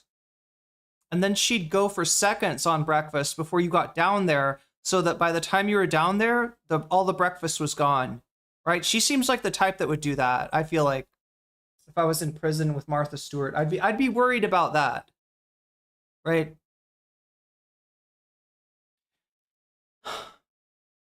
I'm going to sacrifice myself to give the details of rich people prison. What a sacrifice. What a real, yeah, I know, playing golf all day. And, you know, there's probably a beach there too, right? Miss Sweden introduced people to Epstein. Ghislaine was extremely jealous of the girls Epstein found attractive. She was incredibly cruel. Is that why she was so mean to them? Relationships to gain financial access and legitimacy, often without scrutiny of his background or the origins of his wealth. The article suggests that Epstein's social credibility allowed him to operate in elite financial circles despite the mystery about his wealth. Dubin's role in introducing Epstein to other fund managers and the subsequent large investments Epstein made in their funds show how Epstein's social network directly facilitated his financial dealings. Yet when Epstein's crimes resurfaced in 2019, the Dubins allegedly distanced themselves from him, claiming ignorance of his crimes. Epstein's name also appears in connection with a small emissions control company called Environmental Solutions Worldwide, in which he invested alongside individuals close to Leon Black. This company was the only one for which Epstein's firm ever filed an SEC disclosure. These scattered and often informal relationships, many involving vast sums of money but little documentation, underscore the mystery of Epstein's financial life. He operated in elite financial circles, moved hundreds of millions of dollars, and advised billionaires, all while leaving behind almost no public record.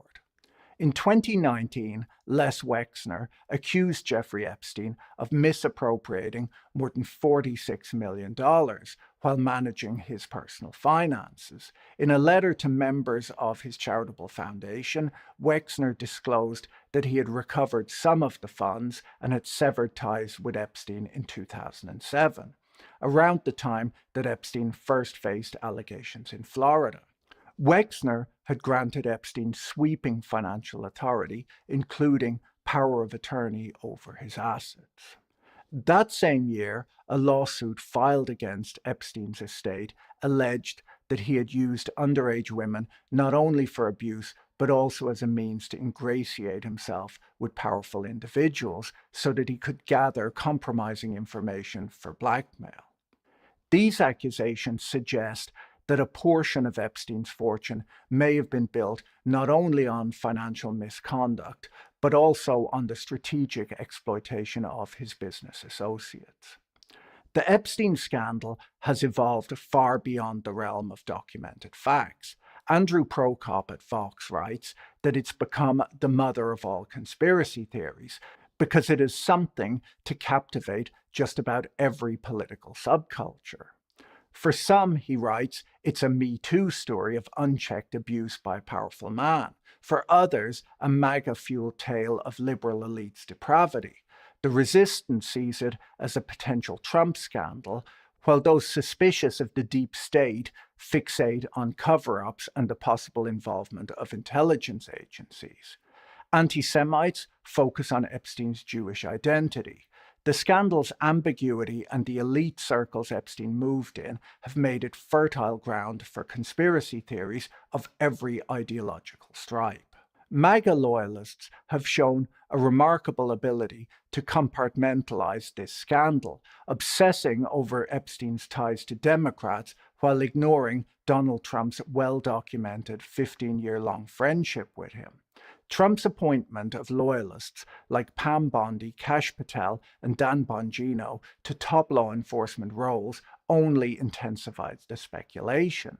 Their attempts to steer the narrative seem to have backfired on them, fueling outrage from the conservative base and internal finger-pointing. Democrats have their own awkward history with Epstein. Bill Clinton's post-presidency friendship with Epstein, including multiple flights on his private jet, became a liability the moment the allegations first surfaced in the late 2000s. At the time, Hillary Clinton was viewed as the party's future, so there was no desire to dwell on the Epstein scandal. It wasn't until Trump's team mishandled the scandal with their awkward attempts to change the subject that Democrats began to engage, as they could now see the Epstein scandal as a Trump scandal. It has now resulted in a frenzy of interest that Trump hasn't been able to escape. Look, yeah, as far as like the left and the Epstein thing, there's a big division between people who have connections or friendships with the Democratic Party establishment and those who do not, right? All those people that are hooked in with the the Democratic Party leadership, they're strangely quiet, or even sometimes they'll make statements like, well, Trump built up all these conspiracy theories that we know aren't true, but he's kind of getting hoisted on his own petard here, right? That's the most you'll ever hear them say. Yeah, a lot of people are talking about this as a Trump scandal, but it's like more so if you're not worried about it becoming a Clinton scandal, because if they actually open up, the files, you're gonna see Republicans and Democrats in there, and some of us welcome that, right? I feel like the the Democrats that you'd see, like I don't want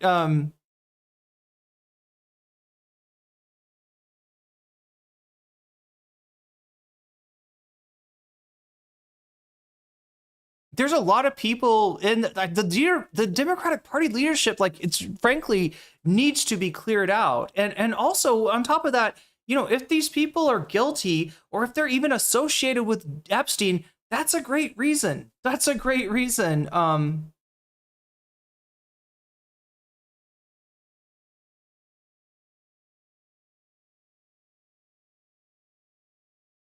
Clinton flew his plane at least 25 times. That flew the Lolita Express. Yeah, and Trump's on those logs too. The difference between Trump and Clinton may be the amount of people that are like, there are the amount of times that they went down to like Little St. James. But regardless, like I don't give a fuck. Like, right, I'm not scared of losing some of. Well, who is it? Nancy Pelosi's daughter said something about like, we're gonna, open up those Epstein files, and some of our faves are gonna be in there, but yeah, maybe some of your faves will be in there, Chelsea. Among the more shadowy conspiracy theories is the claim that Epstein was connected to Israeli intelligence.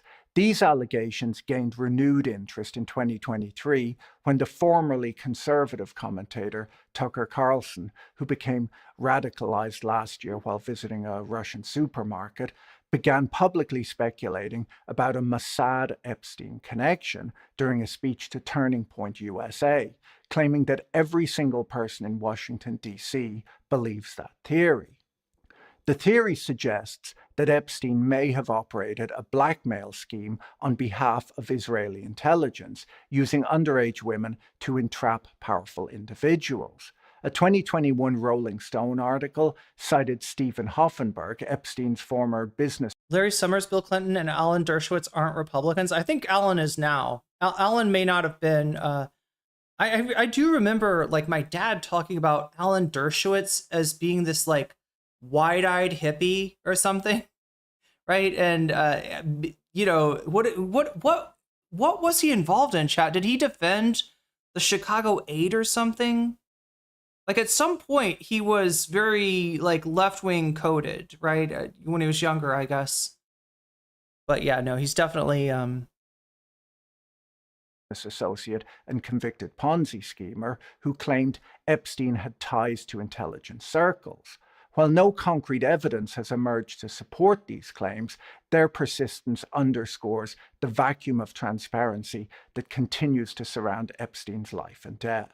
Wait, Epstein did a shoujo? Wait, what? The most persistent claims about Jeffrey Epstein is that he secretly recorded his guests in the private rooms of his house. In a 2019 interview, one of his victims said that she had seen hidden cameras in the guest bedrooms and bathrooms of his Manhattan townhouse, with live feeds being monitored by staff in a dedicated surveillance room. These allegations have fueled speculation that Epstein used surveillance footage to gather compromising material on powerful individuals, possibly for leverage or blackmail.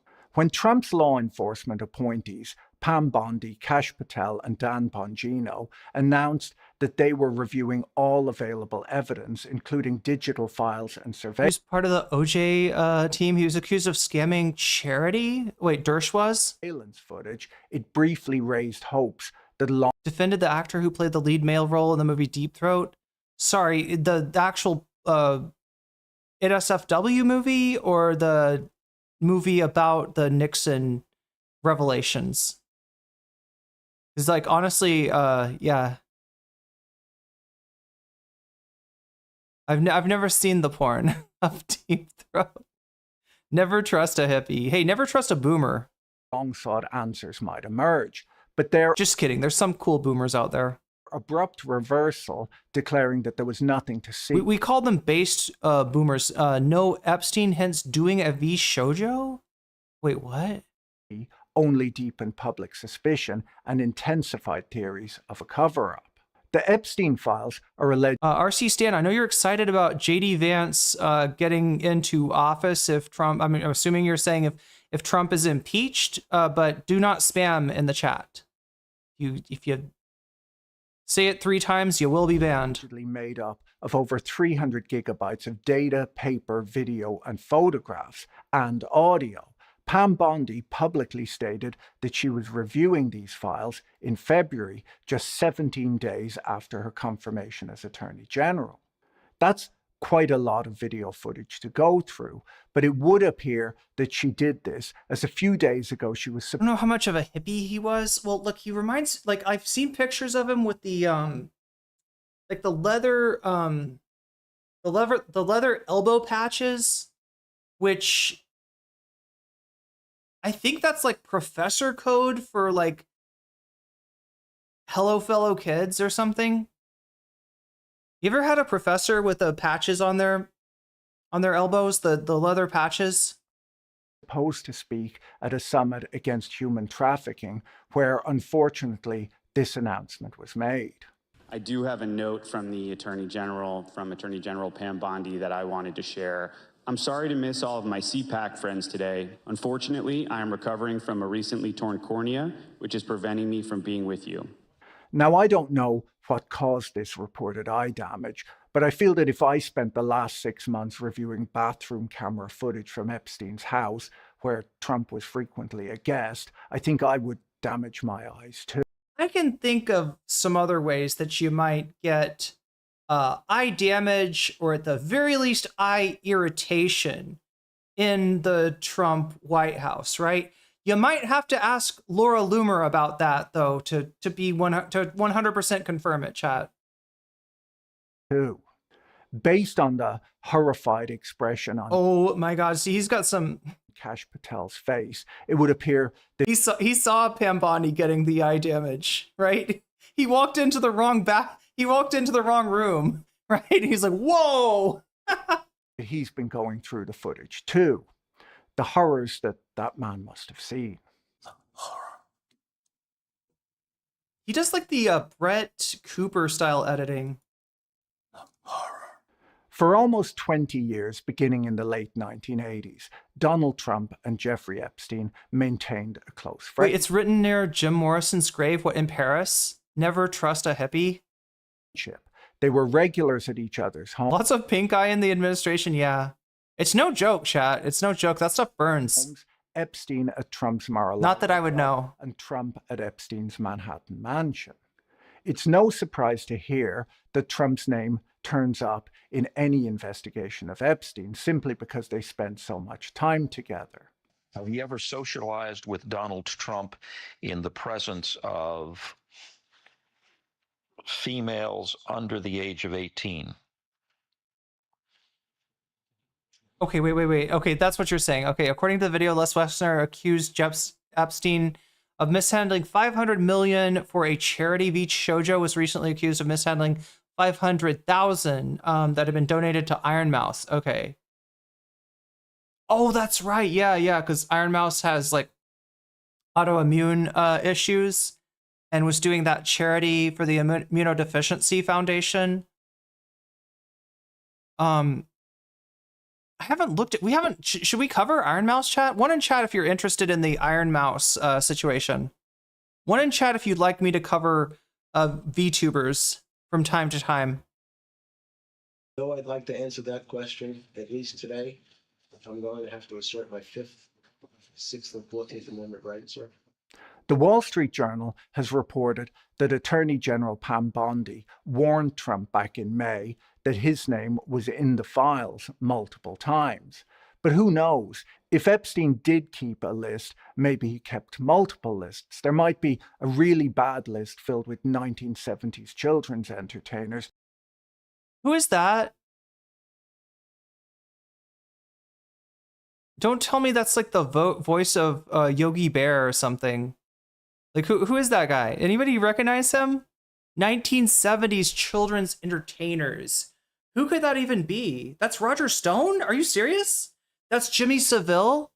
Wait, what did Jimmy Savile?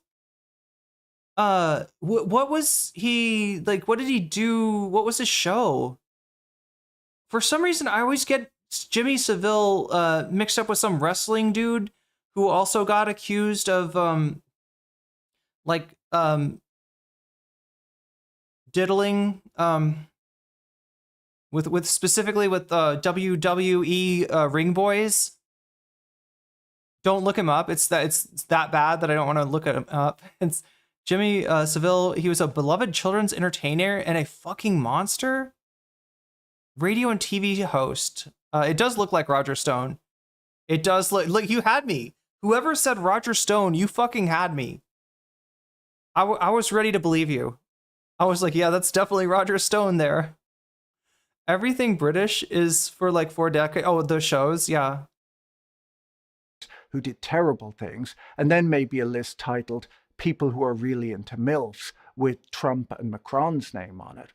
Who knows? In a 2002 interview with New York Magazine, a disgusting abuser of women and children, he had his own private wing of the hospital where he had full availability of patients. So like random patients would be housed in this wing and he would just be able to go in there and do whatever. Never looked him up, but I heard, I don't know how I recognized his face. You don't get him confused if you watch that documentary about him? Just don't even make sense. Well, there's some other Jimmy guy or something like that. There's some scandal in the WWE when I was gonna do a video about wrestling at some point. I think it was right after my Kid Bandit interview. I wanted to put out a video, like a video essay on wrestling, but I never got finished with it. Best friend of Prince Philip and Prince Charles. Ooh. Friends with the royals. Okay. He's also associated with a serial killer. Was it a strangler? Trump likely regrets today. Trump famously said, I've known Jeff for 15 years. Terrific guy. He's a lot of fun to be with. It's even said that he likes beautiful women as much as I do, and many of them are on the younger side.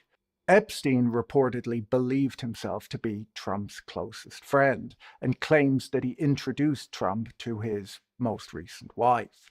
According to the Washington Post, their friendship soured in 2004 over a Palm Beach real estate deal. Both men were competing to buy a property in Palm Beach, which Epstein wanted to live in, while Trump wanted to fix it up and resell it. Epstein at first had the upper hand, as the seller liked that he would keep it as it was. So he's giving the actual explanation for why Trump cut ties with Epstein here, right? Trump will claim that it was because of he got a report of him doing something creepy at Mar-a-Lago, but this is the real reason. They didn't like that Trump would bedazzle it with gold ornaments and make it tacky like his other property. Wait, New York Times had a story about his ranch having an underground eugenics lab? Are you talking about the Zorro Ranch? Let's Go Darwin? Epstein's Zorro Ranch in New Mexico? Wrong Boy scandal in the WWF was horrible too. Yeah, who was that? Who messed with the Ring Boys in the WWF? But yeah, there was just like, there's so much fucking lore behind wrestling, right? And especially Vince McMahon. That guy is, obviously horrible. There's a doc on Jimmy Savile by Louis Theroux. He does do some good work, doesn't he? Always heard that Melania met Melania through Epstein. There are allegations about that going on, yeah. A strangler, Yorkshire strangler, Seville and the serial both enjoy biting their victims? Damn. Everything about what Trump said on Epstein on the record is telling. Imagine what incriminating stuff he says off the record. This is the thing about Trump, right? People call him the Teflon Dawn sometimes because he's had nothing but scandals, both before and after he ran for president, right? And nothing sticks. And people hypothesize that part of the reason is that when Trump does something sus, he does it without trying to hide it. He doesn't cover it up. He just does it out in the open, like his crypto shit, right? You can literally bribe the president of the United States by buying his shitcoin. You can literally put money in the president's pocket by buying his shitcoin, right? Some of the recent court cases against CBS, right? There's no actual case there.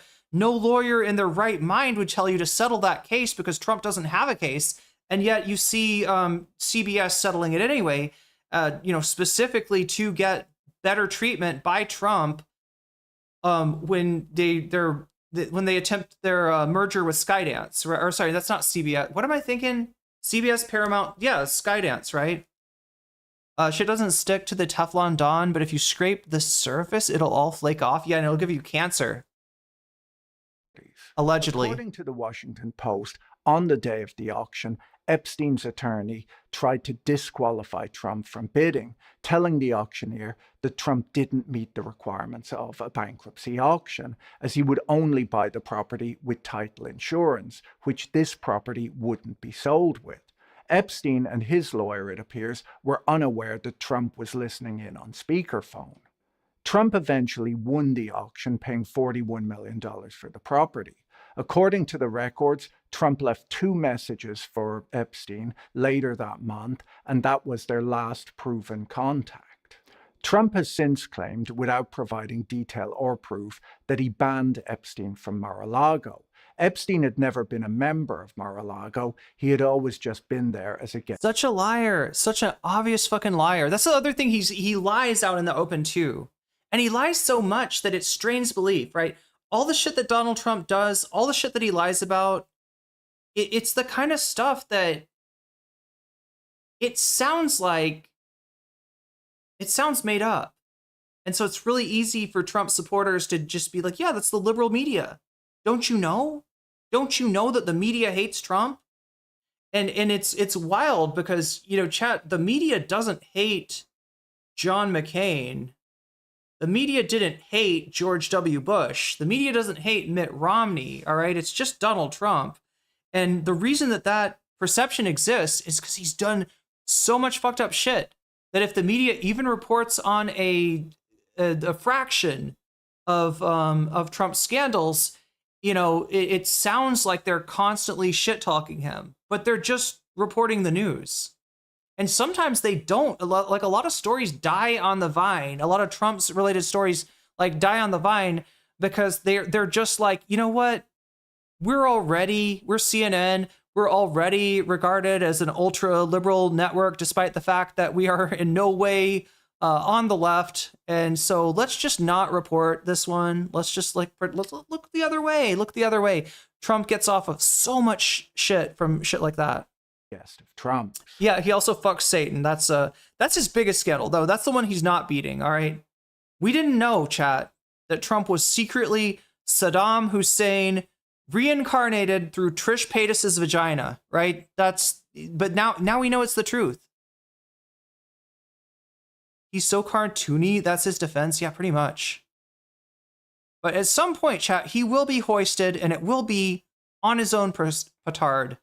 CNN is centrist at best. I feel like their ownership is actually right-wing now.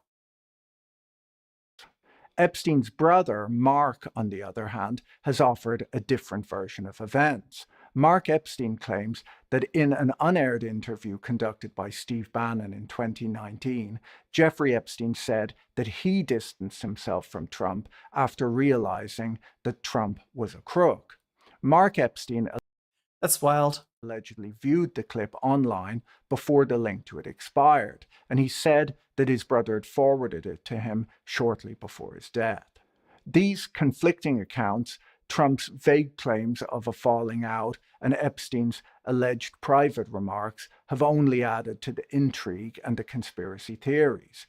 Their relationship, once openly friendly, now sits at the center of competing narratives, each shaped by political expediency and the enduring mystery of Epstein's influence. So was Epstein a good investor? Well, his investment record, at least the parts that are public, reveals a mix of sharp bets, catastrophic losses, and the occasional eyebrow-raising real estate deal. On the losing side, Epstein owned Bear Stearns stock for decades after working there and remained heavily invested in it until it collapsed in 2008. According to a lawsuit he later filed, he held around 176,000 shares, worth nearly $18 million in August 2007. He sold 56,000 shares at $101 in 2007, but as the firm collapsed in March 2008, he offloaded the remaining 120,000 shares in a fire sale, 20,000 at $35 and the rest at just $3.04. He lost the even greater sum of $50 million in one of Bear's funds that invested in credit derivatives and collapsed in 2007, marking the start of the global financial crisis. Then there's Rob, the curious case of the Manhattan real estate discount. In 2011, Epstein sold a property adjacent to his infamous townhouse to Cantor Fitzgerald CEO Howard Lutnick at a 65% discount to what he had paid for it just 2 years earlier. This is especially surprising as New York real estate prices rose 6% over that holding period. Lutnick famously held a fundraiser for Hillary Clinton at that home in 2015 when She does know how to take a bad picture. I feel like that's a skill for a politician, right? Trying to at least not do a Hillary Clinton face or a Kash Patel face, right? There's plenty of examples of politicians that give you plenty of, like, look, if Hillary Clinton was a YouTuber and I was like in a beef with her, I mean, it'd be so easy, Chad. There's so many pictures of Hillary Clinton just looking like a absolute freak show. Running against Donald Trump. While Lutnick denies any personal relationship with Epstein, the deal has prompted speculation. After all, it's not every day that someone picks up prime Manhattan. So yeah, Lutnick, Acosta, Bill Barr, there's plenty of associations between Trump officials and Epstein. Real estate at clearance sale price. Pam Bondi? Hello? Wait, was it Pam Bondi? Was she the AG of Florida? In the 2017 case? On the winning side of the ledger, Epstein made a lucrative investment in Valar Ventures, a fund co-founded by Peter Thiel. The fund, which focuses on early-stage financial companies, has returned an average of 15.5% per year over the last decade. Epstein's stake, acquired around 2015 or 2016, has since grown to be worth around $170 million, making it the largest remaining asset in his estate. The investment had not been publicly disclosed until recently, adding yet another layer of mystery to Epstein's financial dealings. So where did all of the money go? Well, just 2 days before his death, Jeffrey Epstein signed a document transferring all of his assets into a private entity known as the 1953 Trust, named presumably after the year of his birth. This move ensured that the identities of his beneficiaries and the distribution of his wealth would remain shielded from public view. For Epstein's victims, it created a legal labyrinth. Accessing financial disclosures required court approval. Over time, the trust absorbed everything: properties, cash, investments, and valuables. More than $164 million has since been paid out to victims through a compensation fund financed in part by the sale of Epstein's properties, including the islands, the Manhattan townhouse, and his plane. But those settlements all came with strings attached. Recipients were required to sign broad releases waiving their right to bring future claims against the estate or individuals connected to it. The remaining assets, estimated to exceed $200 million, are likely to benefit a much smaller circle. The only known beneficiaries of the trust are a former girlfriend of Epstein's and 2 of his longtime advisors, who also serve as co-executors of the estate.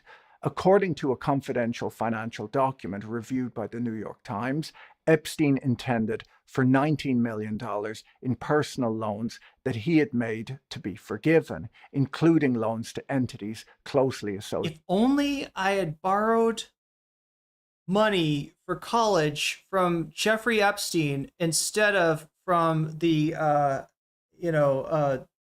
U.S. Department of Education. If only, Chad, if only. Associated with the beneficiaries of his trust. The value of the estate has fluctuated over the years. At one point, an executor predicted that it would shrink to under $40 million after claims were paid out. But a $111.6 million tax refund from the IRS in late 2024 dramatically changed the picture. I guess maybe Epstein was better with taxes than I had thought. As of March this year, the estate reported assets of $131 million, including $50 million in cash. This figure, however, doesn't reflect the current value of Epstein's investment in Peter Thiel's fintech fund, which is being recorded at its cost basis and remains locked up due to venture capital restrictions. That investment alone is estimated to be worth $170 million, making it the estate's largest remaining asset. One major federal civil lawsuit against the estate remains pending, filed on behalf of victims who haven't yet settled with the estate. Once resolved, any remaining funds will be distributed according to the terms of Epstein's will, terms that remain sealed within the 1953 trust. The true source of Jeffrey Epstein's wealth is shrouded in secrecy and death. Omega Star, did you? I think you just. I don't know why you're not getting the alerts not going off, but did you just re-up your membership on YouTube? As it was in life. Despite years of investigations, lawsuits, and media scrutiny, the financial machinery that powered his lifestyle remains largely unaccounted for, hidden behind legal agreements, secretive trusts, and a network of powerful associates. The recent rumors that Donald Trump might even pardon Ghislaine Maxwell have only added fuel to the fire, suggesting that the scandals surrounding Jeffrey Epstein are far from exhausted. Oh, that's why I didn't see it. It was on Shorts. With key figures still staying silent, thank you. Documents still sealed, and new headlines emerging every day.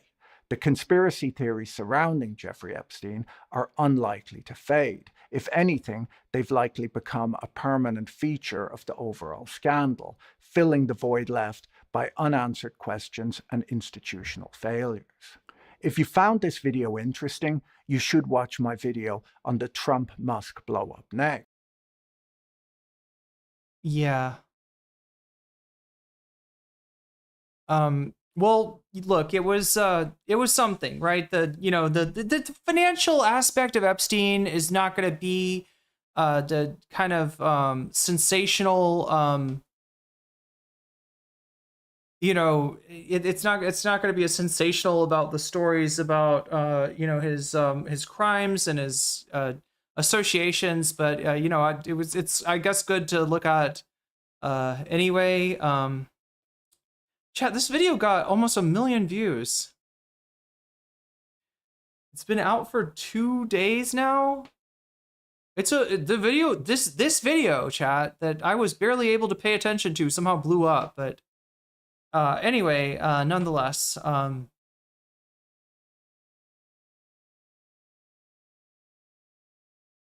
let's move on. Okay, so I told you I was gonna give you some Vinny. Vinny is one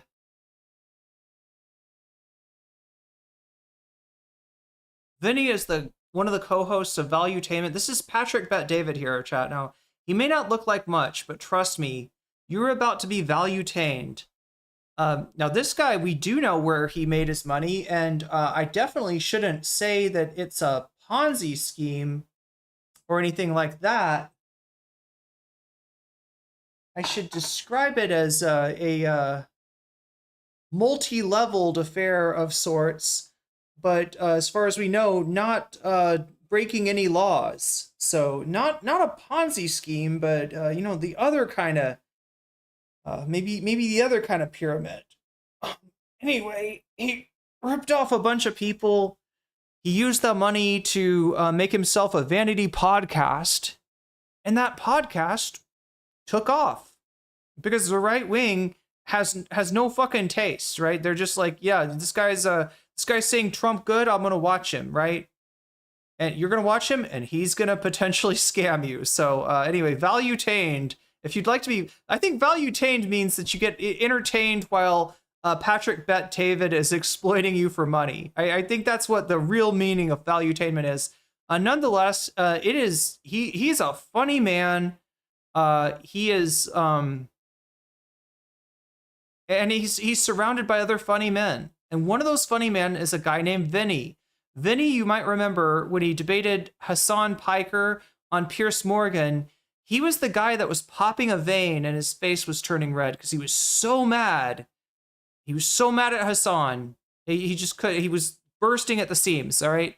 And look, that's not. I mean, he's just a funny guy, right? So I've put together what I think are going to be some enjoyable Vinny clips. I've heard this guy's going off, and I've heard that he is off the Trump train completely. Some of these right-wing influencers are. Most of them are not. Most of them know where their bread is buttered, and they know that if there's any chance that Trump's going to survive this scandal, they best not get off the Trump train, or else he will, get his revenge on them. Voting that they did yesterday, last night, the results of it. So the Rules Committee voted 149 motion by McGovern to make in order. God damn, this was 12 days ago. Amendment 50, which this was in regards to the files to be preserved and release any records related to Jeffrey Epstein. 5-7, they lost. What? And the people that said yes were all liberals, except for one Republican. And the people that said nay were all Republicans. Tom, why would Republicans not want to release all the records on Jeffrey Epstein? Because he's got as much leverage on members of the Republican Party as Epstein had on his clients, okay? Because none of the Republicans like Trump. Fox News does not like Trump, right? Trump came through and, while the Republicans had been cultivating an anti-intellectual base for years and years and years, because it's really easy to con people like that. Like, just basically encouraging them to distrust experts, to distrust, academics, to distrust science, and to only believe what they were saying. And then Trump was able to come along and just kind of steal this base out from under them, right? So the neocons that created this, intellectually unwashed mass that is the Republican voting base then lost that voting base to Trump because he was able to manipulate them better. And because of this, it is known that if you go against Trump, you will be run out of town, electorally speaking. And that's proven true. So yeah, basically it's a hostage situation. Trump is holding the Republican Party hostage. Some of them like him. All right. I'm not going to try to lie to you and say that like they're all, chafing under the yoke of Donald Trump, but some of them very much are, and they're afraid to say anything. And so even if they disagree with them, even if they think that voting against releasing this might have negative electoral consequences, they're more afraid of Trump than they are of their own voters, because their own voters have had their brains sucked out through their ears. Anyway. This is now really, really, really bothering me. This vote last night, I asked this question. Why wouldn't all of these people, because this is what people talked about during the election, during the campaign. And by the way, during some of their campaigns too. It's not just the president. It was other people about re-elect me, send me back to Washington, and I will make sure they're JFK, MLK, Epstein. Wait, Hannity? Yeah, Hannity definitely loves Trump more than Tucker does. Files are released. Some of these people, I want to find some of these people that were conservatives. They campaigned on that, And Ro Khanna, who's been on this podcast, puts a motion out and says, "Okay, folks, I'll tell you what. Let's all vote on it. Do we put a motion in place that says you should preserve and release the information?" That's all Ro Khanna was doing there, and it's just shocking. Who's protecting who? Because this is I'm glad that he said he put protect the information in there too. Like a clear-cut, statement here. Oh, if he has something, we're not going to compel him in this forum to push it out. Yeah. That's what they're saying, and that bothers me. This really bothers me when I'm told, don't look at anything, nothing to see here. I have a position that I'm wondering, Tom, on this vote, these votes are bothersome. That's what I was wondering. I'm trying to think strategy. That's all I'm thinking about right now. I'm trying to think strategy right now because it's one of two things. Either everybody there is there to protect the president, or everybody is taking this position because some sort of strategy. And I have some thoughts, but I want to go to Adam first. Well, Adam, let me hear your thoughts. Okay. This is Adam Sosnick. If you're a viewer of mine, you'll recognize him from his appearance on Her Take, another valuetainment podcast. This is the one with Anna Kasparian and Jillian Michaels on it. And yeah, they brought on Adam Sosnick as a guest one week, who apparently hates Anna's guts, right? He accused her of being too emotional, threw her a packet of tissues, and then when that didn't get that didn't succeed in triggering Anna Kasparian, he threw a tampon at her. Right? So Anna's definitely living her best life, 1 foot on the TYT side of things and 1 foot on the valuetainment side of things. She can go left, she can go right, she can go whatever way she wants to. But yeah, he's let her know that if she's going right, she's going to be treated like absolute dog shit. So yeah, there's Adam Sosnick. Now he's supposedly like the buttoned up, more responsible member of the podcast.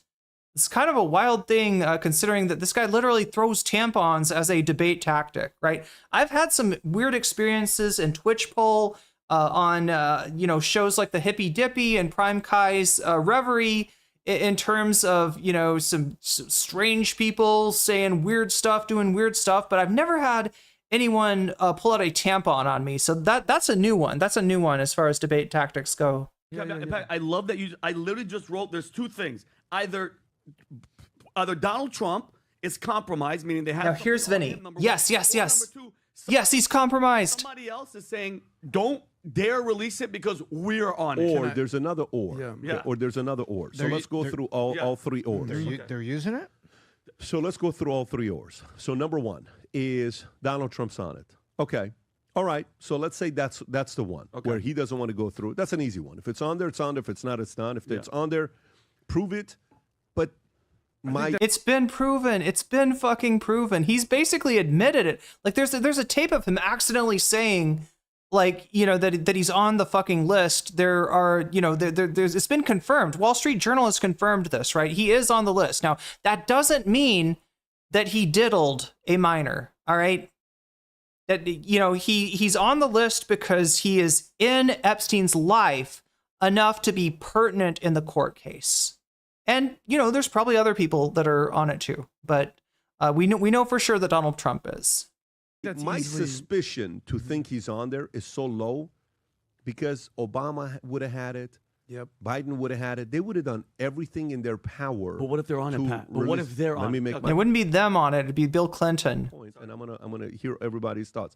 So the second thing that to me is if Trump's on it, they would have used it. They would have destroyed him. They would have smashed him. They would have never let him get into the White House. Ever let him get to the White House. So that's one. Two.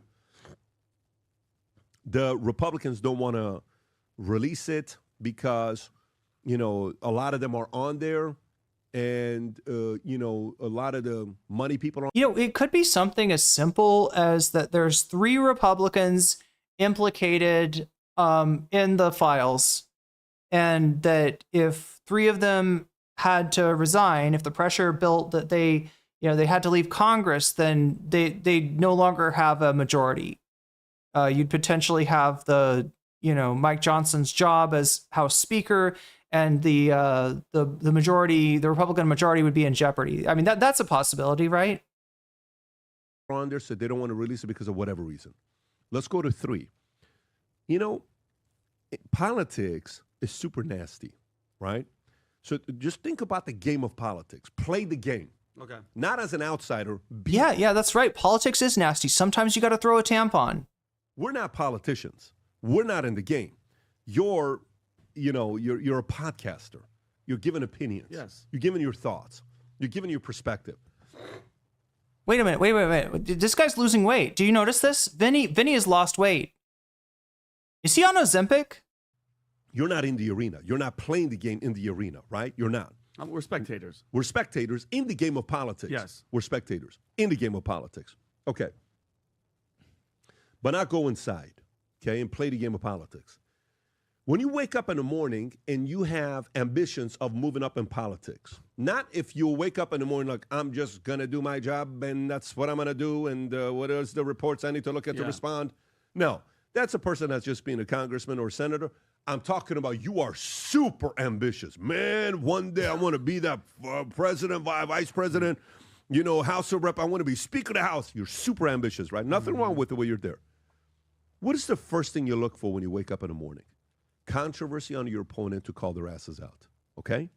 You're looking for any fumble you look for to call them out. Any fumble to look for to call them out, right? Doesn't matter what it is. Boom. Like Newsom's the best at it. First thing in the morning he wakes up, forget about what's going on in California. The first thing he looks at is, did Trump have a fumble? Did DeSantis have a fumble? Did Nashville, Tennessee have a fumble? Did Texas have a fumble? Let me call their asses out. Why is he doing that? Because they've been doing that to him for fucking 5 years. Come on, that's an easy answer with Newsom, all right? Trying to be number one. He wants to be a president, okay? In the last 6 months, President Trump hasn't had a bigger fumble than this one. What has Clinton said about it? 0. What has Hillary Clinton said about it? 0. What's Biden said about it? Nothing. How about Jill? How about Barack? How about Michelle? How about Schumer? Oh, Barack actually has. I think he mentioned the Epstein files in his when Tulsi Gabbard proposed a investigation of Obama, and Trump tried to make the investigation of some real weird stuff going on with the Trump campaign look like something dirty on the Obama side of things. Obama did respond to that, and he did, mention the files. So, Obama has. But, you're right. Clinton's been silent. The Bidens have been silent. Like I said, the Democratic institution has been largely silent. Now, there's 2 possible reasons for this. And I'm going to say that it's probably different depending on the Democratic establishment figure that you're talking about. One possibility is they are still playing the James Carville, Chuck Schumer game where they don't want to make any waves. They don't want to be seen as Trump's opposition. because they feel like, he's too popular and they're too unpopular, right? So they're playing dead, right? So it could be that. It could be that. Like, and there's maybe some wisdom to that too, right? If Republicans can pin the accusations, the Epstein accusations on a Democrat, then they can all rally behind Trump and be like, hey, this is fake news, right? This is the same thing that they did when the Wall Street Journal article came out, right? But that's not even a right-wing thing. That's a Rupert Murdoch paper. But because it's media, he's able to say Lügenpresse. He's able to say the fake news media, folks. I mean, Hitler would have said Lügenpresse. Trump says fake news media. It's pretty much the same thing. It's a very easy chord for him to hit. So maybe there's some wisdom in the Democrats not allowing, as long as MAGA is holding Trump accountable, the Democrats don't have to say shit. All right. It's more credible that Trump's up to no good, that Trump's acting suspicious if it's coming from a right winger, like we're maybe about to get from Vinny here. Why haven't they said anything about it? This is an easy opportunity to do one of these things. 100%. You think Obama's going to get a let her chance like that go? You think Hillary? You think Hillary's going to let her chance go? Crickets. Can I ask why they haven't said anything? Why haven't you said anything? Is it because you're such a... It's probably because Bill Clinton was on the island. All right? That's probably why. And you're so noble, and it's not the proper thing to do because we're not the president today, and we're not like other people that go after the prior administration.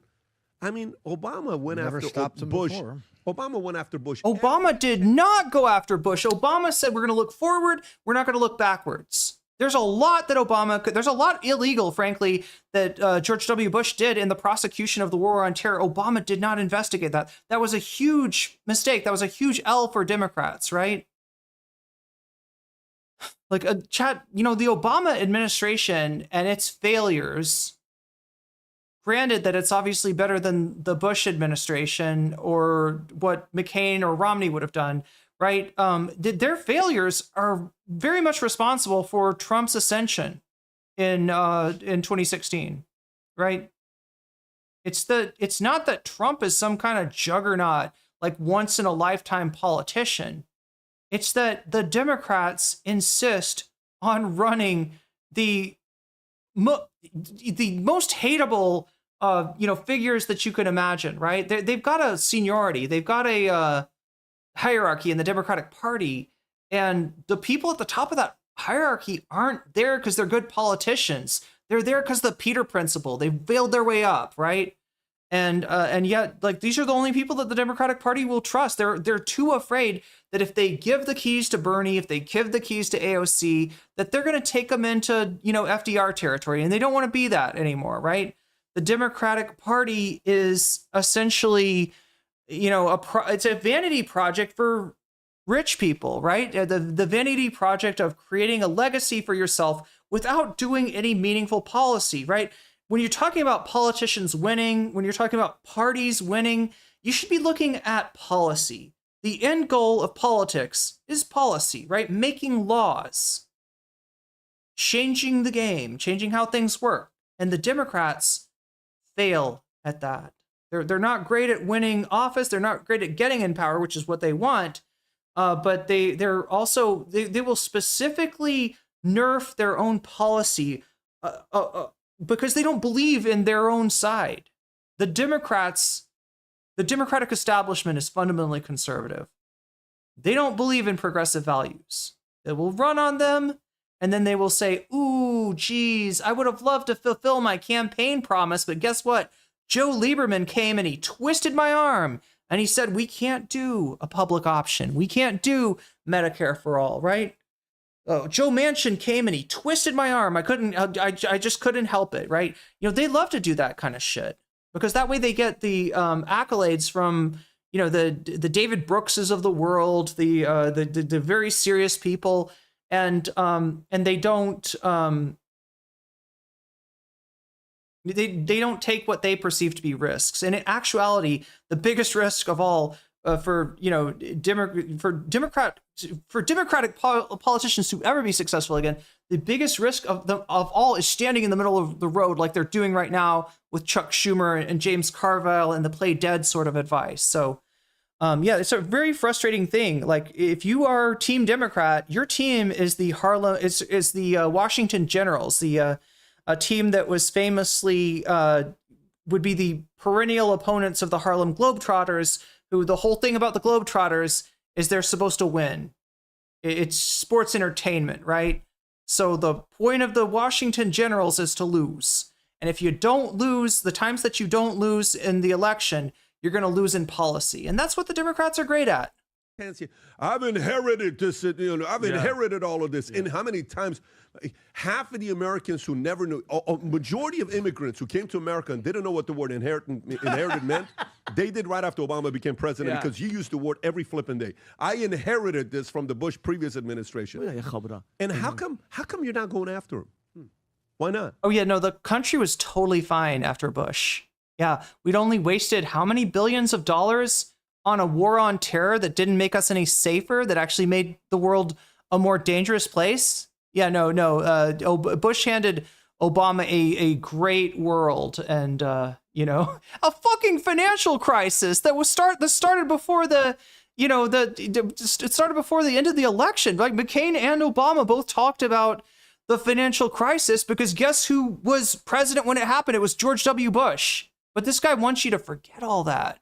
He's just going to do the Men in Black pen to you and erase your memory.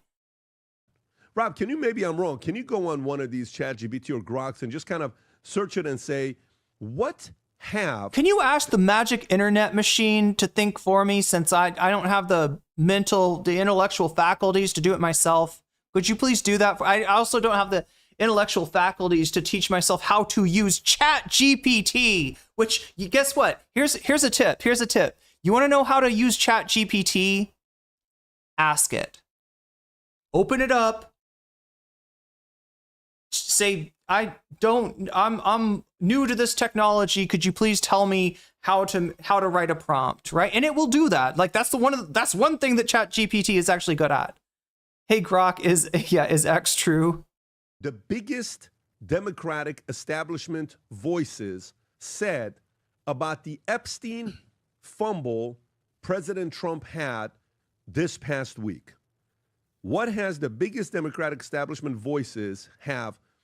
What has the biggest Democratic establishment voice said about? Okay, at least he's writing it more coherently than he's saying it. Said it this week. Okay, let's just see what it says, and then we can specifically ask names.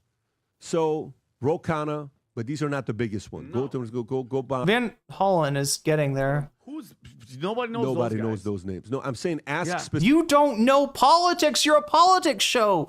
You should know Chris Van Hollen. You should know Ro Khanna. You've had Ro Khanna on, and Chris Van Hollen is more relevant than he's ever been. Honestly, like, he was responsible for the oh my God, he was responsible for the for essentially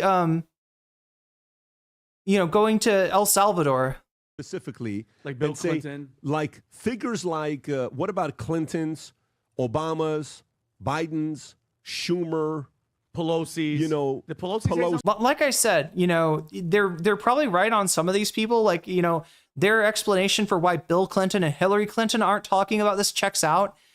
For other people, I do think it is that they are giving the Trump administration rope and hoping that they will do what Epstein supposedly did with that rope. Pelosi's, those types of names. That's the establishment. I think Nancy did say something. I think she said something bad. Let's see here. Clinton's hasn't publicly commented on it. I've been on vacation. Why I didn't wouldn't have good you? Coverage. Okay, but his past 7 visiting the White House 17 times and flying on Epstein Island in the early 2000s. Epstein went to the White House 17 times? Damn. Oh, yeah. Hillary Clinton has remained largely silent on the latest development. Okay, Obama's hasn't had any public reaction to Trump's Epstein. However, Trump's strategy of blaming Obama Clinton for scandal shows how he's deflecting responsibility. Biden hasn't issued anything, but Democrats in Congress, no, I'm not talking about Democrats. Schumer has amplified the issue, supporting demand for Epstein records and using conjunction. Okay, so that's one. Speaker Pelosi hasn't spoken about the recent fumble, but has historically led efforts to transparency. Okay, and this is ChatGPT. ChatGPT is generally going to be leaning a little bit to the left, right?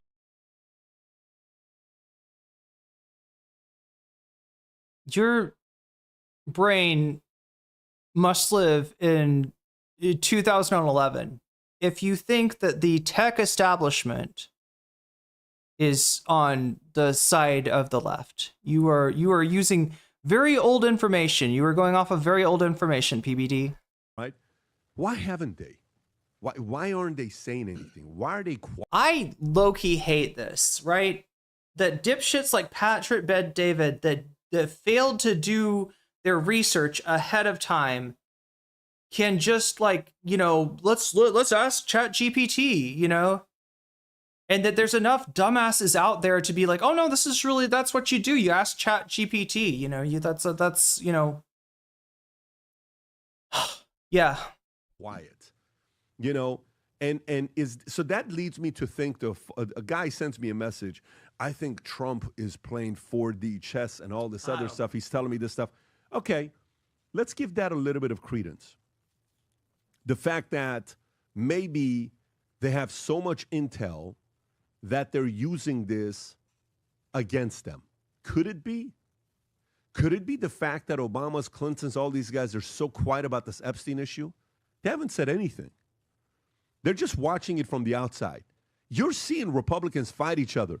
This is a perfect opportunity to jump in and say something. PBD, you're a fucking ass clown. You're so stupid. No, it's not. If your enemy is fighting, you do, like, A, let them fight. B, jump in and give your opinion, right? Jump in and make it your issue. Like, associate yourself with skepticism about Trump's explanations for the Epstein files, right? In other words, give them somebody to rally against. No, that's not what you do. That's not what you do. Now, like I said, chat, there are probably Democrats, there are probably establishment Democrats that know that some of their faves are going to be implicated, right? That's what Nancy Pelosi's daughter said about the situation. You know, all the while saying we need to have the courage to, you know, to look at these files, to subpoena this stuff, to, you know, to, right? But yeah, for the it's just like he's jumping to conclude. Anyway, I'd like me saying that PBD is not the brain genius that he thinks he is like me saying the sky is blue. There's no real revelation in that. That's, you know, a very very dog bites man kind of story there. This is a very good opportunity to jump in and say something. You're not saying anything. Why aren't you saying anything? You're never been known for being noble. Yeah. Maybe she doesn't have ChatGPT. Maybe she doesn't know how to prompt ChatGPT like you do. Rahm Emanuel, who helped you with the elections when you were in Chicago and you were going to Schwartzman, hoping to get his support, and Rahm Emanuel and Schwartzman had a fight in that hotel room. You know, the event that took place, where there was a hotel room or a conference. Rahm Emanuel never let a crisis go to waste. Never. This is a crisis. You guys are letting it go to waste. Why are you letting it go to waste? I don't know. I don't know why you're letting it go to waste. I'm just curious. It's a value. It's a worthy question to ask. Very to valid. See what's going on there. And it's crazy that you brought up. It's like, think about that. Jeffrey Epstein visited the White House under Clinton 17 times. And do you guys remember, little fun fact, Mark Middleton, you remember who he was, Rob? Remember that guy? Special assistant to Bill Clinton? He's the guy that signed him on 7 times, signed him on to come see the president, come see the White House. And that's the same guy that suicided himself with a extension cord in a tree, hanged himself, shot himself with a shotgun pad, and they couldn't find the shotgun. Weird. Weird how that happens, guys. Wait, I'm sorry. Are we talking about Vince Foster? Wait, who are we talking about? Middleton was born. Who's this? Mark Middleton. I haven't heard of this one. We got, like, this is a very similar story to, like, the Vince Foster story, or the God, what was the QAnon guy? The guy that the QAnon people obsessed about? I can't even remember his name at this point. Served as an assistant to Clinton, died in 2022 in alleged suicide. I mean, look, there's been a number of people connected to Epstein that have died in strange ways. You know, many of them suicide. Guy, right, Rob? Mark Middleton. That's the guy. Remember, they shot him, and the detectives were like, "Yeah, this is suicide." They're like, "But guess what? Can't find the gun." Weird. It's weird. Yeah. That they're eerily quiet? Why Adam, you guys so where are you at quiet? with this? So, I've been watching a lot of people over the weekend sort of have very emotional responses to what's going on here. And I put these people in 3 categories. There's Stupid, stupid, and really stupid? That's just your 3rd category, Vinny. Gotcha. I'll save the best for last. Gotcha. There's the people who want the truth and they're frustrated and they have every right of knowing that. I totally get those people, totally understand that. The second tier of people, I believe, are people who are eating their popcorn watching this. It's like Game of Thrones and House of Cards and Tiger King all in one. Omega Star, thank you for the super chat. Yeah, I turned off here. I can turn this back on now. Let's turn on the alert sounds. I had it turned off because somebody said they were annoyed by the when we're on shorts. There's like a constant drone of communists invading radicals. Clinton is an unbelievable creep. Yeah, he is. Are you saying Nixon is better compared to everyone we've had after? Wait, what? These are like caricature dude bros. They really are. Yeah, there's sensual casting. Absolutely.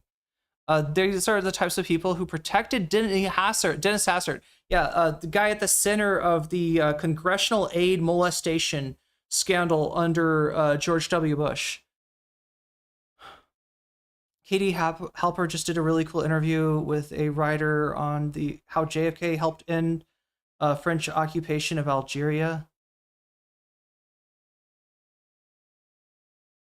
The tampon guy. Oh, is he saying better than, yeah. Yeah, this is definitely the tampon guy. God, chat, like I'm running out of time again. I fucking hate this. I don't know. I guess I wasted time with, for these type of people. And then there's a 3rd type of people, like my friend Vinny, who I love very much. And Jeffrey Epstein is living rent-free in your head. And you can't shake it. And every morning you wake up, you're like, dude, we need more information on Epstein. Actually, I don't It's like you're watching the show. That's not what I do in the morning. And you're speculating. He said that's not what he does in the morning, Adam. Do you have a tampon to throw? Oh, it's this guy. It could be him. I don't know what's going on. When the reality is, and I mean this sincerely, you don't know shit, bro. Oh, yes, I do. No, you don't. Yes, I do. Because I'll retort when you're done. If Pam Bondi is saying certain something, he may not know shit, but he looks a lot less stupid than you when you're sweeping for Donald Trump. and Cash Patel is saying something. Oh, I believe that. And Dan Bongino is saying something. And Trump is saying the government something. wouldn't lie at him. You're right. Okay, The government would never lie. I'm not saying that. I'm just saying you don't know. So I have the humility and I have the capacity to say, you know what? Does this matter? Yeah. Can I control any of this? 0. If Pam Bondi can't control this, and Dan Bongino can't control this, and Cash Patel, who basically platformed himself on this issue, can't solve this, Vinny ain't solving this, homie. Who said I'm trying to solve it, You are. Adam? No, I'm because not. you put You got the greatest minds in on the fucking planet. Cash Patel, Dan Bongino, and Pam Bondi. And if they can't solve it, then definitely you can't solve it. Burt Pell, thank you for the gifted sub to Ro Ross. Wow, Twitch is really killing it today. That's amazing. Thank you for that gift sub. Ro Ross, you just got jellyfished, and that's a good thing. Oh my god, Echoplex Media, how did I not see? Oh wait, what, 2 hours ago? Wait, what? Oh, did I just get a random shout out from them? That was sweet. Did they raid earlier, chat? I didn't miss a raid, did I? I'm supposed to, if people raid in, like I usually like to give them a little shout out and stuff. Hopefully I didn't miss Echo. Yeah, I don't know. Echoplex Media might have just mentioned me offhand or something. Either way, thank you, Echoplex. Yourself out there. Okay, good. And you act like you're the authority on this. You're not. Say, Adam, he's an authority compared to you, tampon throwing freak. And when you have hold those on, three groups, my final point here is, I want them to cut Vinny loose. Let Vinny go wild on Adam. A common theme that we talk about in this It's another casual 8-hour stream. Oh my god, we're at 6 hours now. show is signal versus noise. To me, this is a whole bunch of noise. You're searching for Bigfoot when I'm trying to get rich and create things in my life. Great. So good luck with your search. I'm going to go. He's like literally given up. He's like, let's just leave it in Trump's hands. All right. We're like the way that this guy talks about Trump is the way that evangelical preachers talk about God. Right. We're just going to let God control, We're just gonna, God's got the whole world in his hands. It's big, it's incomprehensible. We can't possibly fathom the mysteries of life, the mysteries of creation. So we're just gonna leave it all in God, to God. We're just gonna put it all in God's hands. That's how he's talking about freaking Trump. Live in reality. I have a and I'm not downplaying the significance. Wait, am I mispronouncing your name? It's Ro. Burple like purple. It's not Burpel. I'm sorry. I'm mispronouncing everyone's name. Chat, you want a funny story really quick? One of my first supporters was a chatter named Little Miss Muffin Top. And, it was all one word in their Twitch name, right? And I was streaming to one or two people for the longest time. Nobody was talking. I was playing Minecraft, and then this chatter starts chatting and I'm like, oh, that's really sweet. Thank you for following Lilms Uppentop.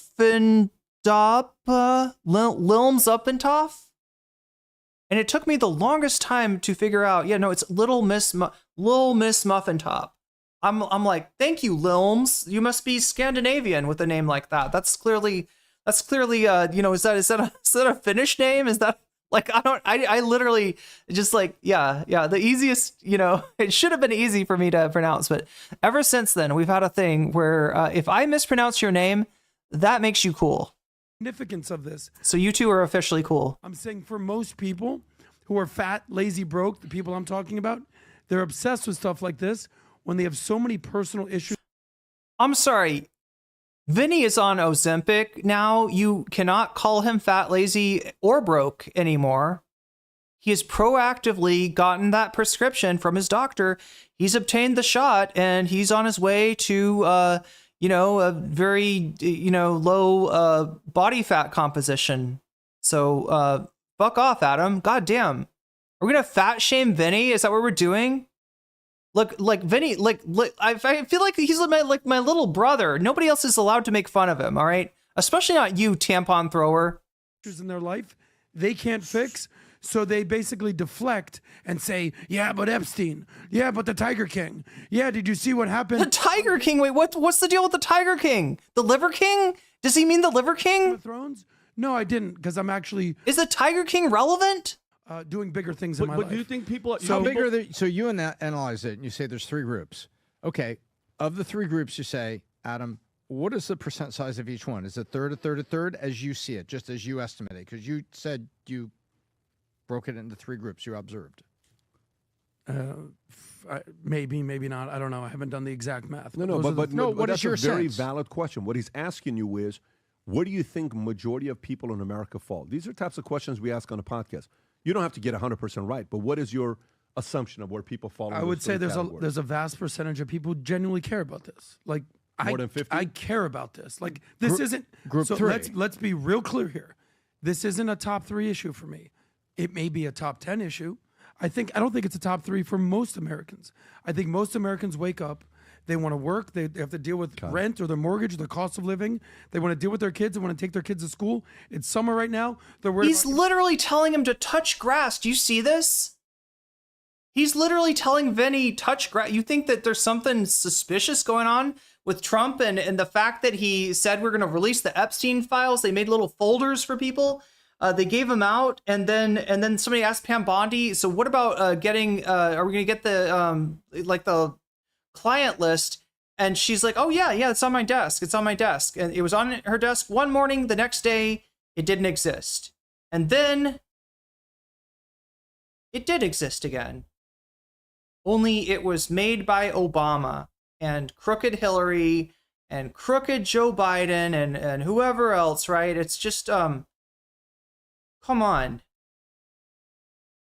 You don't get to call Vinny stupid when you are Donald Trump's stooge. You are Donald Trump's mark. You do not get to make fun of Vinny for his lack of intelligence when you are clearly getting fooled by a senile con man at the nadir of his career. immigration, the border, I don't think the average person's waking up going, did we find out about Epstein? So there was a 45. He's literally saying, I don't think people are that interested in it. I don't think anybody cares. What's wrong with you, Vinny? What's wrong with you? Why are you obsessed with Epstein? God damn, does Epstein live rent-free in your head? Oh my God, why are you still talking about this guy? Just because he said there was a client list, we were going to get it. Then he said there wasn't a client list. Then they said there was a client list. Just because he looks guilty as fuck. No, there was a 7-second response. No, there's no way 7 seconds. That was. So what percentage falls in the category of people that care? Either say you can't answer it, we'll move on. No. But don't take 2 minutes. I didn't take 2 minutes. I took 7 what seconds. Are the three categories? It just went from 45 seconds to I'm 2 minutes. Let me just come back but over no, here, but the reality is, hang on. people do care Vinny. about Vinny, this. okay, go ahead. We're not going to get an answer. Go on a rant for Vinny, 30 seconds. Go for it. Yeah, Adam, well, you said so much, and so much of it was bullshit, so I have to kind of process it in my brain, because you think people like me wake up every morning and, no, Adam, I wake up, I listen to 432 hertz calm, I go to the gym, I do my thing, and I can walk, Adam, like the average American, walk and chew bubblegum at the same time. I could worry about money, I could be investing. Tom took freaking 20 minutes of his time this morning to help me with my investments, help me with my stuff, and guess what? I could still think about Epstein. And the thing is, Adam, here's the real thing. All the victims that are out there, none of them are in your family. Your nieces, your nephew, none of them were raped. None of them were trafficked, Adam. So I could see where you wouldn't give a shit. Were they in your family? No, hold on. Were they in your family? You don't care about the kids that much. No. No, hold on. Let me That's a bullshit finish. argument. No, it's not That's a bullshit argument. Because, just like when the border, when these illegals rape, hold on, and murder. Wait a minute. So these are the only kids in the world that are dealing with tragedy. It's just these kids. No, Adam. It's not everywhere in the world. Adam, these are the only kids we're going to worry about. No. Okay. Adam, again, I can walk and chew bubblegum at the same time. Okay. Because you're like, what about all the other stuff? And guess what? Trump has closed the border, okay? Those rapes and killings, barely even happening from illegals, okay? Tariffs, ICE, everything is kicking ass. The main problem right now is they all ran on Epstein, deep state, everybody, we're going to get them. The future looks bright hats that are the ones that never stay on the shelves, and you guys ask for more of this style, is the future looks bright, where the phrase is on the flipping hat. This is now, these hats, when you see these letters coming out, they don't stay a long time. And these new ones that we have, the black is a navy blue. That's navy blue. And white typography. Are they literally, how did he work in the freaking, he works in the merch? Is that what's happening here? Is he working in the merch? He's going to pivot to the merch? Absolutely sick. They're not. Oh my God. Well, we didn't order a big supply of them. We ordered a limited supply of them, so it's going to be a first come, first serve. Going to go out. We got the Miami. That's the pitch. There you go. Looks bright. This one's absolutely sick. When you look at this on the inside of it, Rob, if you can show what that looks like. Right there on the back end, yeah. And then we have another one that's the gray and future looks bright with the American flag. And then obviously those of you that, the community that is just obsessed with the black on black on black, this is the black on black on black, future looks bright. Give me the gray. We call this the Chicago special. No, Vinny. It's more like the Elon Musk dark MAGA look. Give me the gray one. Yeah, the black on black. The future looks bright. Look, I mean, like they could brag about these hats back when Trump just, secured the election, right? I mean, that was like I think they put this out slightly before that, right? And yeah, maybe it signaled like, yeah, the future, like there's been a vibe shift. Like American, mainstream America's finally come around and said like, I don't trust Kamala Harris. I'm gonna go with Donald Trump because I remember how good things were in. He will magically turn time back to 2017 before the pandemic happened. Never mind that he fucked up the pandemic response. I'm gonna associate Donald Trump in my Pavlovian response. My fucking mouth is gonna drool. Their dicks are gonna dribble when Trump is in office again, right? It'll be the good times will roll once again, right? But like at this point, you all look like this looks like a parody. The future looks bright for the party of Epstein. The party of high grocery prices, the party of unaffordable rents, the party of homelessness, the party of no medical care. The future looks bright. yeah, the future looks bright to these fucking scam artists until their marks get wise to that scam. And they come and give them a little history lesson of what it was like to be a noble in pre-revolutionary France when your subjects revolted against you. Yeah, the future looks really fucking bright. Good job, guys. Good job. Anyway, chat, I am probably, goddamn, I want to show you more stuff. But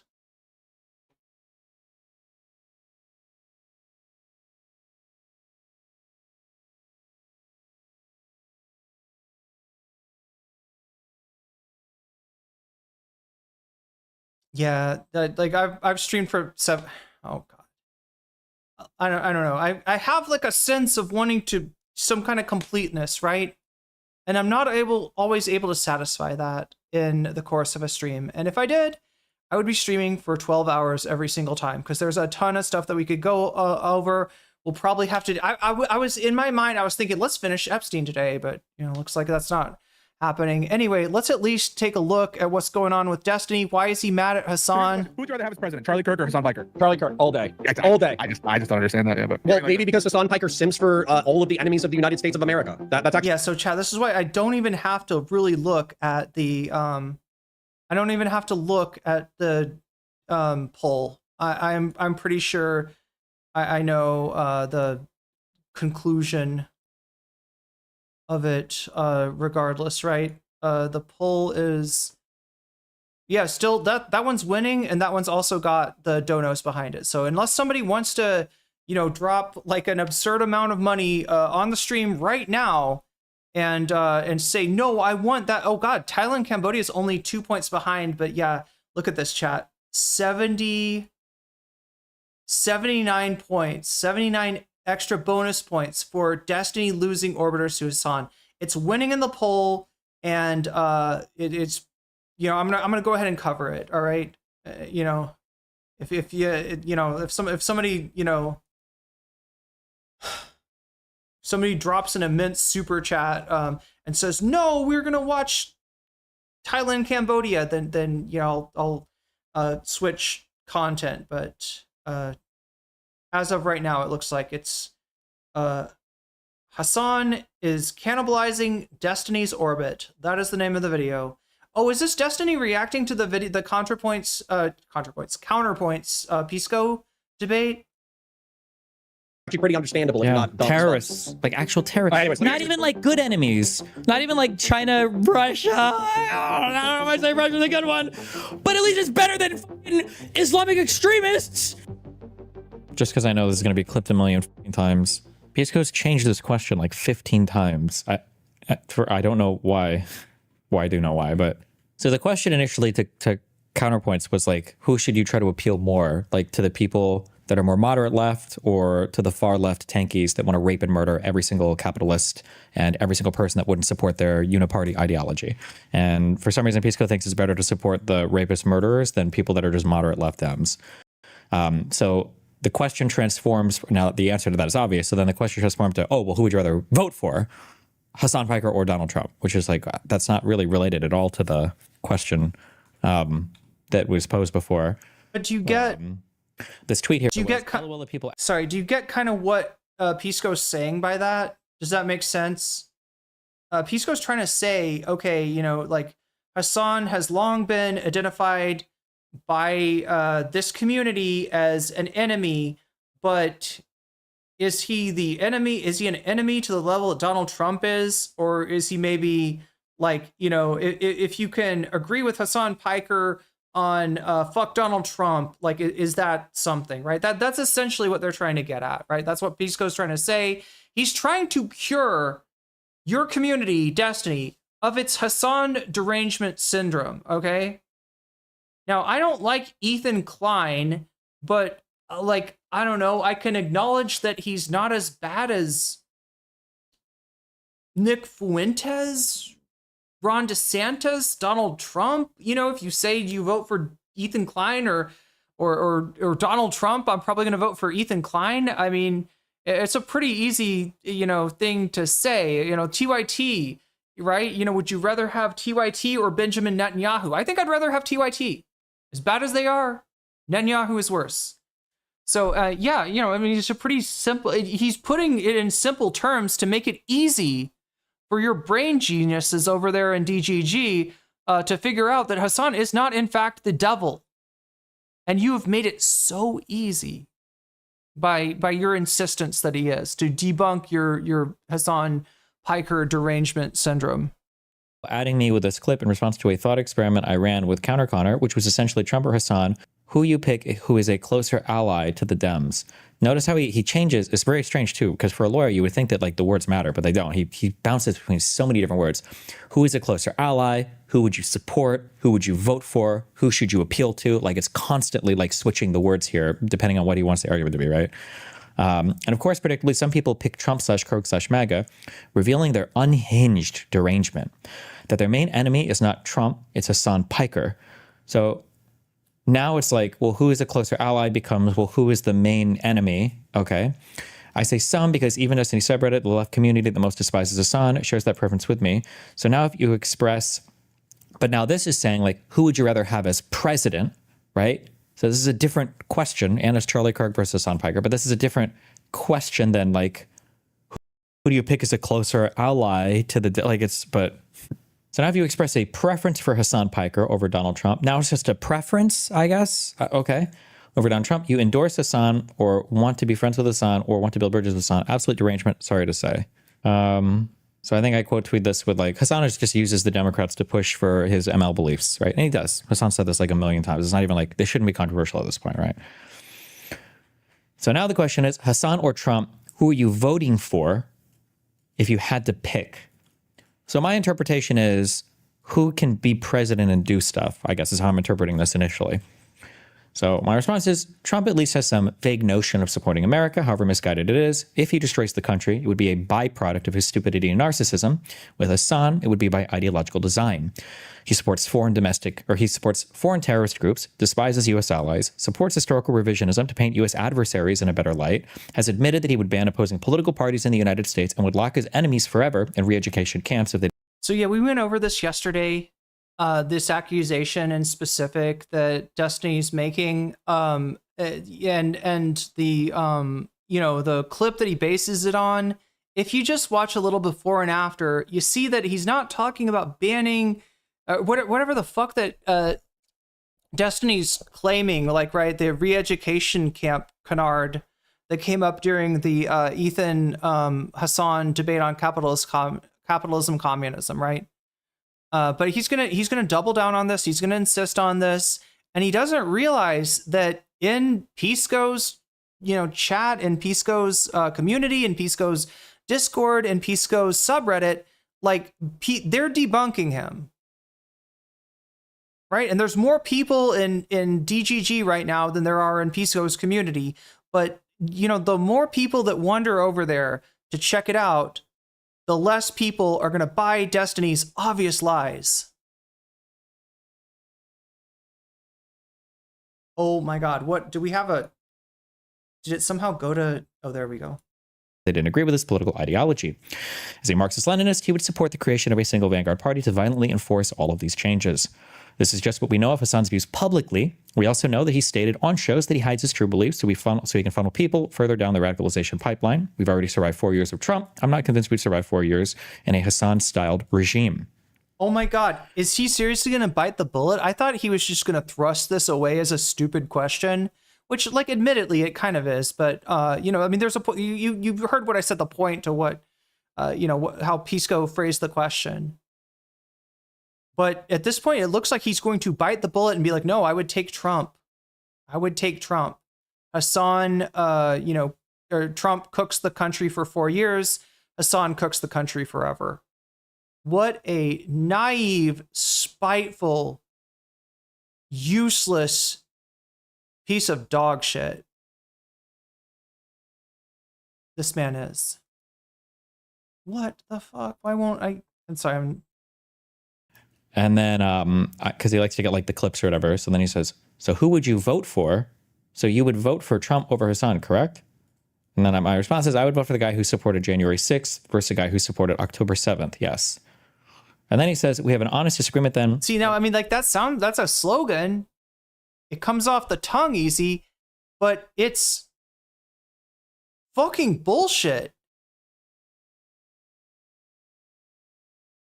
Would vote for Hassan over Trump. I see Trump and MAGA as a greater. Wait, and also, how do you even get there? How do you get there from freaking? How do you get from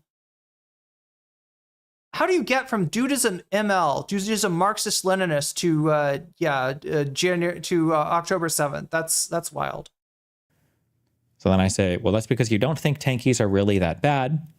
And then he says, I hate tankies. I'm not socialist/communist, like you convince your audience. I never said he was socialist or communist. I just think he's way too tolerant of tankies. I just think fascist Trump is my bigger enemy. I'm not convinced Trump could turn this country into a Marxist hellhole if he wanted. So now we get like this very clever switch into, well, hold on. Are we talking about which regime we would support? Which is very obvious because at the end of my tweet, right, I literally say, we've already survived 4 years of Trump. I'm not convinced we'd survive. I mean, look, Destiny, you're not beating the scratch a liberal and fascist bleeds allegation. I gotta say that. What he's doing right now is 10 toes down on I prefer fascism over socialism. Destiny is the exact reason that Nazi Germany got Nazified, because of liberals like him. I don't think that like, I feel like the, scratch a liberal and a fascist bleeds. I think it's oversimplified, right? In general, I don't assume out of everybody that I deal with that doesn't oppose capitalism, that every single one of them would choose fucking Hitler over Rosa Luxemburg. But Destiny's basically saying exactly that. Destiny's saying, sign me up for the Freikorps. Let's kill some commies. This is pathetic. This is fucking pathetic. And in a Hassan-styled regime. But now we've switched to... Yeah, it looks like he's kind of gotten in a fight with Pisco. I'm trying to figure out like how... my tweet, right? How much reach is this? God, it's hard to tell. July 26, 12:07 p.m. Destiny posted this 15 hours ago. That means the stream was maybe like the day before. The stream would have been, I don't know, 26th, 27th. So this has been up a decent little... I mean, unless this was just like screenshot, like right after he made it, right? That's kind of 824 likes. I'm not used to seeing Destiny tweets with that small amount of likes on them. Now, to be fair, Pisco's not exactly ratioing Destiny, so it's not like his own community is cooking him. But yeah, it's just not even, he's not even that influential anymore. Literally say, we've already survived 4 years of Trump. I'm not convinced we'd survive 4 years. Also, who the fuck puts 2? Like, who the fuck, like, yeah, your dad's name was Stephen Bonnell 2, great, right? But who puts 2? Stephen Bonnell II, right? That's not how it works, Destiny. It's actually Stephen Bonnell Jr. would be how you say it, because you are junior. You are not your own man. You are your father's son. You were made by your daddy and mama. That makes you half man and half woman, Destiny. That makes you a beta.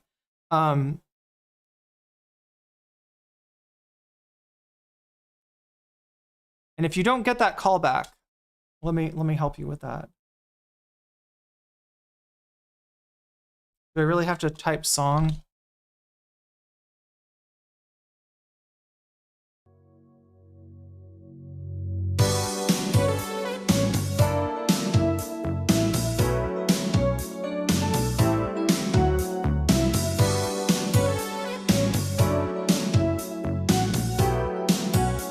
He is, was, and will always be a beta.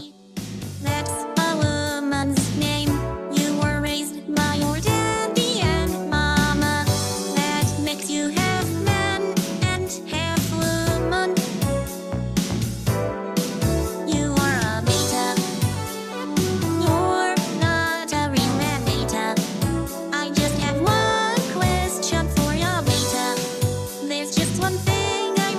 to know, know.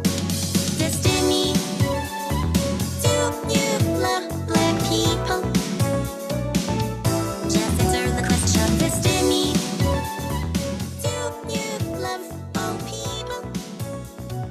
Do you really love the black? Anyway, that's a little bit of a callback. I don't know how much of this I can continue to watch, but I'll try to hang in there for you, chat. Hassan-styled regime. But now we've switched to, I'm not convinced Hassan could turn this country into a Marxist hellhole if he wanted. I think Trump and MAGA are doing far more damage than good. Well, now it's become a pragmatic switch. Oh. So I say, you've morphed this into a fundamentally different type of question then. If you're simply asking who I would vote for if the election were tomorrow and the rest of the political system / country would remain the exact same, well, then I'd vote for Hassan because he's too stupid and his ideas are too radical to get anything done in this country. Yeah, that's right. Hassan's more incompetent at governing than Donald Trump. Wow. But that's like asking if I... But look, if you're not a very smart person yourself, it's hard to gauge the intelligence and capability of other people, right? Destiny, I do believe, as bad as his views are, I don't think he'd do that much damage to our country. I don't think he's capable. I don't think he knows how government actually works. I think he would spend his entire 4 years gazing at his navel and sniffing his own farts because that's the kind of guy he is, right? So I can easily say, Destiny, despite the fact that I disagree with you on so much, that I would rather have you as our president than Donald Trump or J.D. Vance or Robert F. Kennedy, right? That's not hard for me to say. And I don't think it makes me impure. I don't think I'm being a traitor. I don't think that I'm, giving too much credence to the enemy, even though you are my enemy. I feel completely comfortable with you wasting 4 years in, high off your gourd on Vyvanse in the White House. I don't think that would cause. I don't think you'd be able to do that much damage, honestly. I'd vote for Trump versus Hitler. I'd heavily consider voting for Hitler over Trump because, despite how bad Trump is, I think Hitler's name alone would probably scare off the majority of the Republican Party from working with him. That's kind of a meaningless statement and misses the central point of the question. I don't think the no, this is a video from Destiny's YouTube channel. Piso's question was who politically would be more effective in office. So it's derived from his VOD, it's derived from his live stream, but they kind of dress it up. That's it's just like a video on Hassan's channel, but for Destiny, if that makes sense. I think it was like who, like ideologically, if they could enforce their whole view, would you support? If we're just saying like what could somebody get done, well, fine, I would just vote for the most unhinged person ever because then I would vote for Satan, I guess, because I don't know if people are. It's hard to say with MAGA these days. Have you seen South Park? Satan's a pretty cool guy. And then he says, I don't think I've morphed anything. I'm saying gun to your head right now, Trump or Hassan. Notice again, like Trump or Hassan, what? Would you vote for them? Do you support them? Or would you have them in a country where they can like be a dictator and rule everything? Like we retreat back to the vagueness here when I clarify, oh, well, hold on. If you're just saying who can... Because he's not repeating his argument, he's being too vague. Is that right? Pragmatically get done with more, well, then I would change my vote. But now we go back to the vagueness, right? Back to the vagueness. And I guess I'm not sure what your answer is or when you'd support Trump in this context. It's very obvious when I would support Trump. I think I've laid it out in all of my answers, but he's not really responding to almost anything I'm saying. It's either like one sentence responses and basically avoiding engaging with almost anything I've said so far. I'm obviously taking for granted. Yeah, how about this? Since he's being so vague, we could just assume maybe it's Trump or Hassan for babysitter. Who would you have, like, if you had to hire a tutor for social studies for Nathan, right? Nathan's getting really bad grades in social studies. You need to hire a tutor. Do you hire Hassan Piker and risk Nathan getting radicalized to the extreme left, becoming a Marxist-Leninist? Or do you hire Donald Trump as your tutor and basically consign yourself to having Nathan fail social studies? Which one is it? The political system of the USA. I also think Hassan is more aligned with you and Dems than fucking Trump. I don't know how you would ever measure this in any way, size, shape, or form. Well, right? That's true. Politics is not a quantifiable question, but we're not asking you to do a hedonic calculation, for instance, right? We're not asking you to quantify this. We're just asking ballpark. What's your guess? That's all. Quit being so purposefully obtuse. Like, let's say that I believe that murder is bad. Am I more aligned with somebody who thinks that shooting people in the head randomly is awesome? Or am I more aligned with somebody who likes to guillotine people randomly? I don't know what I would say the guillotine. If you knew your history, you would be able to answer that question easily. Being shot with a gun is apparently very painful. Being killed with a guillotine, you just don't have time to feel enough, and your spinal cord is severed, right? It's obviously much less painful. Come on. I'm not sure. Hassan and Trump are both anti-liberal people. Hassan more so ideologically than Trump, because Trump is just fucking retarded and doesn't even know what liberalism is. But Hassan is ideologically opposed to my political system, right? I don't know if Pisco remembers, but wait, did I end the wrong stream or something? Like the whole Cold War was. Did I end the regular stream instead of the short stream? Why is YouTube chat so quiet? Liberalism and capitalism versus whatever the fuck Marxist-Leninist the Soviet Union is. Now, all the MLs will say it wasn't real. I don't even know what they fucking say about it at this point. I'm not sure. Basically, I think the answer is... They would say that they like certain governments, certain versions of the Soviet Union better than others. They would say that some things worked out well and some things were absolute disasters. They would say that the implementation of things like Lysenkoism, was turning evolution into an ideological political issue, and then going by that logic for your agriculture was a huge mistake. They would say various things, and they also wouldn't agree with like chat. Like, look, I don't like. Oh my God, DJ Spill, yeah, like I'm right here. Come on, that's a silly thing, You ask, you ask for Marxists, you get 7 opinions. That's what they'd say. Is overdetermined when we're talking about Trump. So now I try to get clarity here. Support or vote for? You keep changing the question. There are tons of implications in each of these terms. I would vote for Hassan because I know he has 0 chance of winning. But again, that kind of misses the point of the question. In what world is Hassan more aligned with me than Trump? Hassan is fundamentally anti-capitalist. He's anti-liberal. He's anti-USA. He thinks he's saying something about Hassan, but he's actually saying something about destiny here. Like, he's saying something about destiny that should really make you question.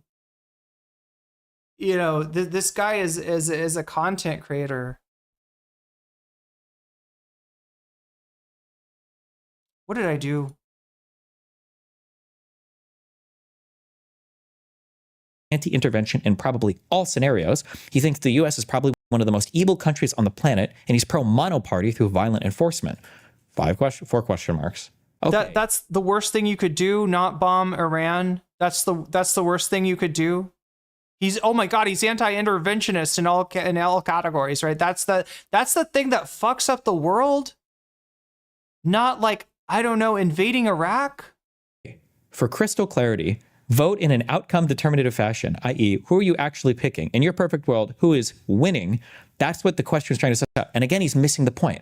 Winning, do you mean winning the election and then having an authoritarian dictatorship? Or do you mean winning the election with everything left as is and then they can't do anything? He means keeping Trump from being elected, stopping Project 2025 in its tracks. That's what he fucking means. Again, I don't understand how he keeps missing like the point of everything that like something is not clicking or connecting in here.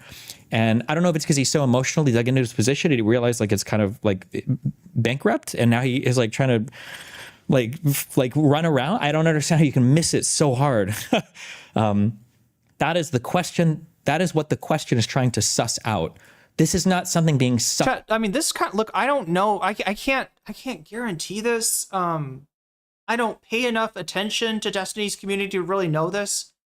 But this kind of looks like if I was ChatGPT or I was like Sora or Midjourney or something, and you were to prompt me on what does your prompt is like Destiny losing his community to Pisco, right? This is the kind of thing I would generate. This is some what that video would look like. If you were to ask me to, you know, to generate an AI video of Destiny crashing out and essentially like losing his community to Pisco, there it is. There it is. Sussed out. This is just a point blank, one-dimensional question. There is nothing sussed out in who would you vote for if they could win the election. The question is like, do you think that, like, if they could enact their perfect policy agenda, whose agenda would you more agree with? That's what you're trying to suss out, right? There's like the underlying concept. Political alignment, can answer that by getting ready for a debate. I think he's going on Tim Pool or whatever. But so, yeah, but he never responds with, yeah, I don't know. But anyway, that were these tweets. I'm like 95%. Are you saying he's going on a right-wing podcast that you've been on before that you are not likely to be asked back to? Is that what Pisco is doing? He's too busy going on a platform that you have been expunged from to talk to you because Tim Pool has an infinitely bigger platform than you do? Because a conversation between Tim Pool and Pisco is infinitely more interesting than a conversation that Pisco would be forced to have with you? Or is that what you're saying? Wow. I'm sure that Pisco will be on shows later saying like Destiny said he would rather vote for Hitler than Hassan. Or his chat is calling Lysenkoism is based, yeah. Lamarckianism too, right? Darwin had it wrong. Darwin was a capitalist. That's the problem. Darwin was, you know, he had the liberal brainworms, right? That made him think that the evolution happens over generations rather than during the lifetime of one organism. He wants Trump instead of Hassan because he doesn't like socialists or something, and then it'll be, you guys are just unhinged and you're mad because I'm not unhinged about Hassan or something, basically. Yeah, I think the issue is no one's clocking on the business. Like when people say, because the answer is you prefer fascism to socialism, when they say this and they smile, right? What they mean is fascism is the Nazi party and socialism is Sweden. Destiny, I don't think that you, after experiencing 4 years of, like, you know, Hitler level fascism, and then 4 years of a transitionary government run by socialists, right? I don't think that you would come back to me and say, yeah, actually, I prefer the fascism. I don't think you're that far gone. But I think you're that angry that right now you think that's what you would prefer. And it's embarrassing. And it is literally the meme. You are the liberal who gets scratched and bleeds fascist blood. And it's not because you're like ideologically I mean, you do have some fucking right wing. You do have that right wing dog in you, don't you? But yeah, it's because you're just that feckless. You're the exact kind of person. If I was a fascist demagogue and I wanted to come to power, I would hope for liberals like this guy, right? I would be like, that makes this so easy, so frictionless. I feel very confident in our ability to rise to power and to, you know, dominate and you know, yeah, Destiny will be acquiescing to us out of fear of communism one day, and the next day he's gonna be on our agenda as far as enemies of the state, and he's gonna meet a real bad ending. And look, I mean, is there some irony in it? Yeah, I guess. Is there some humor in that? Yeah, he's a Zionist. I mean, yeah, no, you got a good point there. Yeah, he is acquiescing, more than just acquiescing to fascism in terms of his support of Israel. But I'm talking about with a government of a state that he is residing in, right? That's what they mean when they say, I hope you guys know this. If you disagree with me, also, I perm ban you. I don't allow any of this shit in my community anymore, okay? I love it when he goes and fucking purges this community, right? He's not only McCarthyite in terms of his opinions and viewpoints and his hatred for communism, he's also McCarthyite in terms of his instinct for how he runs his own fucking community. He's done this so many times, chat. If Destiny could just fucking keep it together, he would be the largest political content creator maybe on YouTube at this point. I don't know, chat, because he's purged his community so many fucking times, right? He got he went on his he was a libertarian. He was a Ron Paul libertarian apparently at some point. He had a libertarian I guess community. He starts to notice the alt-right and that they like debates, and he goes on his blood sport against the alt-right arc. He purges the right-wingers that were in his community out. Then he, crashes out over Hassan. He purges the left-wingers out. There's just been so many times that he's gotten sick and he's lost it. And look, a good content creator, I'm not saying that you have to put up with a community full of people that you are ideologically at loggerheads with. I'm saying that a more competent political content creator would have found a way to make an argument to some of those people. If you don't like the communists in your community, then for fuck's sake, de-radicalize them. Destiny, you never de-radicalized shit. You never changed anyone's mind. You never disabused anybody of their Trump support or anything else. This is just like, I was a Ron Paul libertarian in 3rd grade. I mean, Destiny's kind of mentally maybe still in 3rd grade. This is not a socialist or communist utopia. I need you to understand this, that if you are truly like a socialist, like Worker Sees the Means of Productions, I view you the exact way I view a Nazi, okay? 100%, you were the exact same to me, all right? If I had 2 of you and 1 gun and 1 bullet, all right, I would smash your heads together and aim right down the middle, all right? Maybe a little bit more to the side. Destiny, which you know where the better place to aim that gun is? Destiny, have you ever played Persona 3? Yeah, I would say that in that situation, you'd be best off trying to summon a persona. Just hope that gun's actually a activator and not a actual gun with a bullet. Just go ahead and Persona 3 yourself in Minecraft, right? Would be the choice in that situation. I'm not saying that you should Persona 3 yourself in Minecraft or otherwise. I'm just saying that in that hypothetical situation, you'd be better served because you're not, let's be real, you're not smashing anybody's head together. You weigh 92 pounds soaking wet. All right. You are not doing shit. Nobody's intimidated. Nobody's afraid. You're not smashing any heads you're not Hulk smashing any heads together. Come on, Destiny. Which one of you I hated more personally? It's clear you are both not thinking about the same question, but I don't know if he's just not understanding. I mean, my points are pretty obvious, but I think like if I'm like, I feel like I'm expanding a lot here, but then it's just a 1 sentence response. So like, I think if I'm expanding on my point quite a bit, and then it's always like a 1 sentence response or something that just seems to be missing the point of what I'm saying. I don't think actually, who said that? Hold on. You're banned for a day. No, it's. Oh my God, he's crashing out so hard, chat. This is worse than Hassan. Look, Hassan, like I'll be the first to admit that Hassan gets triggered by his chat. He loses his shit. He overreacts, all the fucking time. But somehow that's like fun to watch. It's interesting. With Destiny, it's just it's fun to watch for a completely different reason. Stop giving cover like when people are just being intentionally. You're doing it. You're doing it right now. Please stop. How many people are going to ban? How many people are you going to purge? How much are you going to Ethan Klein yourself?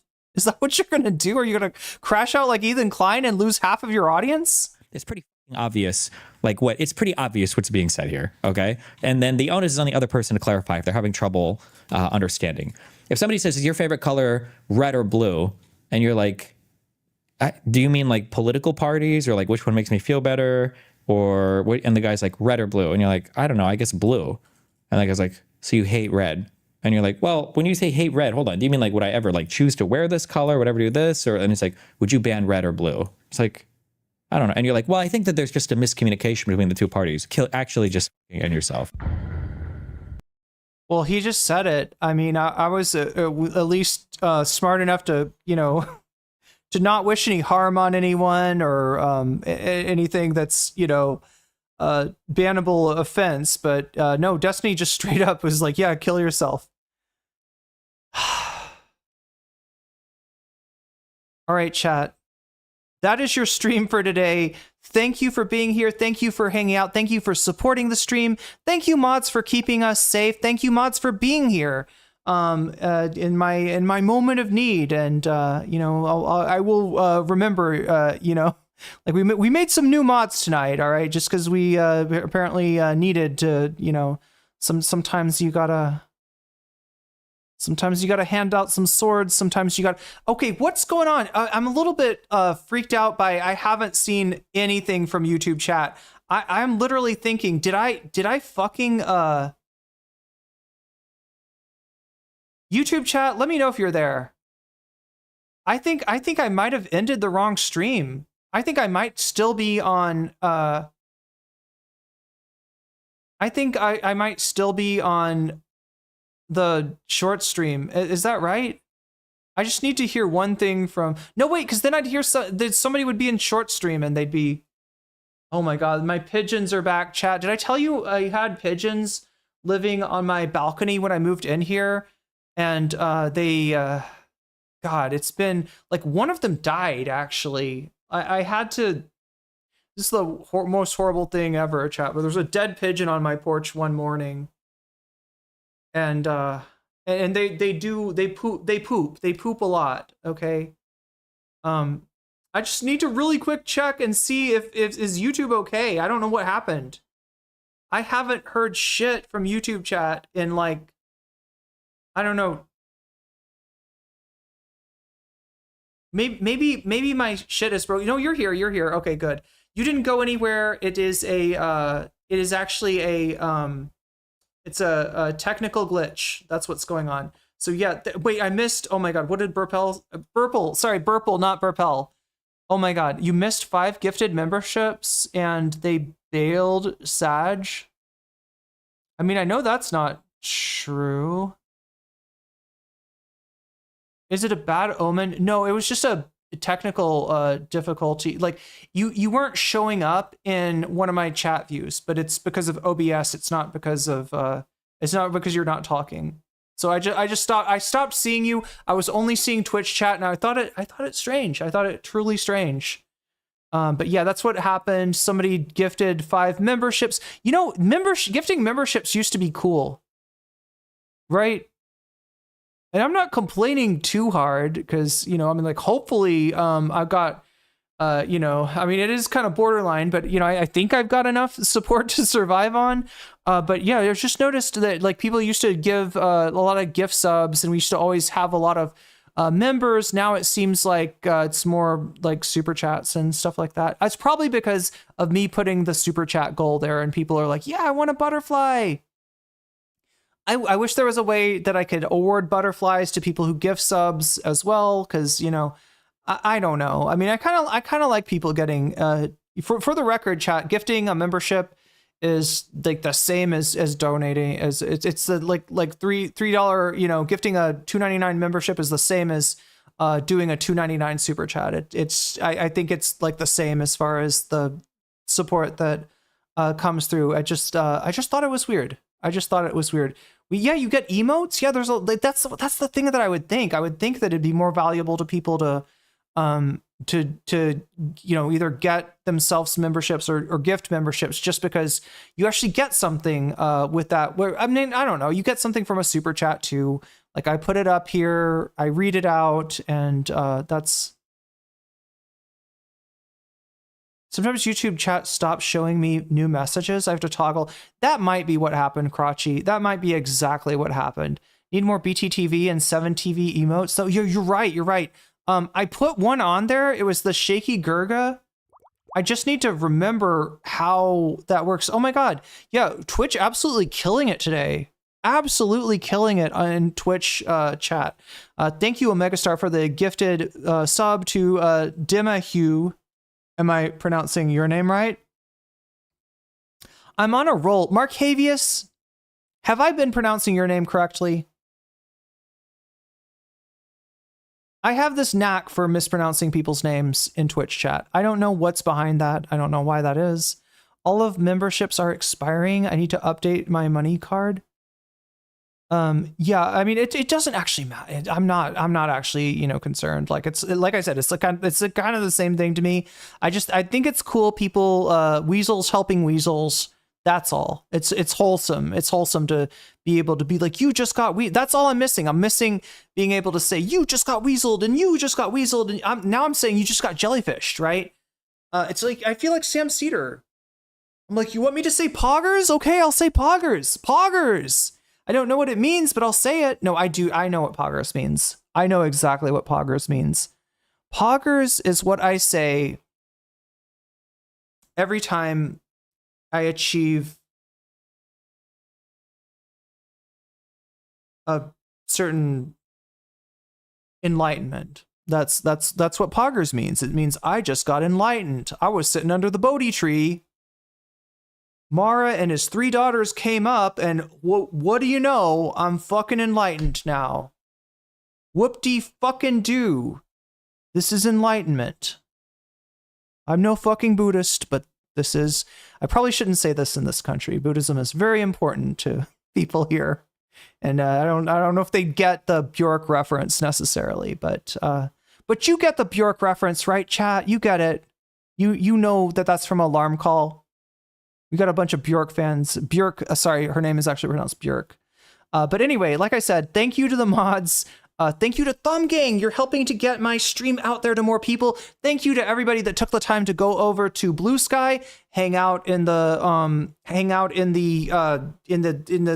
blast off thread, and you know, boost that. Yeah, just basically thank you everyone. It doesn't scare me at all either, Omega Star. It doesn't scare me at all. Even if you put it in Locrian mode, all right?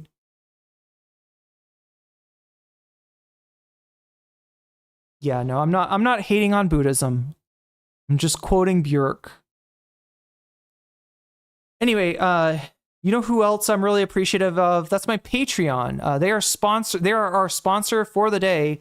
And every day at the beginning and end of each stream, I like to read off everybody at the Fancy Weasel and above level. That's the $5 level. So if you want to have your name read off too, you can sign up at patreon.com/nocommentchick and you can become a Fancy Weasel as well. So thank you, Oral Ellipsis. Shouts out to Temporal Insanity, Steven Sayers, Funky Monkey, Sarah, Nadia Yvette, Moe Noape, Jules K, Izzy Mandius, Infallible Fowl, Hot Ham Radio, Good for Gabby, Emily French, thank you to Direful, thank you to Buffy Geek, thank you to Big Owl, thank you to Animus, and a fancy thank you to Zara Xerix, to Rachel K, to Crystal Saphira, and to Omega Star. And with that, chat, I think, God, people are right when this is like the dead time for leftist political streamers. It's very hard to find anybody to raid into, but find someone we must. See,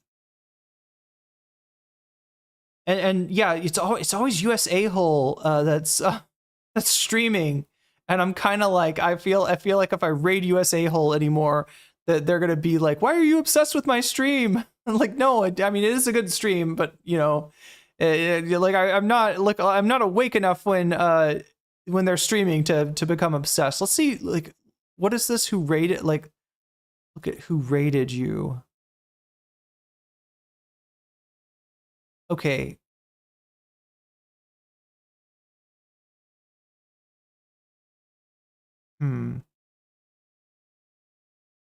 Same category, events. Events? Should we look at events? Oh, I thought I saw Hutch for a second. I was like, let's raid Hutch. Oh my God, that would go off well. That would go off well.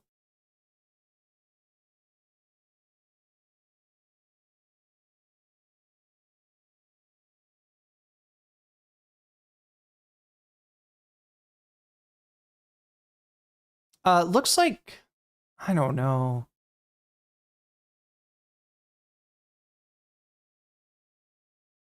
I don't know who to raid, chat. Who to raid.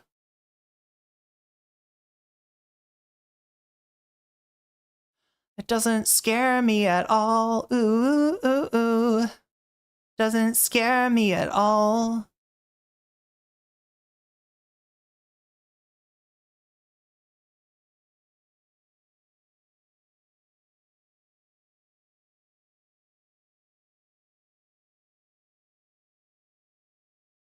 Okay, we raided Zachap yesterday. Let's raid US A-hole today again.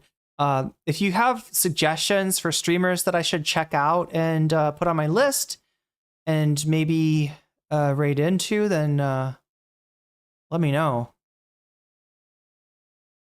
I just don't spend nearly what? Wait a minute. I can't tell. I can't see. Can somebody check for me? Is US A-hole actually streaming right now? I don't see their. I'm not. Look, I unmuted them. No. There's people in their chat. What's going on? Did they have an F maybe?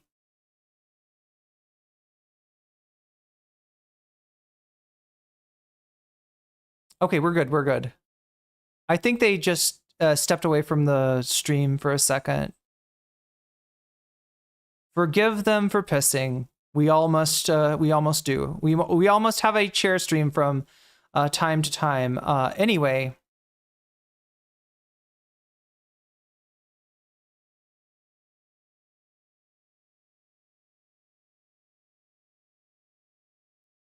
It is the time of night where we shall raid into another streamer if you're watching me on Twitch. But yeah, thank you everybody for being here, for supporting me. I'm going to raid you into US A-hole now. Give them my solidarity and get in that robot. Yes. All right, so fly my pretties and Moe Q.